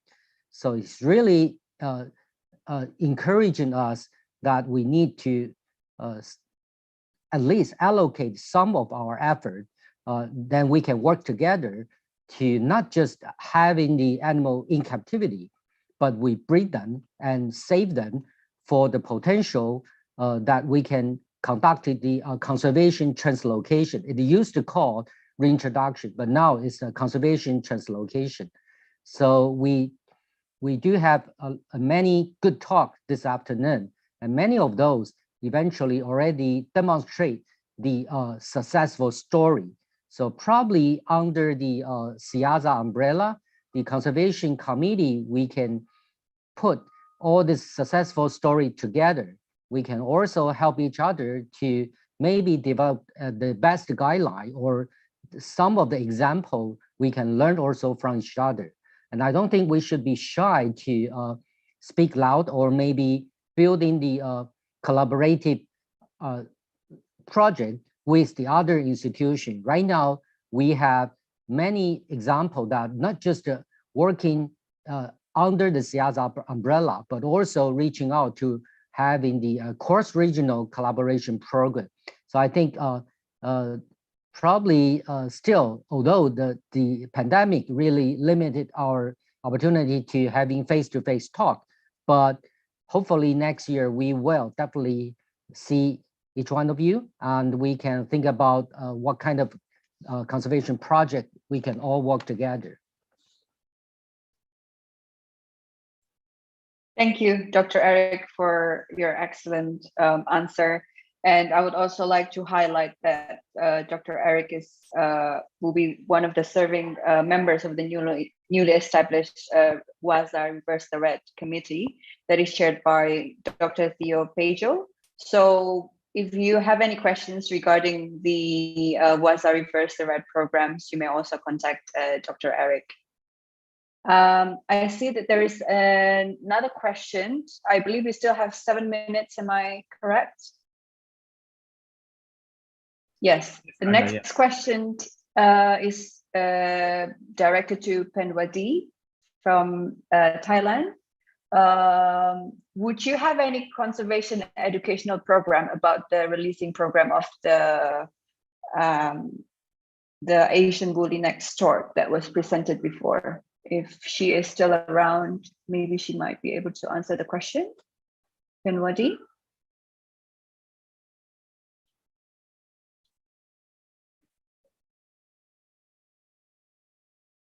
Is she still with us? Thank you for question. Okay, we start of release woodly neck stork in Khao Kiao Open Zoo that have natural habitat and done preliminary study already. And after release, we will have a conservation education program, the area of soft release. Thank you.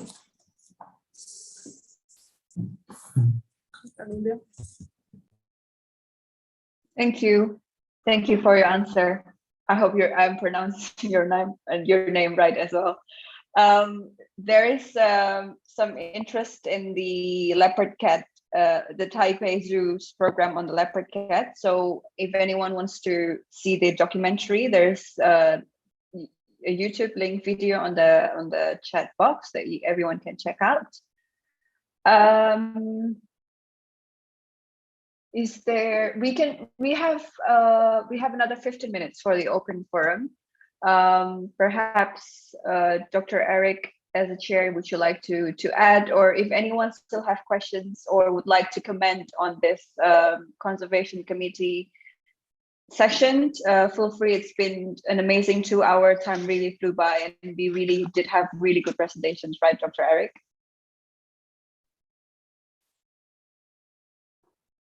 Maybe Wendy or Narissa want to have a little bit more input. I mean, it's the population management committee.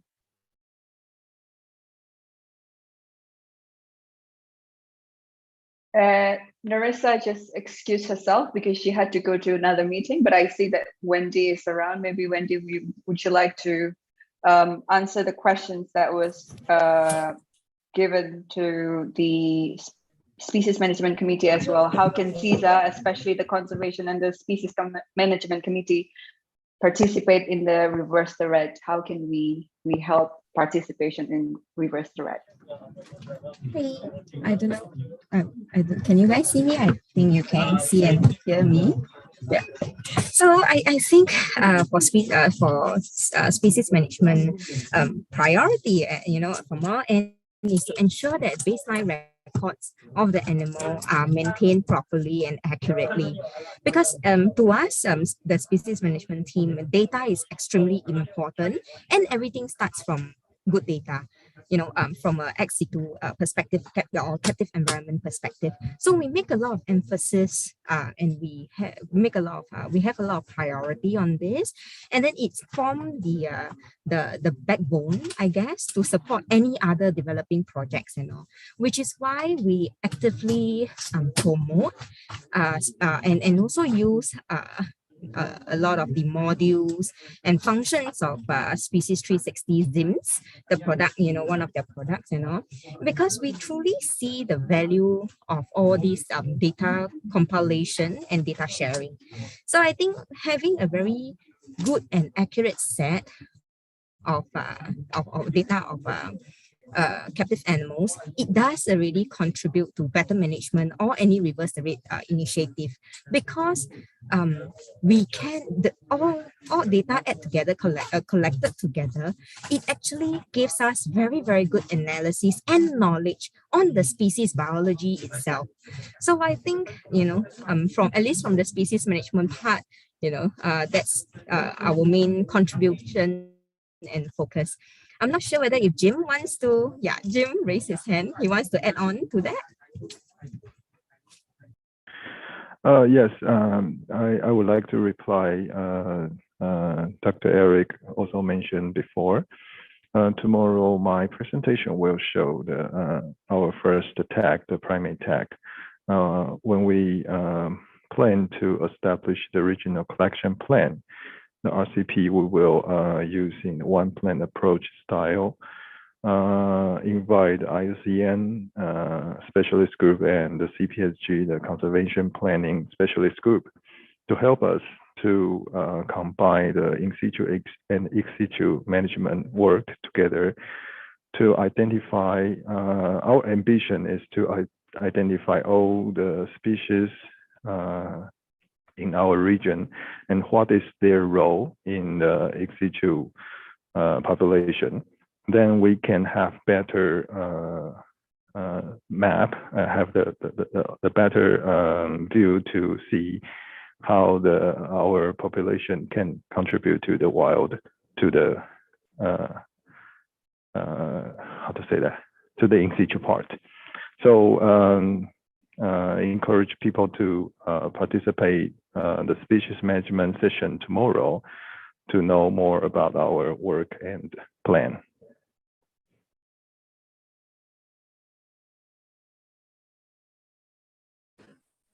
Thank you, Jim. So yes, I think we can agree that. Thank you, Jim, for the answer as well, and we look forward to having your presentation tomorrow. Yeah, I think the importance of data collection is very, very important.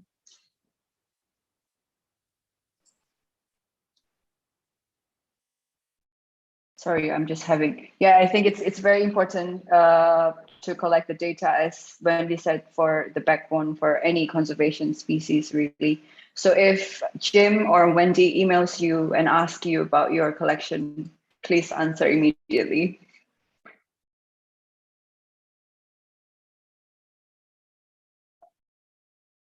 Dr. Eric, would you like to add anything else? Yeah, I think not just the questionnaire from the Population Management Committee, but probably in the near future, you may also receive questionnaire from Conservation Committee, because I think for the purposes to at least have a clue what kind of ASAP species actually we do have in our collection. 2 years ago, Rapali, Narissa, and many others from Mandai Wildlife Group really helped to send out the questionnaire. So I think the second round we could initiate the second round. That's the first thing.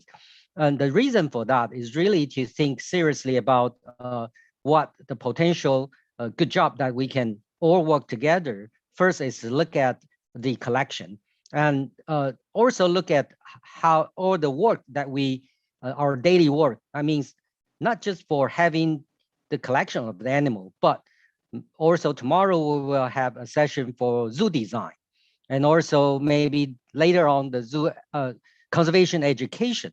So I think everything combined together to symbolize our, real core work. And one other project that initiated probably well by Conservation Committee is about biobanking. We spend huge effort to talk about the live specimen collection, but sometimes, actually quite often, we may not find the proper mate for our critically endangered species in our care. So another global project that been initiated is to think about from our rescue program all the way to having the animal in our care. Whether or not we can collect not just the blood sample, but also the live cell, for example, like stem cell, ovary, or sperm. So many of our SEAZA member institutions already have the skill and the capacity to do that. And if we can save some of those specimens and actually preserve our future hope as well. So I think we need to also to work together for that. And many of our SEAZA member institutions already have the good story about what they have achieved. So also we need to put them together. And I think Vanda and I have to say probably sorry to some of the good oral presentation that have been submitted to the organizing team, because we only really have limited time. So you probably recognize each oral presentation during this conservation session only have 10 minutes.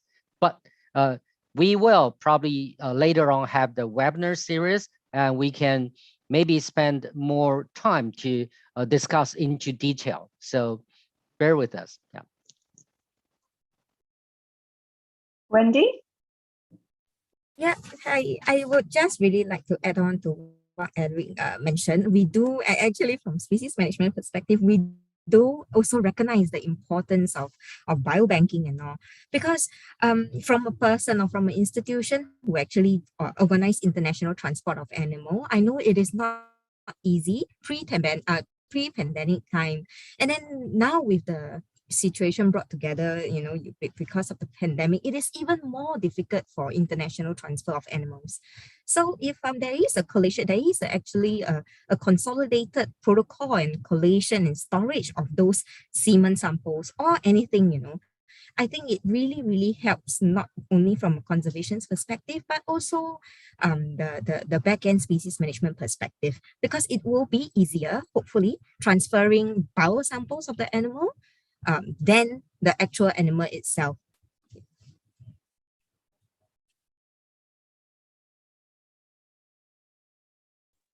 Yes, thank you, Wendy. A very good point indeed on the transfer of animals. We can see that now each country has different restrictions, let alone like the humans, where it's very hard. And now we are facing difficulties on animal transport as well. So a very good point. We still have a bit more time for questions, comments, discussions. Anyone who would like to say something or share their stories, perhaps. And yeah, as Dr. Eric mentioned, it was difficult to pick the oral presentations that we can fit in this scientific program within 2-hour slot. So we look forward to having the webinar series on the next period time. Oh, we have another question. While we focus on species in our conservation work as zoos, the real issue lies in habitat loss and sustainability of human activity. How do we encourage SEAZA members, zoos, to take part on the real work at hand? I don't think it is directed to anyone in particular, but maybe we from the, this is a very hard question. Oh, to Dr. Eric, okay. Specifically to Dr. Eric. Yeah, how can we tackle the real issue and that lies in habitat losses and sustainability of human activity? How can we encourage zoo members? Thank you for the question. Through my memory to attending the WAZA annual conferences, I realized that within the past maybe 10 years, we start to talk about the human dimension. When we think about the conservation, a lot of time, it's not just about animal or habitat, but rather human activities. So if I encourage everybody, maybe we take a look of the WAZA strategies and also the short guides that Bird just released. We start to focusing on not the one plastic, focusing on the sustainable palm oil and also the sustainable forest product. But combining everything together, the main purposes is to communicate better with our potential consumers, especially our visitors. So I can recall that many years ago, when I just joining Taipei Zoo, and the Economist, the very famous journal, has an article about the most dense visitor density in zoos. I mean, Taipei Zoo happened to be the top 1 or 2, but the conclusion was actually then Taipei Zoo will have the best potential to advocacy for the certain species and also do a better job for conservation education. So I think then it's really symbolized that every one of us, we work for animals, we know them well, and we also have an opportunity to, put a sign or telling the story about animal in our care, but also a good successful story that how we help the threatened species, provide them a future, a second future, for example. So I think we actually not just outside our institution, but even within our institution, different department like the animal department, we need to work closely with our education department, and we need to beg money from the marketing department, for example. And we also need to convince our big boss, because every effort we put in, how can we evaluate the the achievement? So the visitor satisfaction is important. So then WAZA also have that just released an animal visitor relationship guideline. So we please do take a look of those documents, and if you are willing to help to translate into your local languages, not just for your own purposes, but also for your country base, the national association base. So that will be really helpful. But again, just as Vanda mentioned, if you have any question, don't hesitate to reach out, and we will try our best to maybe provide you the document, provide you the answer, and then we can help each other to do a better job. Thank you, Dr. Eric. I also see that Kanako is raising her hand. I will get back to Kanako in a few minutes after this. But I also see, remember, like a few years ago, there's a lot of zoos that are practicing, their practice on how to reduce plastics, for instance. And there is a great document on WAZA website, how to reduce single-use plastic in your zoos and aquarium. I think emphasizing that message or even translating it, plastic or having water fountains around the zoo. This really small practices can really help, and I think we can all start small and make impactful changes. Kanako?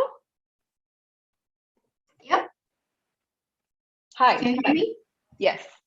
Yeah, I would like to add the things like Eric said that we are, actually, I am the IZE board member, and IZE stands for International Zoo Educators Association. And then we have the strategy for the conservation education, and then it's available in English, Bahasa Indonesia, and Hindi, Japanese, and then traditional Chinese. And then traditional Chinese was done by Taipei Zoo recently. Thank you so much for Taipei Zoo and then TKBSI for the Bahasa Indonesia. So I hope that this strategy is very, very important to have the education, and education is a very good role for the zoos that we can do, and it is very great to have that, and then it is very suitable to the answer for the question. So I hope that it is, I will put that on the chat box soon, the link. So I hope that everyone download it and then read it, and then hope that you can do it in your own educational work in your zoo and aquarium. Thank you.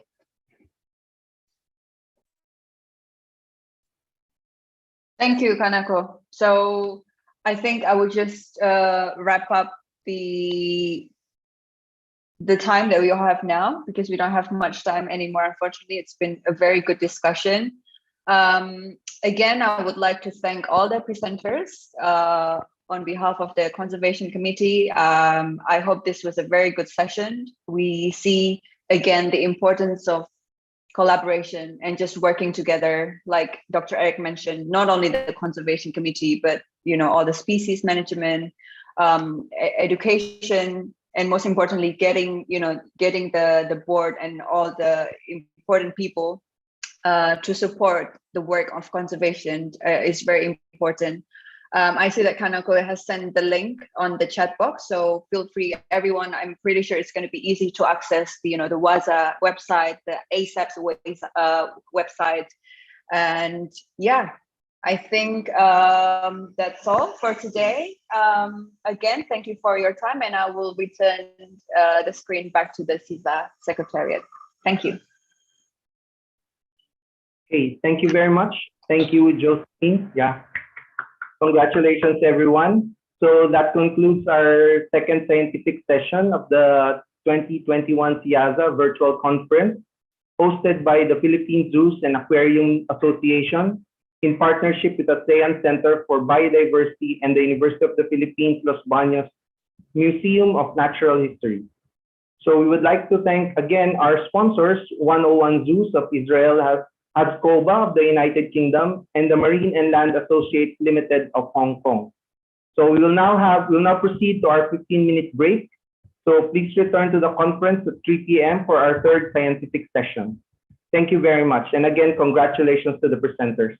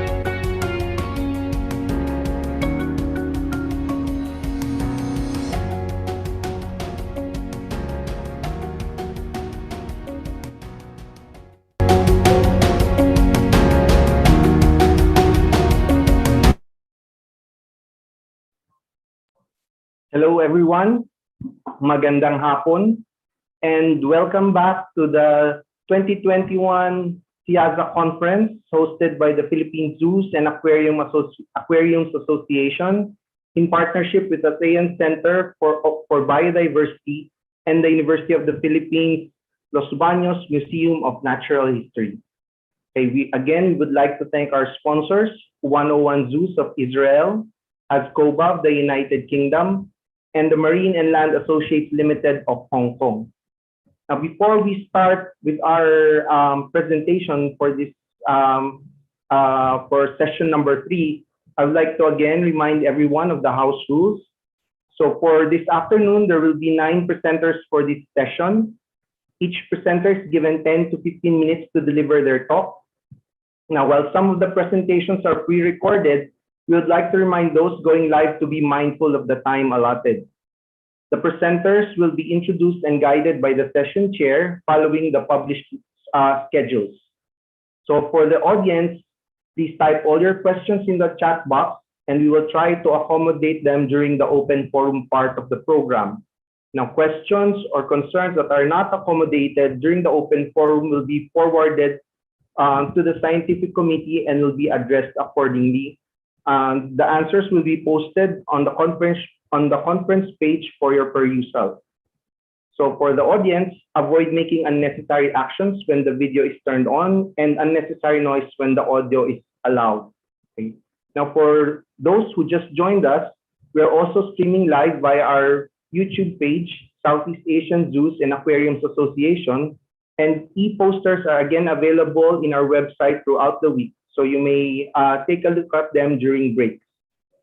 Okay, now to start with our presentation, so we have actually 9 presentations and I will be your session chair. I'm Victor Tixon. This is my first rodeo with SEAZA. I'm a marine biologist. So this is all the talks have been very refreshing. It's a learning experience for me. Okay, so for our first presentation,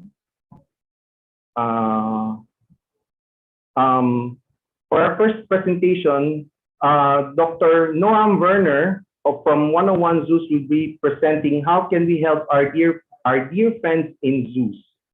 Okay, so for our first presentation, I give the floor to Dr. Werner. Hello, everyone, and thank you for joining me for this presentation. It is a pleasure to participate in the 29th SEAZA conference.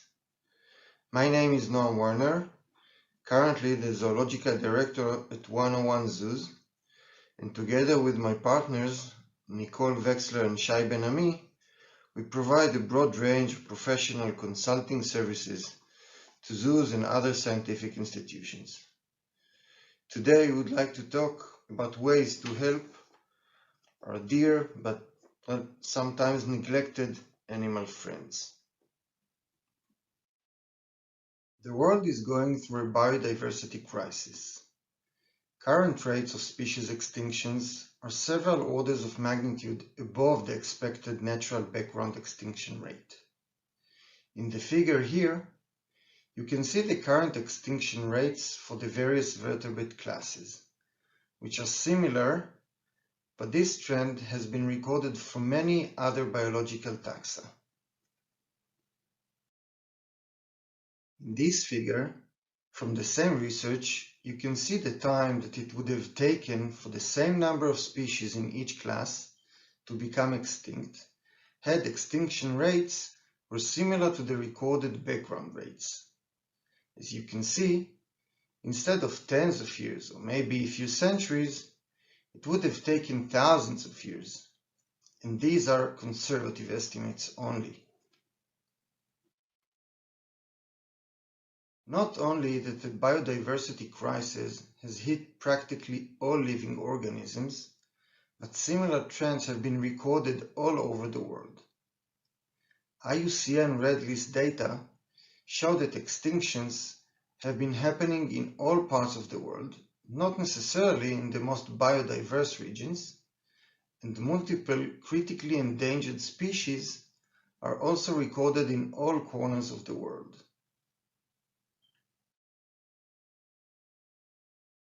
Areas in which there is an imminent risk of species extinctions are scattered globally, but are concentrated in more biodiverse regions where human population is also denser. This figure also shows that while some of these areas are found in or near protected areas, those are the yellow circles, many of these areas are outside of protected areas. These are the red circles, which does not provide much hope for the species in those regions.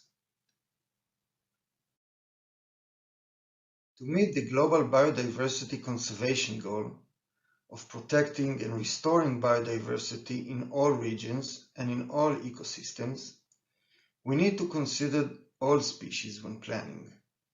Unfortunately, however, for various reasons, there is a clear bias towards some species.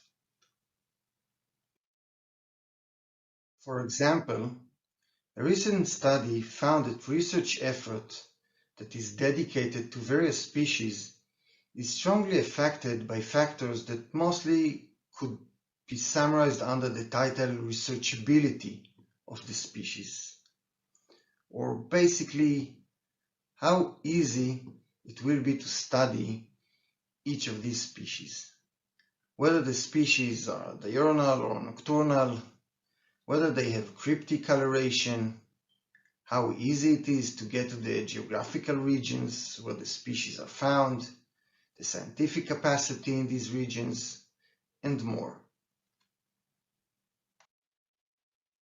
So, scientists tend to study not necessarily the species that should be studied, but rather the species that are easier to study, and the ones that their study would be easier to fund.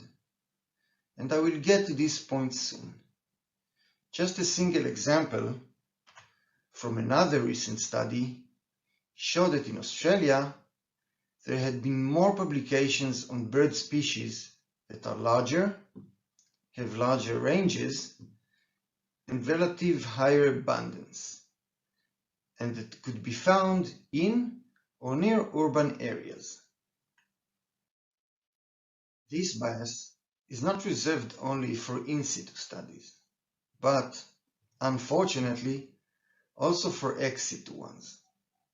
While in zoos it is just as easy to reach the study areas for all species, and just as easy to observe most of the species, you can see here that the number of publications focusing on mammals outnumber the average number of species that have been kept by zoos in a recent 10-year period. The situation is exactly the opposite for other vertebrate classes, with the least studied class, at least in zoos, being fish, with a high number of species kept by zoos, but hardly any papers describing research about fish in zoos being published. And with research being the foundation for conservation planning and actions, it is not surprising that conservation focus is also strongly biased towards similar species groups. The pie chart on the right describes the proportional number of species in the various vertebrate classes. On the left, however, you can see the distribution of species to various programs or lists in several conservation organizations. In the IUCN's Species Survival Commission, for example, there are 36 specialist groups dedicated to mammals, 20 to birds, 12 to reptiles, only 1 to amphibians, and 11 to fish. This division is very different than the relative number of species in each group, with only 11 groups that focus on tens of thousands of fish species. Similar examples could be seen in the numbers of species listed in the various CITES indices, with many mammal, bird, and reptile species, less amphibian species, and even less fish species, although the number of fish species is high, and many of them are among the most traded species, either in the fisheries or pet sectors. The numbers of taxon advisory groups, both in the SEAZA and in the ASEA, reflect the same bias, with relatively many mammal tags and lessening numbers of tags dedicated to other vertebrate classes or to invertebrates.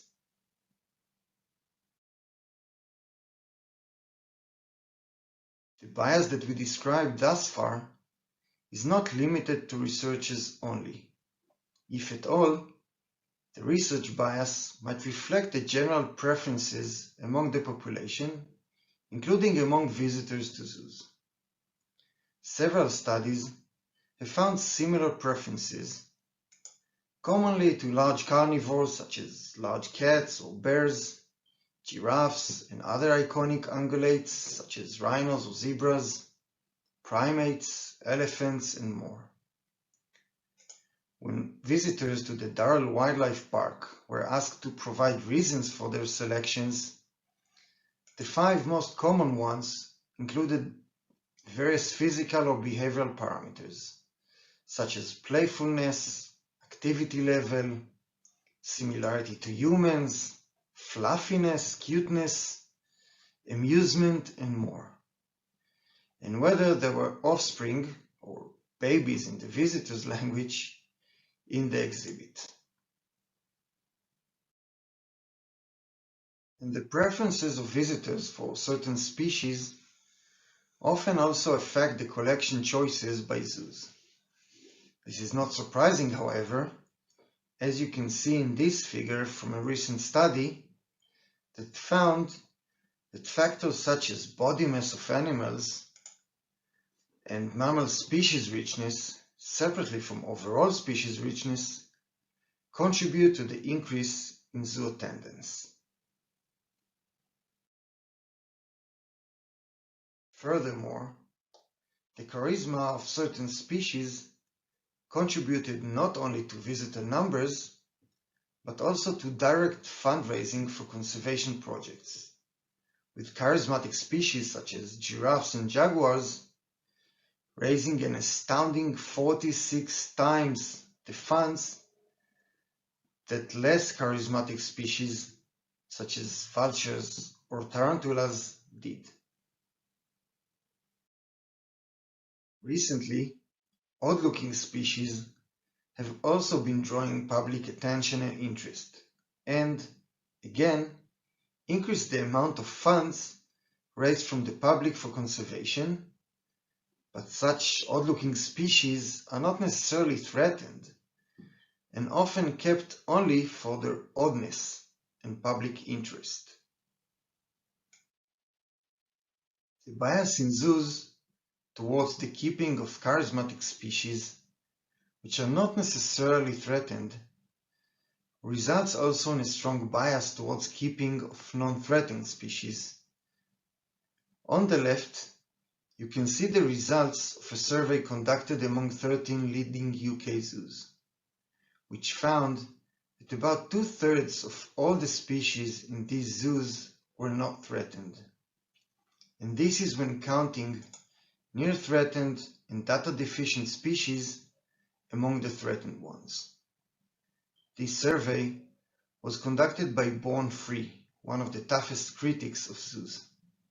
But actually, they shouldn't have looked too far, as zoo associations often publish such statistics, such as the one published by the ASEA that shows that only 1/6 of the species in ASEA-accredited zoos are threatened.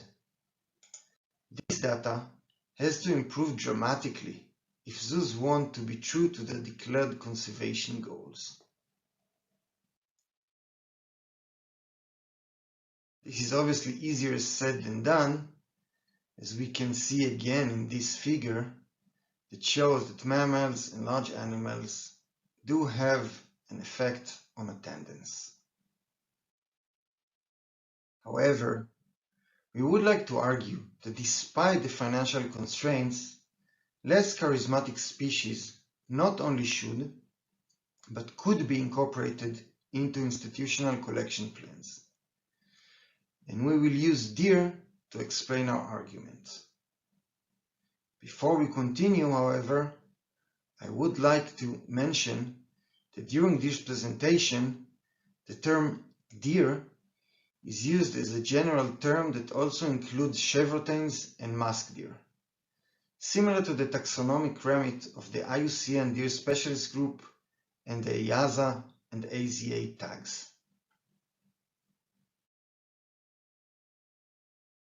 We use deer to demonstrate our argument, not as a random choice of species, but because deer are among the more threatened mammal groups, with about 50% of all species being threatened, including one whole family, the Moschidae, or musk deer. And if we add threatened subspecies to the list, the number increases even more. On top of their biodiversity value, deer have also other conservation values, which, again, are not necessarily known to people, even within our zoo community. Deer are major prey species for many medium to large-sized carnivores, so decreased deer populations may also push carnivore populations down or prevent the recovery of carnivore populations. Deer are also vital for maintaining healthy habitats as excellent scent dispersers and when breaking microbial layers on the ground. They also have a great importance for many cultures around the world, and in some areas contribute to the economy of indigenous or rural communities.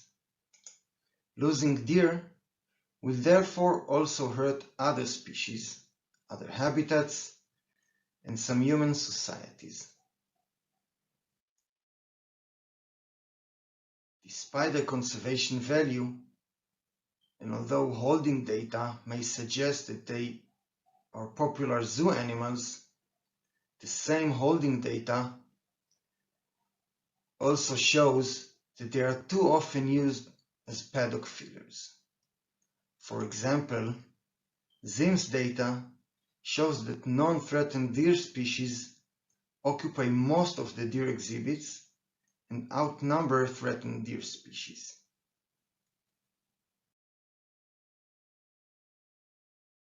There are some reasons why deer are not considered important or charismatic. In some countries, deer are abundant near human settlements, sometimes to the level where they are considered pests. Many of the species share morphological traits. For example, they are brown or at best spotted with antlers. So many zoos choose not to keep more than one deer species, unlike felids or primates and some other groups, which many zoos keep several species of. Deer are also considered as game or farm species in many areas, which may further reinforce the perception that they are not threatened. And even if a zoo considers to keep deer, management issues such as outplacing surplus males can deter zoos from actually holding them.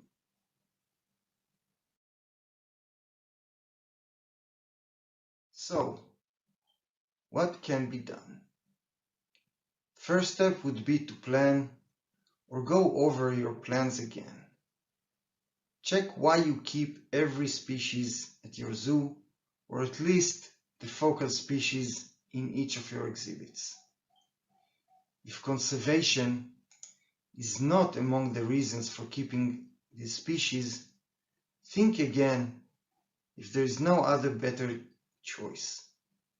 As mentioned earlier, many zoos keep deer, but too often those are our least concerned species.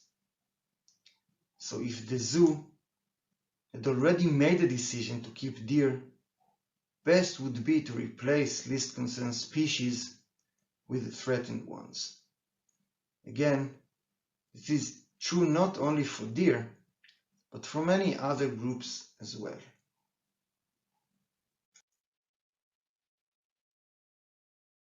If you are concerned that by replacing a least concern species, you might lose an attractiveness value of the exhibit, study the variety of the species before making a decision not to replace the common one. While many of us are animal experts, not all of us are deeply familiar with all animal groups. One might be a bird expert, but with less familiarity with reptiles, or primate expert, but not as much amphibian one. Deer, for example, show a huge diversity. From the tiny chevrotains that may weigh as little as half of a common house cat, to the gigantic elk or moose that weighs hundreds of kilograms. There are deer species with no antlers, and others with large ones. And some species have long and sharp canine teeth. And of course, there are spotted species and species that have no spots. If, after all, you decide not to use deer as a focal species, you can always add deer or other supposedly less charismatic species as secondary species into mixed exhibits. Again, creating a successful species combination might require specific expertise, which does not necessarily exist in every zoo. But for this, there is a great resource as help. The ASEA has produced a manual for mixing ungulate species with other species, a manual that can be downloaded for free from the ASEA Ungulate Tags website. This manual includes over 1,000 pages of data about successful and unsuccessful combinations, sorted by either ungulate species or by species that have been kept with ungulates. There are many great ideas in this manual. One nice mix, exhibiting a rarely seen South American combination of species, includes red howler monkeys, screamers, and southern poodoos.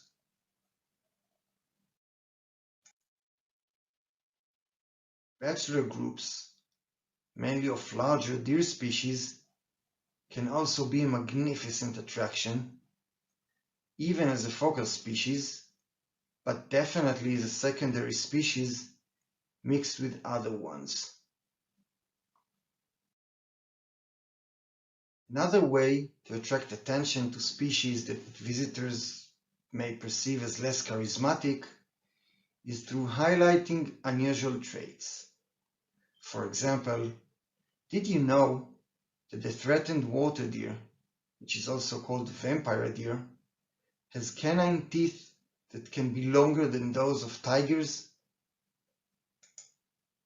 And the deer can even fold their teeth.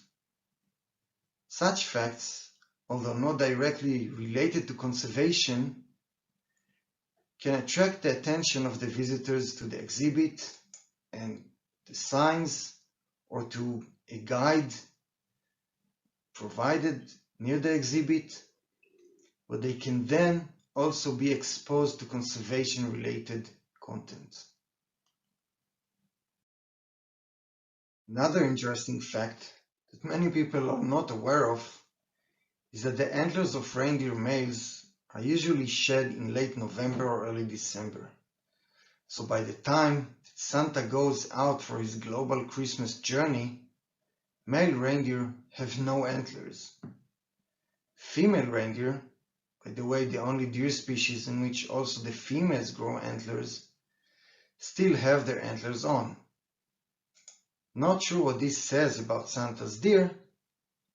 This definitely could be an exciting fact to highlight.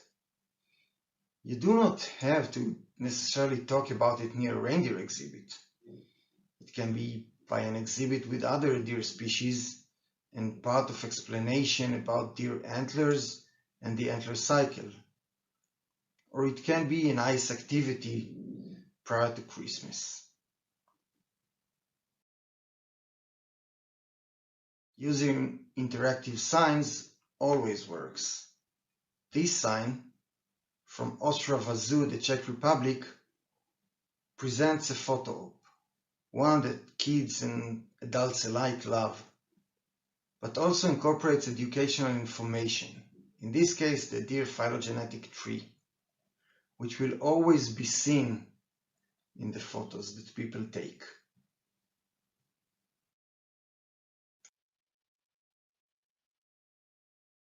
Practical value of natural resources always interests people.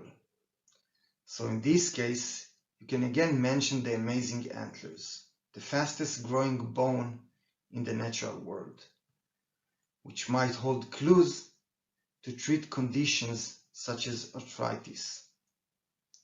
And research information, which some people may not find interesting, can be tied to other things that some people, well, kids, find fascinating. Here, how deer disperse seeds and the role of their poo in improving seed germination. Also, did you know that you can assess deer behavior patterns by the scatter pattern of their feces? To summarize, the world is undergoing a biodiversity crisis, which is hitting all animal groups all over the world. However, there is a bias towards the research, funding, and conservation of relatively few animal species or species groups. Yet, to achieve the conservation goals, attention has to be allocated more equally among all species, which often means that zoos need to incorporate more supposedly less charismatic species into their collections. But many zoos are reluctant to replace charismatic species or to invest money in order to add the sort of less charismatic species. We argued here that despite the understandable reluctance, less charismatic species can be added to collections and highlighted by planning the collections carefully, studying the species diversity and uniqueness, creating more mixed species exhibits, and using creative education to get the visitors more interested in these species. I would like to thank you very much for your attention. Thank you. Thank you very much, Dr. Werner. I think this is a very important topic that conservation biologists and scientists should be conscious about. Thank you very much. Okay, for our next presenter, we have a paper by Dr. Kanako Tomisawa and Ms. Chen Chu Wu of the International Zoo Educators Association. The title of the presentation is The Introduction of International Zoo Educators Association. Okay, so let's hear their presentation.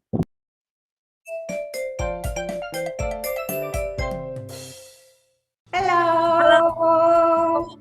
Good afternoon, everyone. I am Dr. Kanako Tomisawa. I'm Ms. Chen Chu. Today, we'd like to introduce you the International Zoo Educators Association, IZE. I hope you will have fun about our presentation. At first, let us introduce ourselves.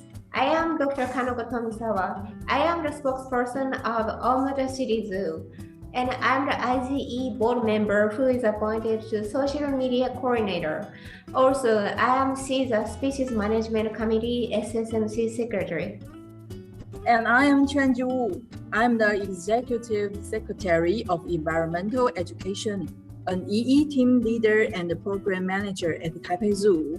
I'm in charge of zoo educators training and empowerment. I was elected as Board of Directors Service of the IZE Regional Representative for North and Eastern Asia now. I'm also service as Director Board of the Society for Taiwan Amphibian Conservation, NGO. The International Zoo Educators Association was founded in 1972 by a group of European zoo educators. The idea behind IZE was to create a forum where professional zoo educators could meet to share ideas and discuss topics of common interest. Our mission is engaging our members worldwide to achieve biodiversity conservation by encouraging sustainable behaviors in people that visit zoos and aquariums. Our vision is conserving global biodiversity through effective zoo and aquarium programs. Every other year, we hold the IZE conference. However, under the COVID-19 pandemic, we cannot have it physically, and we had the conference as virtual this year.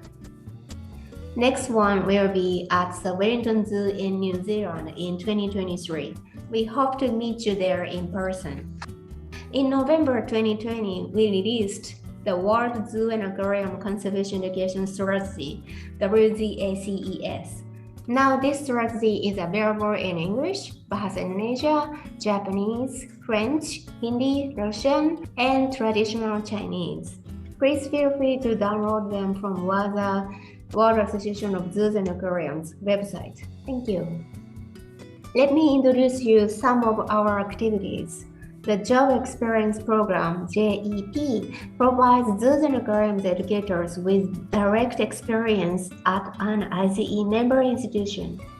We encourage members to spend 1 to 2 weeks at another institution to gain skills through intercultural learning and understanding. The IZE Board of Directors matches interested candidates with host sites and helps to coordinate the exchange. Funding is not provided, but host sites aim to keep costs low for participants. In-country training, ICT, takes the form of workshops delivered to the IZE members in central location. Priority is given to the regions without easy access to conservation education development. The grant may cover transportation and accommodation for the presenter and IZE regional representatives to deliver the workshop, a venue for the workshop, and catering. The Sponsored Delegates Program, SDP, is for zoos and aquariums educators who would not otherwise have the means or support to attend the conference. Selected educators attend the conference with scholarship support. Delegates give a presentation at the conference and submit reports after. The educational stories are shared on IZE Facebook and Instagram. Those are the case studies from IZE members around the world. We are happy to share them to show what kind of educational programs are available at zoos and aquariums among IZE member institutions, and it might be an opportunity to inspire zoos and aquariums educators to have new programs for their own in the near future. This year, we hold webinars exploring each chapter in more depth and hearing from zoos and aquariums around the world about how they are using the strategy and challenges they have overcome. The next webinar will be on November 3rd and December 2nd. Please find the details on IZE Facebook event page. We are looking forward to welcoming you there. Every year, the second Thursday of November is IZE Day. This year, it will be tomorrow. We have several activities on social media such as Face of IZE, Mimi Challenge, and Educators in Action video. The Face of IZE is to introduce zoos and aquarium educators on our social media. If you are the educator and have not joined yet, let's join us today. Please see our Facebook page or please kindly contact us for details. Thank you. Every year, we publish the IZE journal. Last month, our latest issue was published and mailed to the members. All the articles were written by zoos and aquarium educators from across the globe. The digital copies are available on our member website. Let's be a member and read interesting papers. In this year, the World Association of Zoos and Aquariums (WAZA) and IZE formalized their long-standing cooperation with a Memorandum of Understanding (MOU). The MOU establishes a strategic partnership and framework to promote and amplify joint communication activities focusing on conservation education, interpretation, and behavior change. The World Association of Zoos and Aquariums (WAZA) was founded in 1935. They are the global alliance of regional associations, national federations, zoos and aquariums dedicated to care and conservation of animals and their habitats around the world. For more contact with each other in the future, I would like to invite the ASEAN Zoo and Aquarium educators to join the regular coffee chat monthly. The meeting will be hosted by our cheerleader, Hiroyuki Takahashi, and I. Of course, welcome all educators to host the chat. I would like to make a space for educators to meet more often, strengthen our network, seeking opportunities to cooperate with, sharing ideas, CE programs, learning from others' experience, reading club, webinar, any idea we would like to do together. Let's have fun here. As IZE social media coordinator, I work a lot on the web. Almost every day, we upload something, mainly on Facebook and Instagram. Please check them out. Also, please like our Facebook page, follow our Instagram and Twitter, register our YouTube channel, and add IZE membership on your activities on LinkedIn. I hope you enjoy our social media activities. Thank you. That's all from us today. I hope you enjoy our presentation. If you have any question about the IZE, please let us know anytime. You are more than welcome. Thank you again and enjoy the rest of the SEAZA conference. Bye. Bye. Bye. That's all from us today. I hope you enjoy our presentation. If you have any question about IZE, please let us know anytime. You are more than welcome.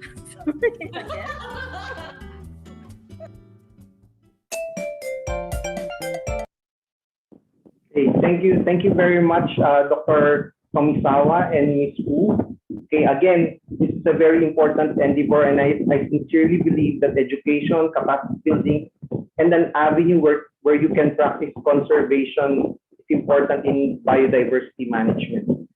Okay, for our next presentation, we have Ms. Tipapor Mapeng from the Educational Department of Chiang Mai Zoo. Okay, so she will be presenting Chiang Mai Zoo Community Educational Program, converting from an on-site to an online format in 2021. Okay. Secretariat, you may now play the presentation of Ms. Mapeng.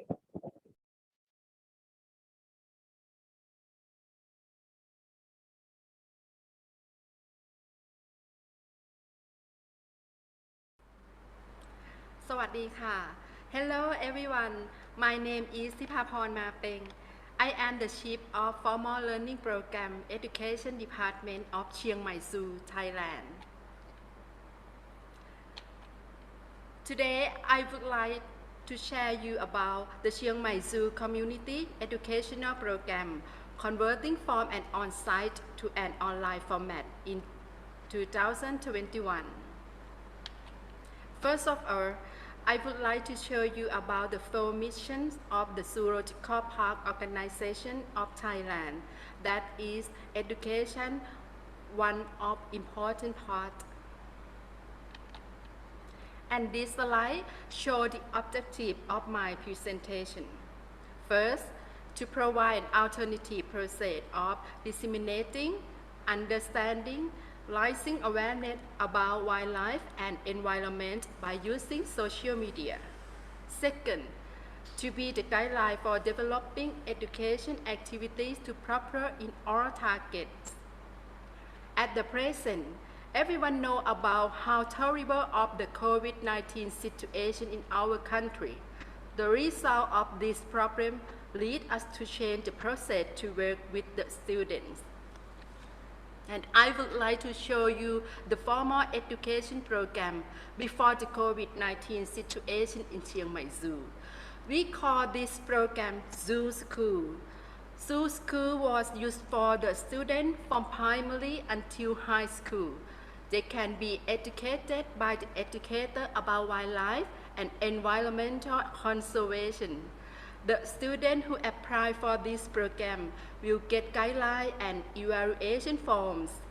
The program is supported by the government, and there are more than 100,000 students eligible to apply for this program per year. In 2019, the COVID-19 has been happened and affected on the education program in the zoo. Consequently, the students that are our target cannot visit the zoo, and the result did not reach the objective of the program. Therefore, the formal education team had to solve the problem by rearrangement of the activities to be consistent of the situation that is online learning. In 2020, we started with video clips that we created from the conservation activities in the zoo. We took the video clips to show the students in target schools, and the educator team explained them about the activity at the school. There were 27,285 students joined the program. In 2021, we developed the video clips to be online learning via 3 platforms, such as Zoom, Google Meet, and VRoom. We started online learning program with 5 schools in Chiang Mai. The step of process include: first, contact the school to give information and invite to join the program. Second, booking and confirming the schedule. Third, set the platforms. Fourth, educator prepare information, follow the lesson plan to educate students, and should consult about knowledge suited for the level of student. We do the online learning program both indoor and outdoor. Indoor program, we open the video clips that we created from the conservation activity in the zoo. After that, we teach the student about the knowledge in the video. And this is the outdoor program. We invite the keeper or veterinarian to show some demonstrations, such as feeding animals or share information to educate and inspire the student. And this slide shows part of indoor activity. After the student learning at exhibit, the activities are drawing, painting, cutting animal paper. And this is the classroom participation, include answering the question. Educators have to keep the student attention. And the students were assessed by using the satisfaction form to test the quality and effectiveness of the online learning program. We use Crazy Morgan to assess satisfaction. And there were 1,732 students joined the online learning program. It was not only the online learning program that we contacted the school, but also we created the other kind of social media, such as YouTube. You can follow us at YouTube channel EDUCMZoo. Since we created video clip from conservation activity in the zoo, we promote about 11 clips. We have 253 followers. And this is Facebook page. the educator team created Facebook page to share to all education activities to the public. There are 2,337 followers. Facebook Live of Chiang Mai Zoo. Educator team cooperated with IT department to do Facebook Live. We set up the animal exhibit of animal in the zoo to do live broadcast. The average of people to join in each time were about 1,600. We had a small gift to the people who could answer the question. And this is the conclusion of my presentation. First, the formal education team of the Education Department Chiang Mai Zoo developed the education program to be online learning in 5 schools in Chiang Mai. There were 1,732 students joined the program. The program was evaluated about satisfaction survey that the result was 80%. Second, online learning can be the guideline to be developed that can be shared to other social media. That is not only the student in the school can join our activity, but also the people who interested in wildlife conservation can join the program via YouTube and Facebook page. Thank you very much for your attention. สวัสดีค่ะ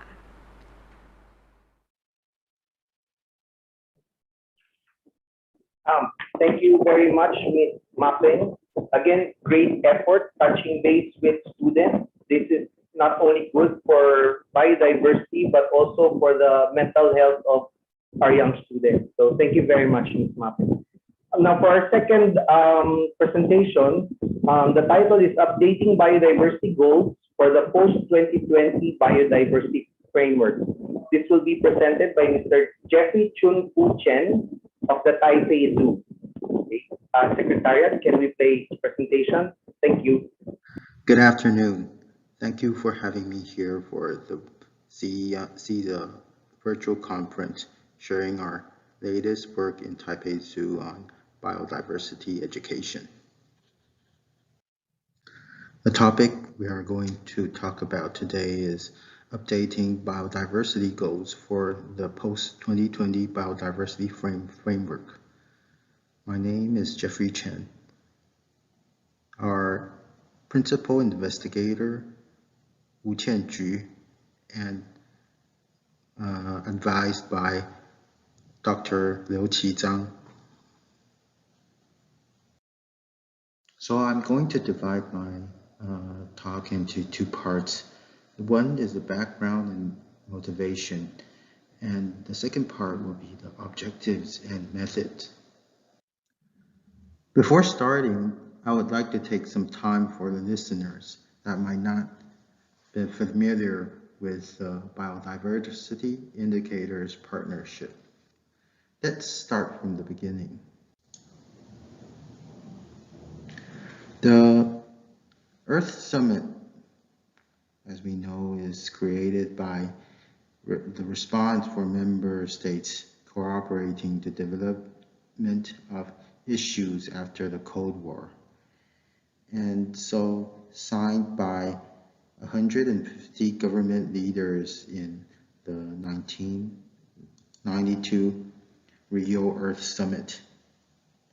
The convention is recognized for the first time in international law that the conservation of biodiversity is a common concern of mankind. So here we got the Convention on Biological Diversity. And to the year 2000, the year of biodiversity,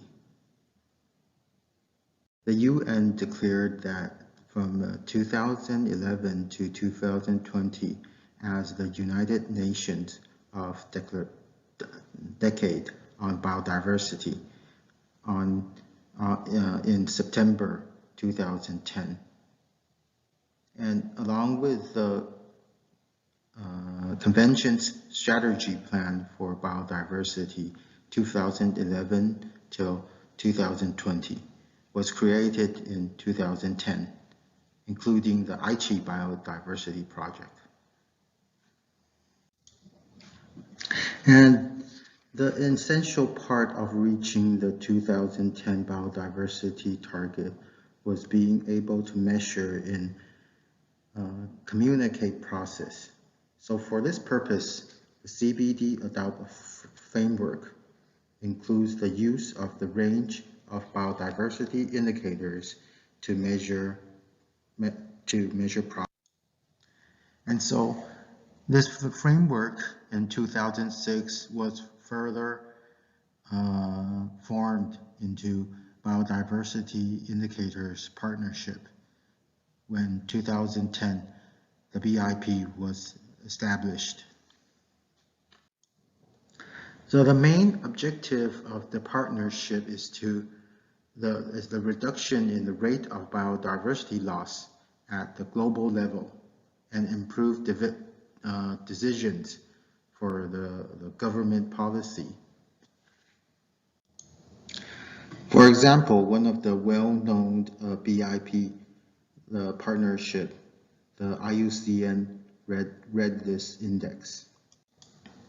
Today, we're talking about the indicator developed by WAZA and Chester Zoo, the WAZA Bioliteracy Survey.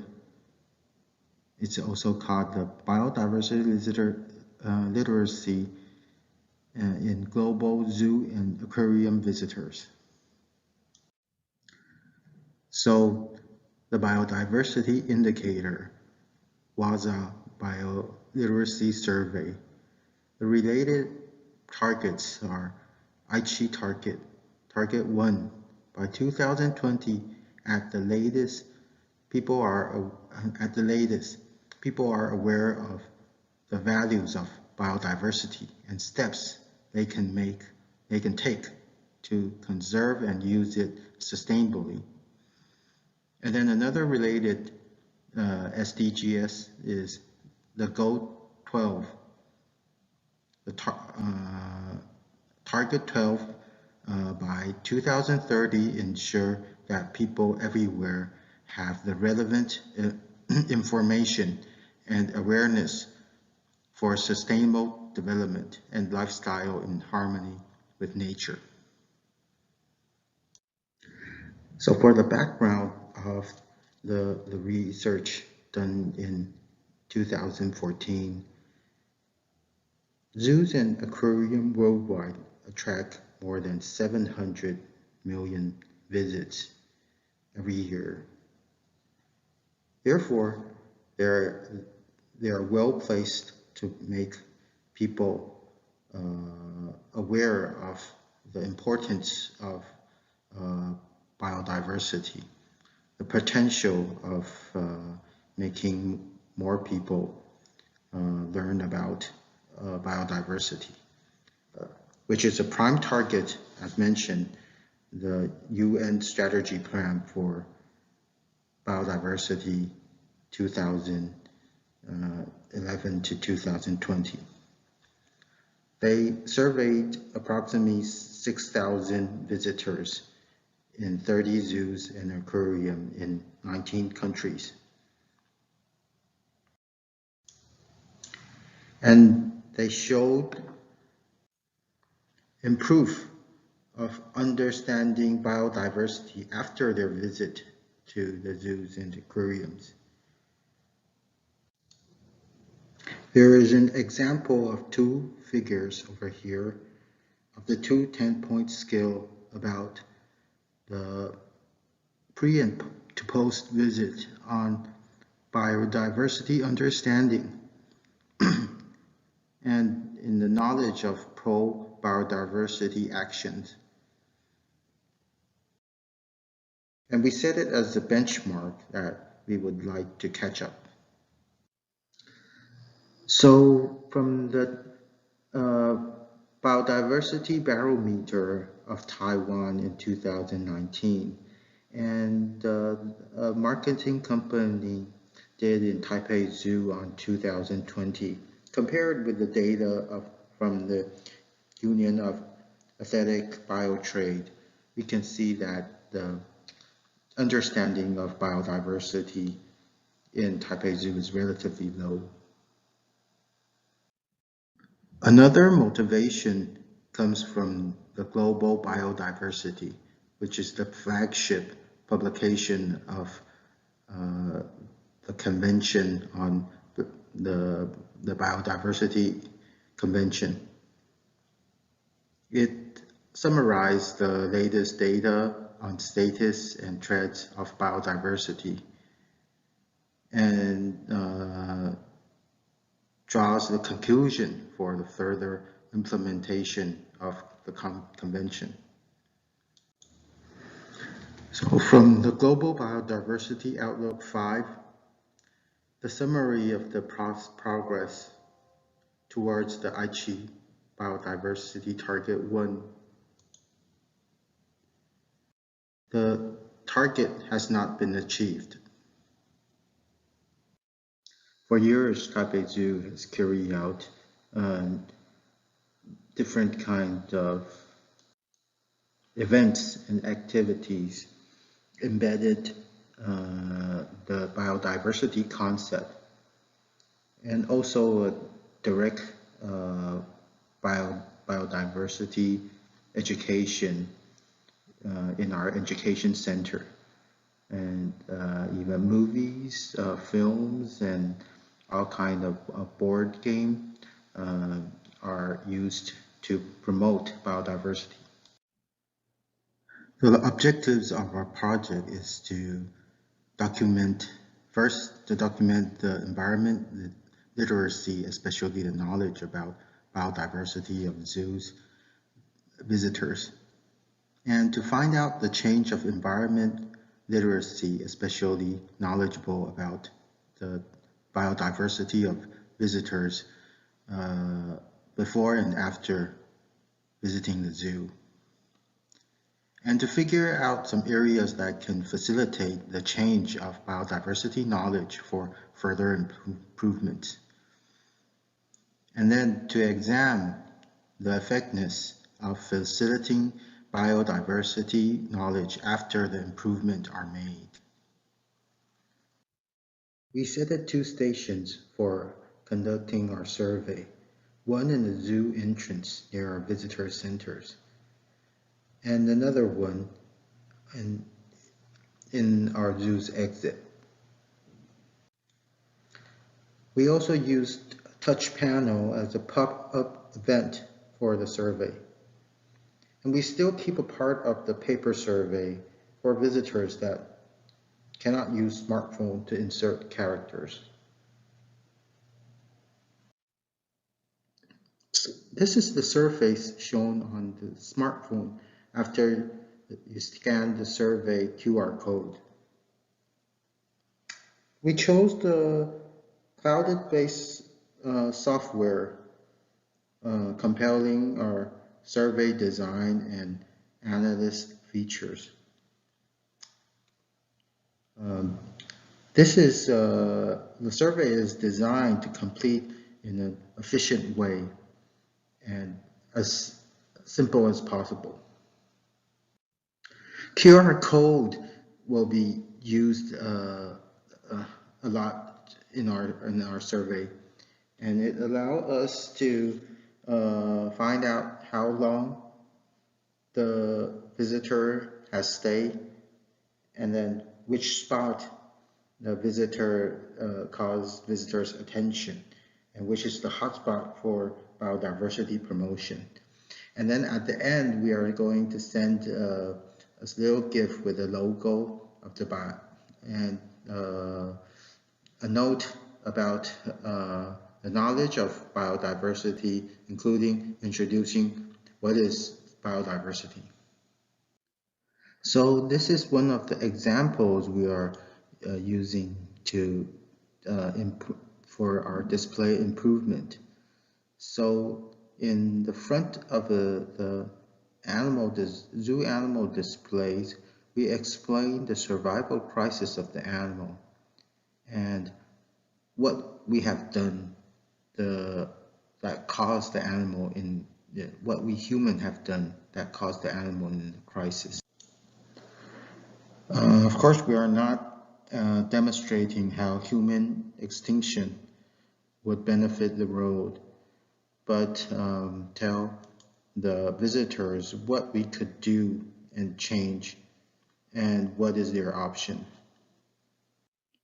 So for the indicators, we are related in post 2020, mostly will be target 16, ensure that the people are encouraged and enabled to make responsible choices and have access to relevant informations and alternatives, taking into account cultural preference to reduce at least half of the waste, and relevant to over consumption of food and other materials. So the rotation of visitor survey and analyzing, and then improvement rotating will make the zoo change, which is our core value. And we want to bring out a successful model and promote to our fellow zoos and aquariums in Taiwan. This is my presentation for today, and thank you for listening. And special thanks to the Forestry Bureau for supporting our project.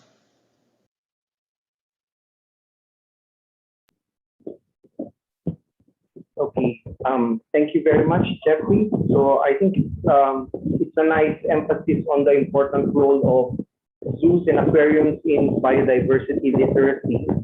And I think it's a necessary probing work on gauging biodiversity literacy using zoos and aquariums. So thank you very much. Okay, so before we proceed with Ms. Vanessa's presentation, I just would like to remind everyone that we are going ahead of our schedule, and I hope this is okay with everyone. And if it's not, please let me know. Okay, we're going ahead of schedule. Okay, I think we're 15 minutes early. Okay, so please let me know or let the secretariat know if you have concerns about the advanced schedule. Okay, thank you again, Jeffrey. So for our second presentation, we have Ms. Vanessa Lee Xiangling from the Mandai Wildlife Group. Okay, and she will be presenting the importance of animal care staff development and training. Okay, so again, thank you, Secretariat. You may play Ms. Vanessa's presentation. My name is Vanessa, and I'm from the Animal Care Innovation team at Mandai Wildlife Group. I would like to start off with a question. How many of us came to work in the zoo already having prior experience and knowledge in caring for animals?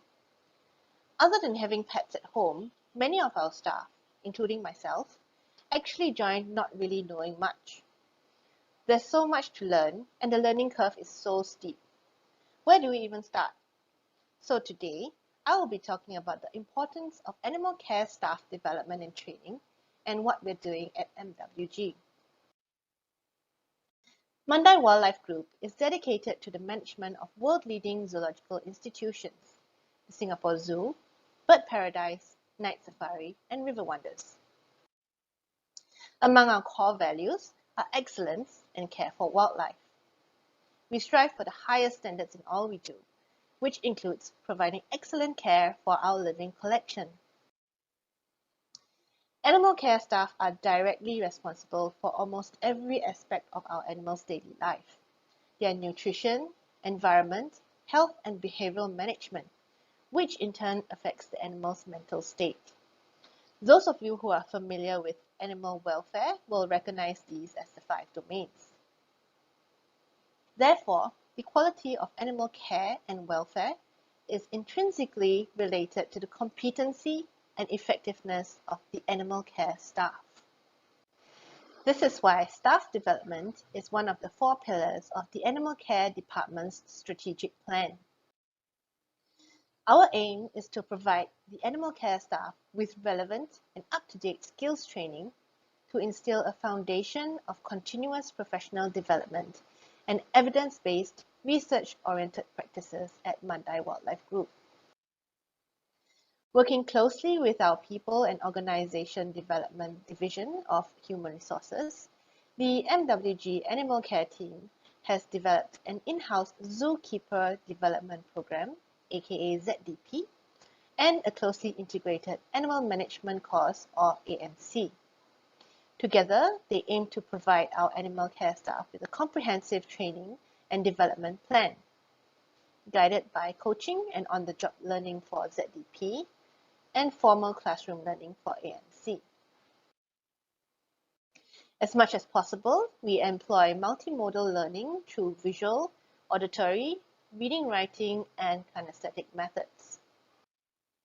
Assessments are also multimodal, especially in the more hands-on ZDP, with different tasks requiring a mix of practical demonstrations, answering oral questions, providing photographic or video evidence, and written assignments. The Zookeeper Development Program is designed as a roadmap or blueprint of everything our animal care staff should know and when they should know it. We identified 14 competencies essential to animal care, such as animal husbandry, feeding and nutrition, operant conditioning techniques, research, and so on. We then determined specific tasks within each competency and tagged them to different keeper levels. Let me walk you through an example, let's say for animal husbandry environment. Firstly, we classified brand new junior keepers and aquarists in their first 3 months as level 1, then junior keepers after their first 3 months and into their first year as level 2. When they progress to keeper, they are tagged to level 3, and as they gain more experience, they move on to level 4. Level 5 is targeted to the senior keepers and aquarists. At every level, there are tasks under each competency that the animal care staff needs to learn. For our example, animal husbandry and environment, the level 1 tasks would be the basic stuff like cleaning and maintaining the enclosure, maintaining cleaning equipment, and checking enclosure integrity, and so on. As they progress through the levels, the tasks increase in complexity, with things like exhibit refurbishment at level 4 and reviewing work procedures at level 5. Each task is further broken down to a specific assessment criteria for evaluation. For example, under the check enclosure integrity task, the staff should be able to list at least 3 types of barriers, perform an on-site demonstration based on the SOP checklist, and identify abnormal enclosure conditions. Tasks under the same competency in each level were grouped as a module. For example, this would be the Animal Husbandry Environment module for level 1. We did have an Animal Husbandry Environment module at each of the 5 levels, but each of the other competencies may or may not have tasks and modules tagged at every single level. By filling in the modules of all the competencies, the end result is the blueprint of everything our staff should know about animal care and when they should know it. Of course, this is only a guideline and they may learn things out of sequence as the need or opportunity arises. While the ZDP covers much of the hands-on and operational competencies and skills, our animal management course seeks to bring a deeper understanding of the role of animal care staff in a modern zoo and the zoo community at large. This program is closely linked to ZDP Level 2 especially, but also includes broader concepts of animal management and involves several other departments. This is a quick run-through of the modules covered, some of which were just recently added for us as well. In the Modern Zoo module, we talk about the role of modern zoos, collection planning, managed species programs, and principles of exhibit design. Under animal welfare, we cover the principles of animal welfare, the 5 domains model, our MWG Animal Welfare Code, and assessing animal welfare at MWG. Next, we go into basic notions of taxonomy, record keeping, and animal transactions and transport. In this module, we go into the basic anatomy, physiology, basic care, biological and physiological needs of the animals in each taxa. Under animal care, we cover basic nutrition and diet monitoring techniques, the importance of the environmental domain in animal care, the care of our program animals, and zoo population management. For behavioral management, we outline our MWG's framework and go into enrichment and operant conditioning. The animal health module engages the vet team, and they go into an introduction to veterinary science, healthcare programs, pathology and disease management, biosecurity, contraception, and conservation medicine.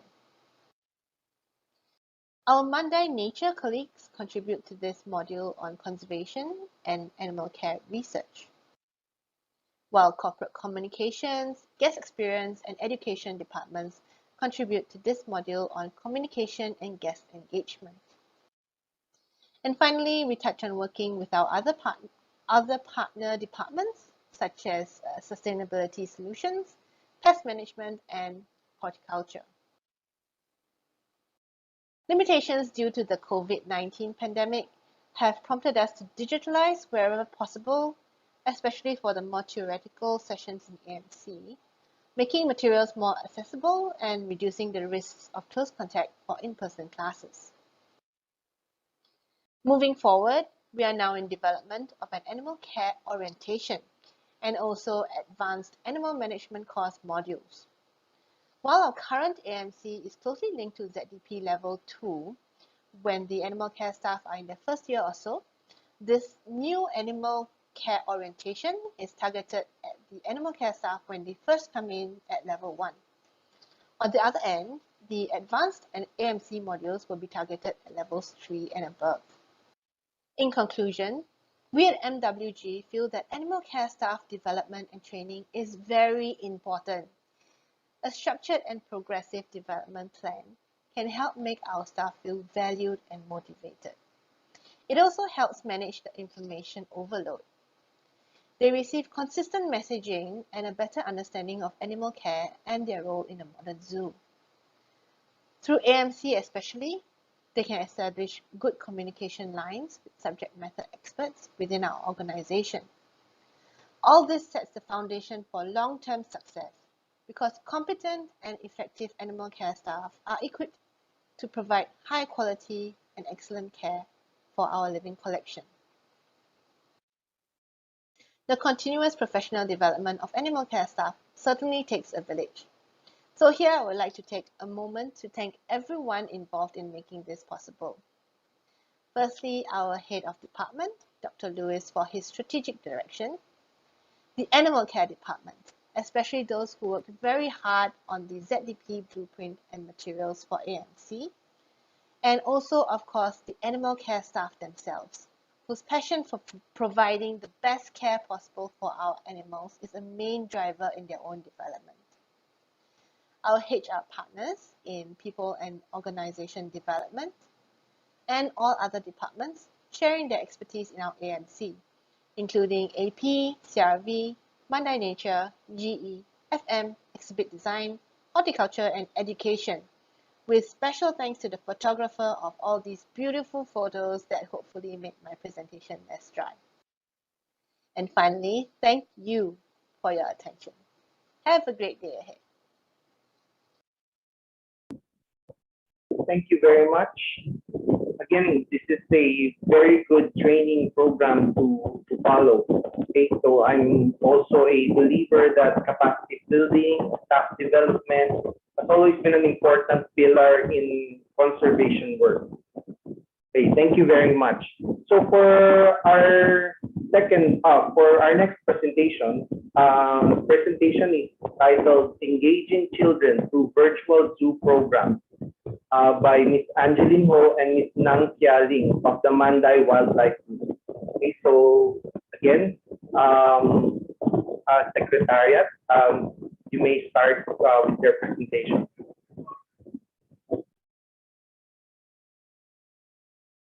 Hello, I'm Kelly. And I'm Angeline. And we are from the Education Department of Manday Wildlife Group. Previously known as Wildlife Reserves Singapore, our new branding of Manday Wildlife Group encompasses our zoological park operations as well as the ongoing works here in the Manday Precinct.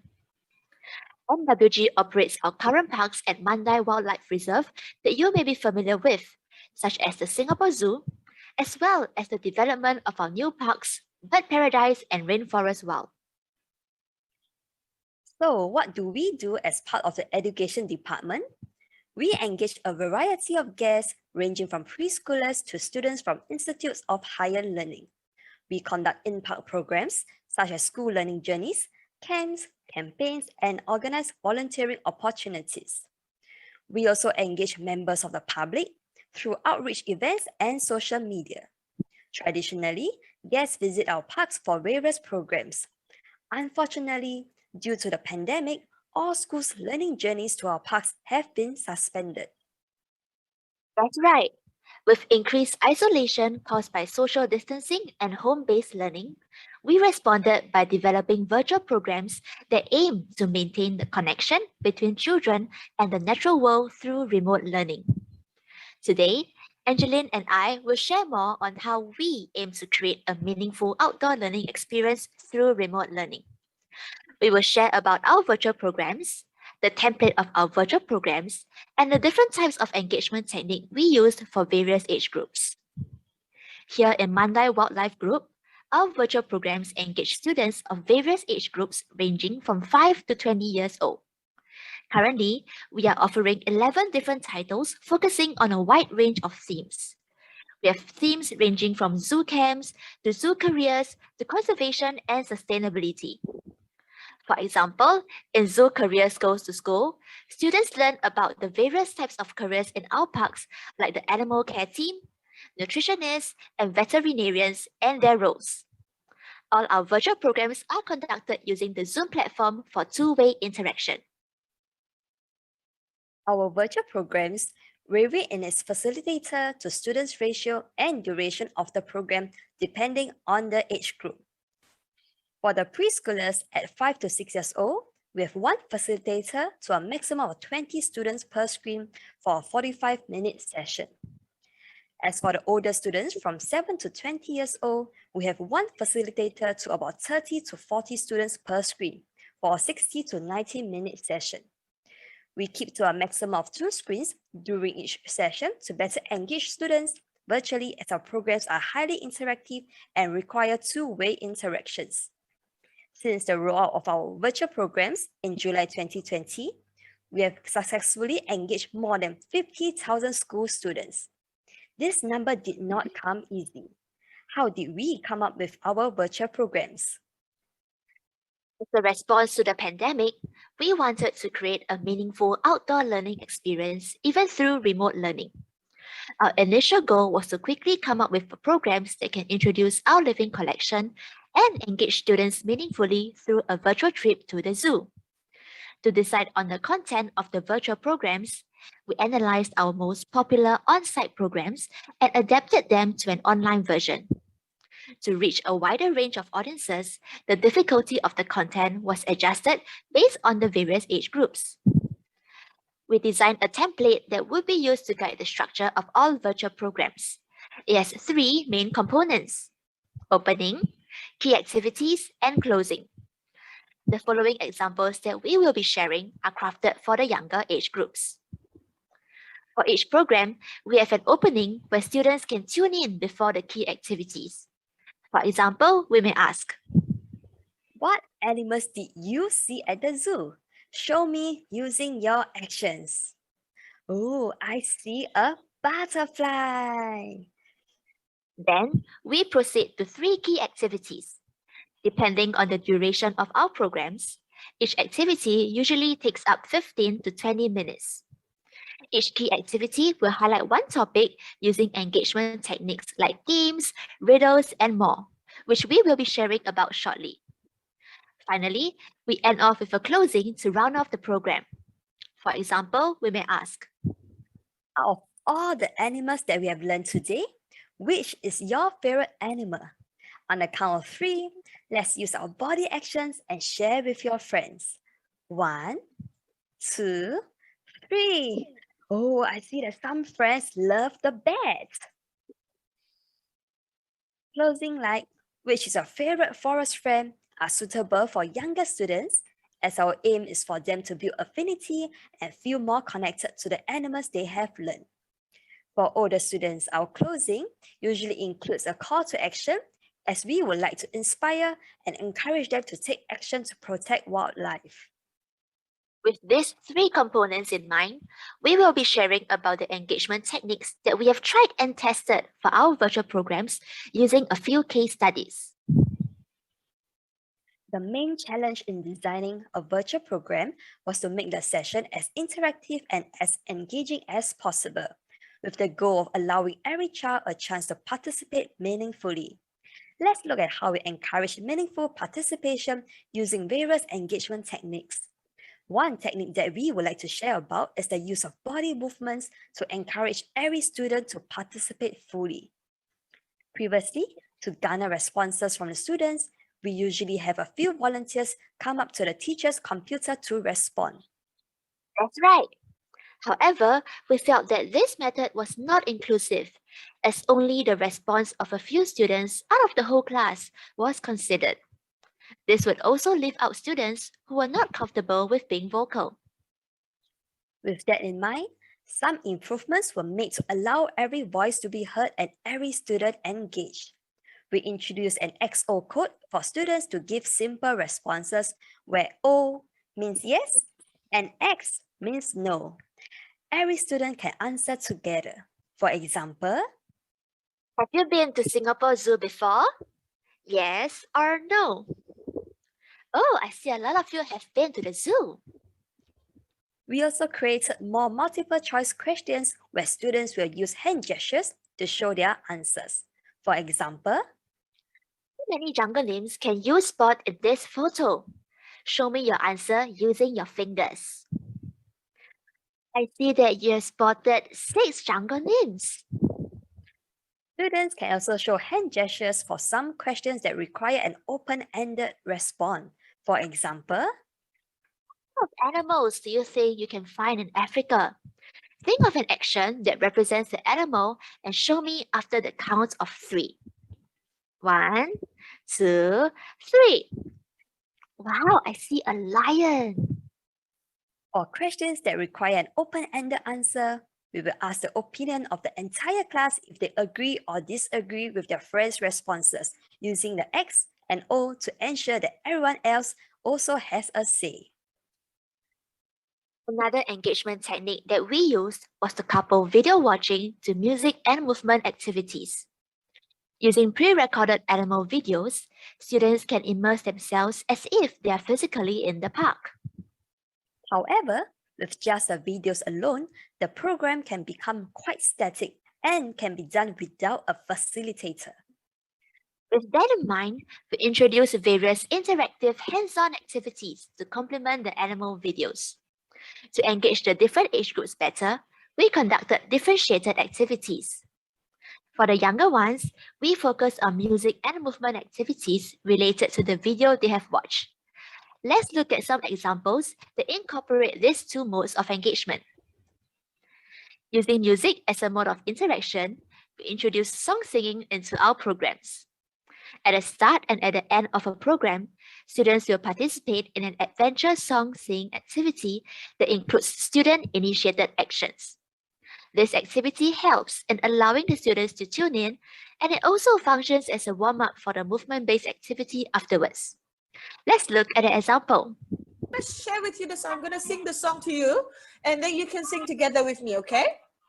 Yes, it goes walk and walk and walk and stop. Ooh, I see a lot of you doing actions. Very good. Walk and walk and walk and stop. Walk and walk and walk and stop. Show me what you see over there. So that was an example of our music-based activity. Moving on, an example of a movement-based activity can be found in our Wild Africa Goes to School program, where students learn about animals that can be found in Africa. To introduce a giraffe to them, we played a video showing the giraffe's movements and got the students to copy the actions. To highlight the point that the giraffe is the tallest land animal, they were challenged to stretch as tall as they can throughout the duration of the video. Another example of a movement activity can be found in our program Panda Keeper Flows to School. In this program, students took on the role of a giant panda keeper. After watching a video on how our keepers prepared the bamboos, they got to prepare food for our park's giant pandas too, by virtually washing and chopping the food into smaller pieces. Moving on to the older ones, hands-on activities were introduced to complement the videos they have watched. Without tactile resources that they would have otherwise experienced in park, we introduced hands-on activities to still provide students with a sensorial experience. Here are two examples of such hands-on activities. In our program Amazon Flooded Forest Flows to School, students learn about 3 animals that live in or around the Amazon River. To learn about a giant river otter and its habitat, students watch a video that displays its movements on land and in water. We then challenge them to draw what they think the habitat of the otter looks like. Students came forward to share their habitat drawings and compared them to the otter exhibit in the video. Other than drawing, the students also participated in a hands-on 3D model making activity. For example, in our Zoom Explorer Camp program, students learned about the different careers in the zoo. After watching a video about our animal presenters and the binturong, we challenged students to try making an enrichment for our binturong using loose parts, which are things you can find in the home or from nature, such as leaves and twigs. They then presented their enrichment devices before we showed them what the animal presenters have made. So, how did we measure the success of our virtual programs? Let's hear what the teachers of different age groups have to say. The facilitator was able to capture the attention of the children and were able to engage them in the different activities. Activities have a good mix of content, observation, imagination, and physical activity. It was age appropriate. Other than receiving feedback from the teachers, the program facilitators also gauged the responses of the students during the virtual programs. Students were responsive and engaged throughout the session. The younger students participated actively as we could see them following along through their body movements and hand gestures. The older students were all able to show their drawings and enrichment devices and pitch their ideas to us. The students took the initiative to respond to our questions and eagerly participated in the Q&A session to extend their own learning. It seems that we are moving in the right direction. Moving forward, we will continue to upgrade our programs and strive for better and more effective engagements. With that said, we have come to the end of our presentation on the different engagement techniques that we have used to create a meaningful virtual outdoor learning experience. We hope that this sharing will be useful in your journey to craft your own virtual programs. To end off our sharing, we would like to leave you with this question. What is it about your park that you wish to share through live virtual programs? Thank you. And goodbye. Thank you very much, dynamic duo. Okay, so actually the work that you did is well structured. It's a well structured live, virtual, and interactive program, and it's actually very engaging and informative. Okay, congratulations. Okay, now moving on to our next presentation. we have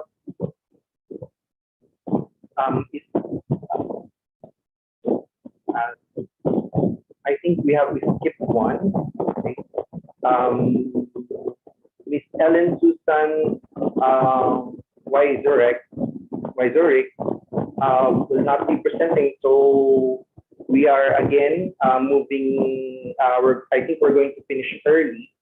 So yeah, for all of those familiar with the program, she will not be presenting.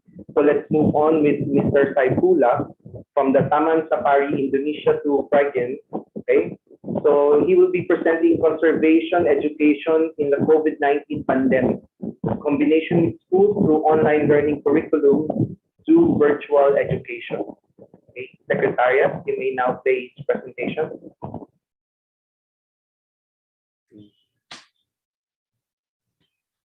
Good afternoon, everyone. Firstly, I would like to say thank you so much, Taman Safari Pigen, for giving me a second chance so that I can attend the SEAZA conference again. My name is Saifullah. I'm an education staff at Safari Pigen, and my title today is Conservation Education in the COVID-19 Pandemic combined with school through online learning curriculum.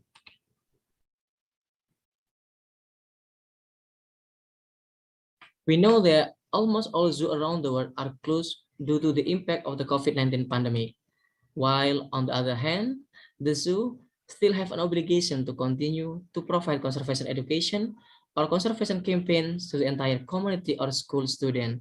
And how can the zoo continue to provide conservation education while visitors cannot visit the zoo directly? We think the best way is through online learning. Even though there are no visitor or student who came during the pandemic, we can still do online learning. And this has proven to be very effective and much in demand by schools that have not been able to come directly to the zoo due to the pandemic.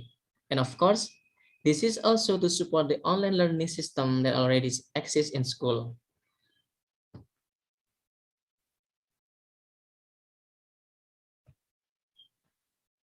Our goal is, we know that almost all schools today are already using online learning method. I think lesson about animal will be more attractive because some students are bored with the lesson that already exists in school.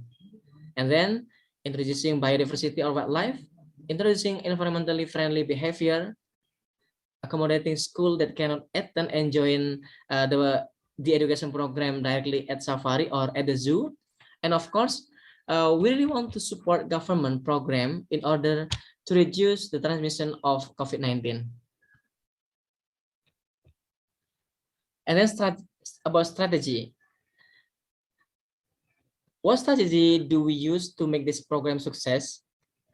The first, we make collaboration with the East Java Ministry of Education, School and the East Java Culture and Tourism Office. Second, we create interesting program, or we call it fun virtual education. And the third, creating virtual educational workshop for school in East Java, collaborating with East Java Tourism Ambassador, or we call it Raka-Raki. And of course, we promote our program for school by social media like Facebook, Instagram, to promote our education program. Who can enjoy the program? This program can be enjoyed by all school grade from toddler, kindergarten until university. Material. This is an overview of the material we provide to students. First, animal classification, and then habitat and behavior, description, distribution, and reproduction system, threat like poaching, etc., environmentally problem like habitat loss, pollution, etc. And the last, human and zoo role. Of course, it depends on the class of the student. And then the result. After doing some discussion, here are some the result we got. We divide into 3 programs. First, we have Friend of Elephant program, where we do all our activities in the elephant enclosure, including general introduction about elephant, bathing elephant, and feeding elephant. And then the second program is various animal program, This program introduced general knowledge ranging from the family of bird, mammals, reptile, etc. And the last, our program is Who Wants to Be a Vet program. In addition, to support this program, we also create a worksheet for students based on the selected program. Then, for media promotion, we collaborate with the East Java Education Ministry, School, and the East Java Culture and Tourism Office to promote our program. And then, this is some activities we do when we do online learning. They have different legs. The hind leg usually bigger, and then the front leg is smaller. They can jump, you know? Yes, they can jump up to 2 meters. Wow! Very high. We often use Zoom application or Google Meet when we have a virtual education program.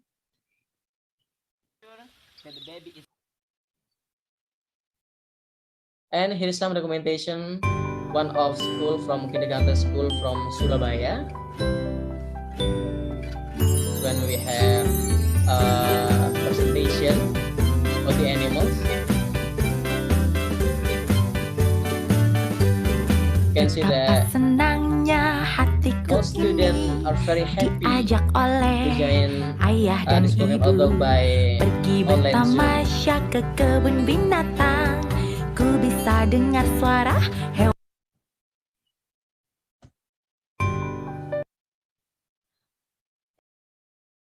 And activity result.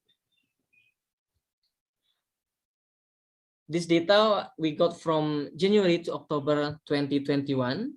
Here we can see that the most favorite program is number 1, or various animal for kids, kindergarten or elementary student, that participated by more than 50 schools. And then the conclusion.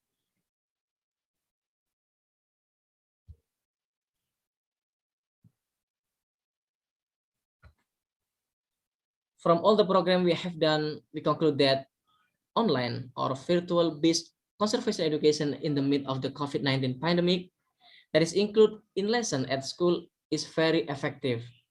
Second, participants, both student or teacher, are very enthusiastic because we present fun learning method. On the other hand, animal studies are more interesting for students because it is new thing in school. And the last, make student and teacher aware of the importance of natural resources and conservation, develop conservation ethic from an early age, form a pattern of behavior that is friendly to natural resources, and provide knowledge. That's all my presentation. Thank you so much for your attention. Together, we can reverse the red. Let's save our precious wildlife. Thank you. Thank you very much, Mr. Saifullah. So, well, I am glad that you're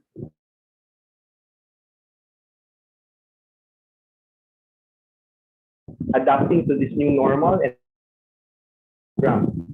this presentation by Mr. Saifullah is proof to that. Okay, thank you very much. Okay, for our last presentation, we have the study on population and nest distribution of Javan banded cheetah, Hydrornis guahana at Taman Safari Indonesia 2. Okay, to be presented by Mr. Ahmad Zainul Hassan. Okay, Secretariat, you may start the presentation. Thank you. Hello, good afternoon all. Thanks for the occasion for me. At the moment, let me introduce myself. My name is Ahmad Zainul Hassan from Taman Safari Indonesia 2 Prigen.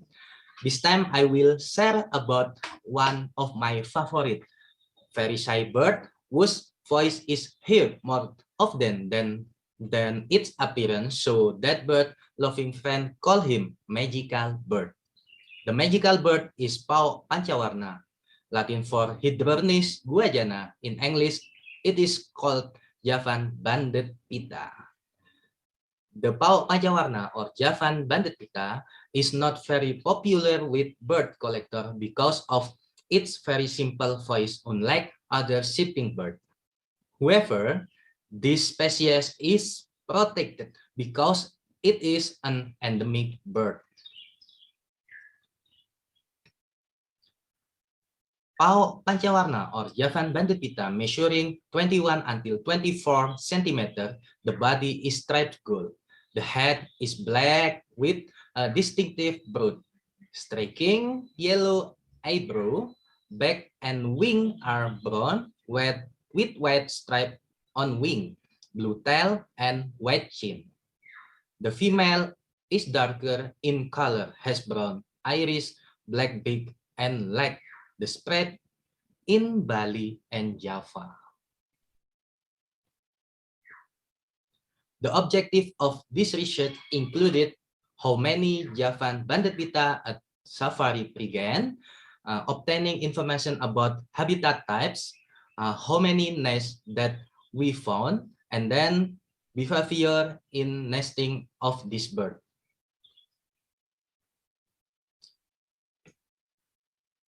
For the material and method, the method we use land transect combination with point count.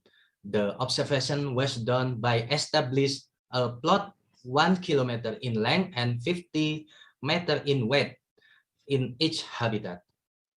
First, we determine the main transect along 1 kilometer and set main transect. We goes to entry the place about 50 meters for determine the point count area. On point count area, Javan banded pitas or nest found will be entered into the data with marking GPS.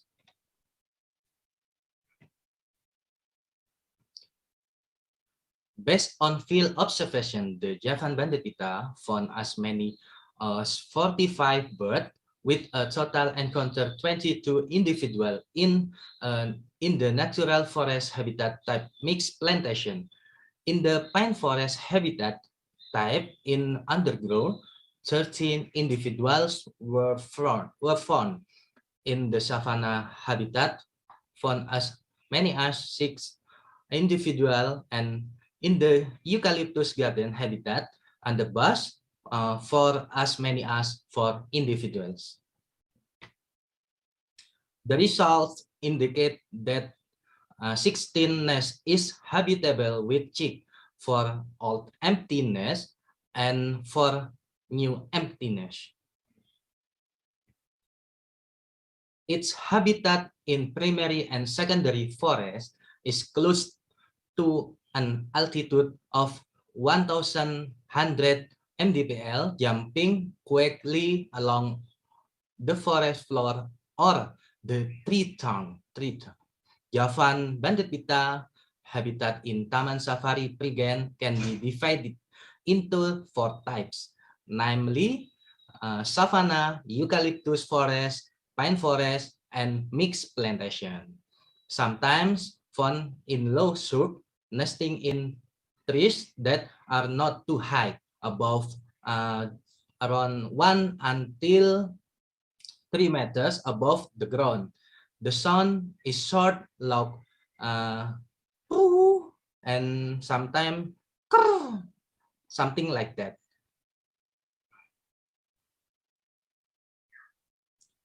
The nest is a whole spherical shape of vegetation in the bush, 1 meter above the ground.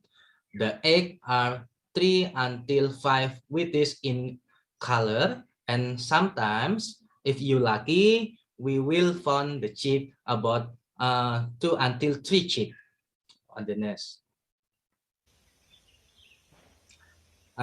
Nest that habitable as nesting observation object obtain parental care behavior.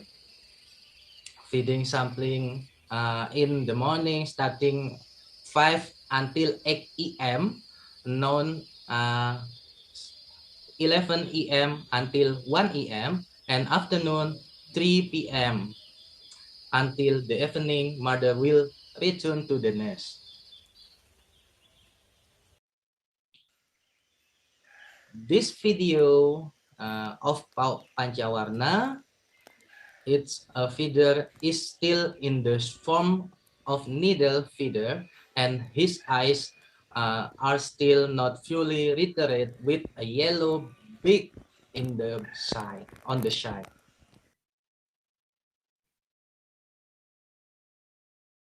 From the data obtained, it can be concluded that Prigen Safari Park is a habitat that is quite supportive of the breeding of Javan banded pita. This bird feeds its chick during all the day from morning to evening.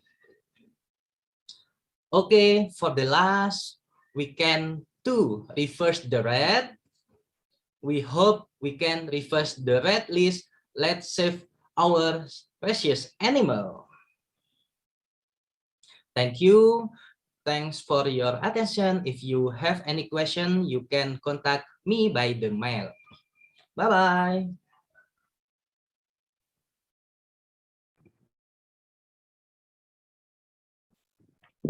Thank you very much, Mr. Ahmad. Thank you for presenting the importance of biological data to support the conservation of the hydronic wahana. Okay, thank you very much. Okay, so I think for the all presentation, thank you and congratulations to all those who presented. I think we can now proceed with the open forum. So if you have questions, you may now raise them so that our presenters can answer. So I think the question by Ari was already answered. Okay. Now there's one question. I just have to find it. Okay, so this is for all the presenters. Anyone can answer, or all of you can answer. So the question is, what education strategy is best for the general public? Okay, other than in Southeast Asia, visitors pay no attention to information written on the signs. So how do you best educate visitors about the animals when they are looking at the signs in a casual way? So can anyone answer?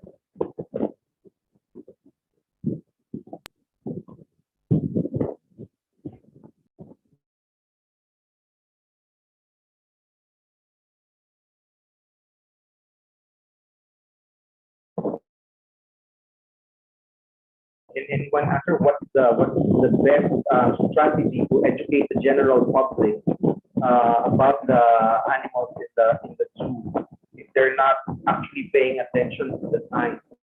Do you have any suggestions?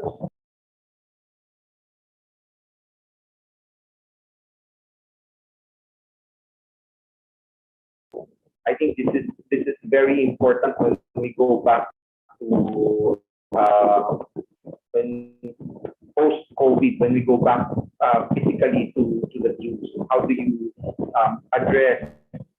How would you address this problem? From Catherine.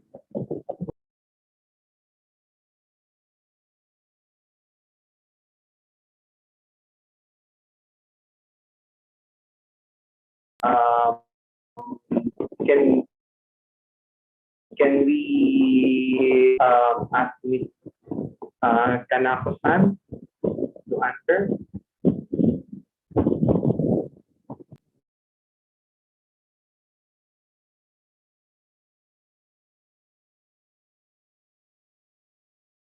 Hello, ma'am. Sorry to put you on spotlight.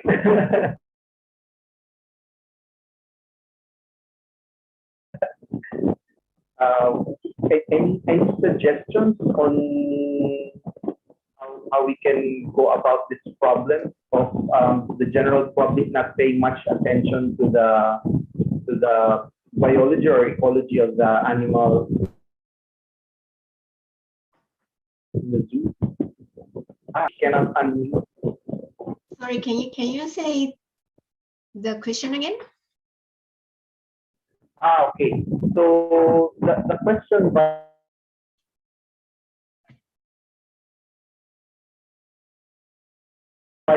Catherine is basically to do not pay attention to the signs to the signs of the signs near um,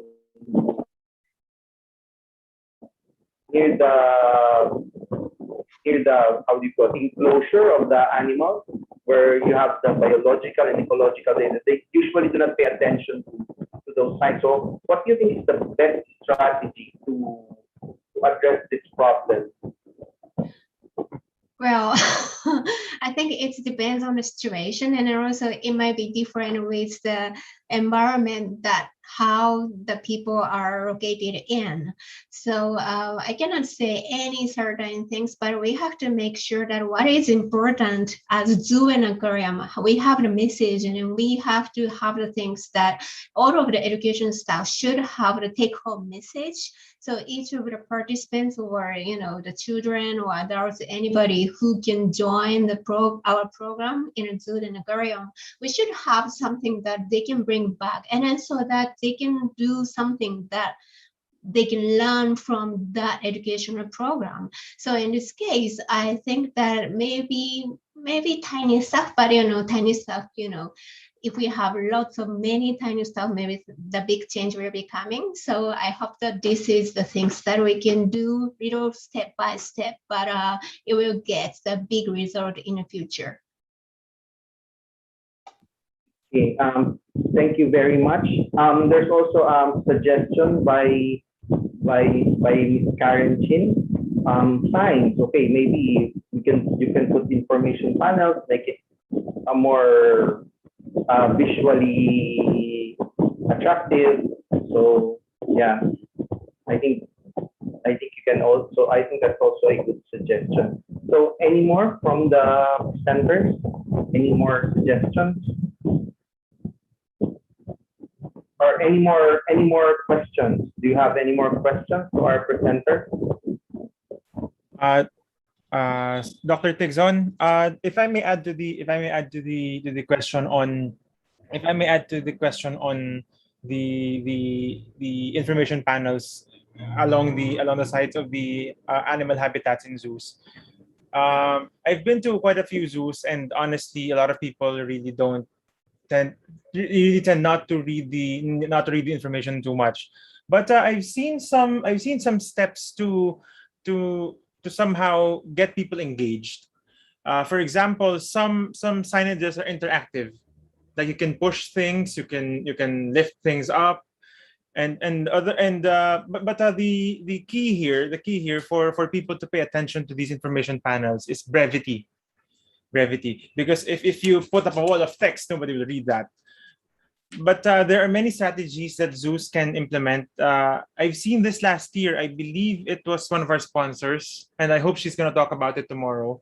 Hazkoba has this a concept in zoo design wherein they did the signages that are interactive.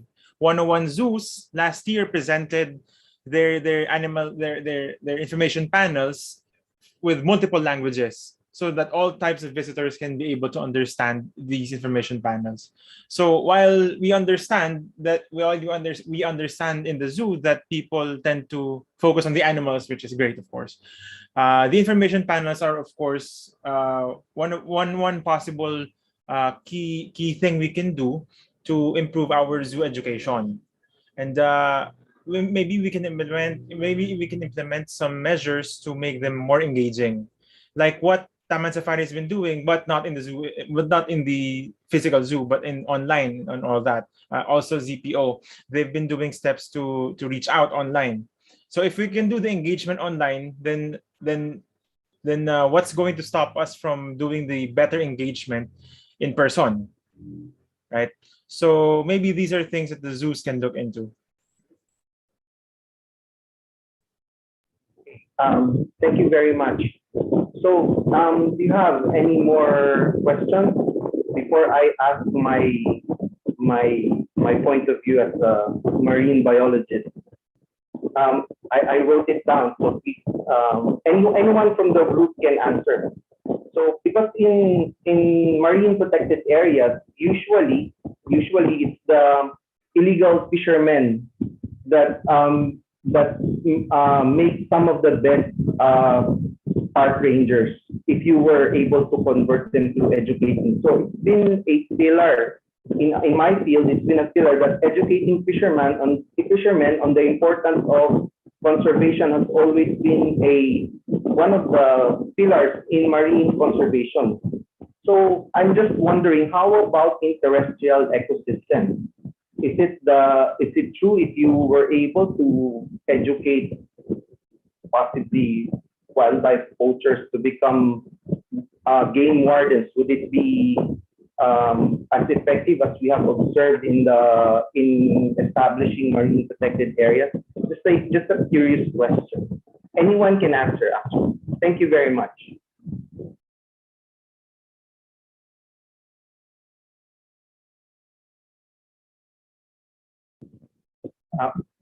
Because I've seen that there's a parallel that, well, actually capacity building is very important. Capacity building and education is very, very important, both in the terrestrial, based on your presentation, and in the marine habitat. So I just wondered, would it be better to target known poachers in the area and maybe convert them to become game wardens, or not necessarily? Anyone from the group can answer.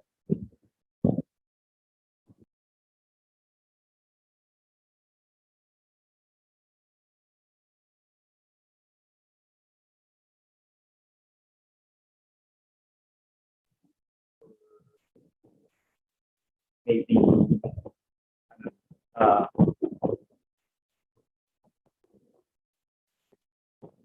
I think we're all tired at this moment. So maybe you can just chat it or send me an email. I just want to maybe look at parallel situation. Okay, so I think this has been a long day, and I think we can, Secretariat, can we end the conference session? Actually, sir, yes, we can. We will just have to do the reminders for the following days of the conference.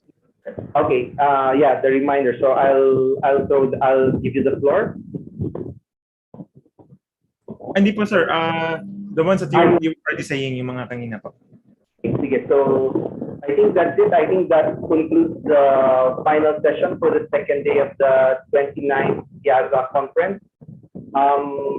Maraming salamat for joining us here at the virtual conference. And again, this is hosted by the Philippine Zoos and Aquariums Association in partnership with the ASEAN Centre for Biodiversity and the University of the Philippines Los Baños Museum of Natural History. We would like to thank our sponsors also, 101 Zoos of Israel, Hazkoba of the United Kingdom, and the Marine and Land Associates Limited of Hong Kong. Again, I am Vic Dixon, and it was a pleasure to be your host for today. Congratulations to all the presenters. Paalam at hanggang sa muli. Mabuhay. Congratulations, everyone.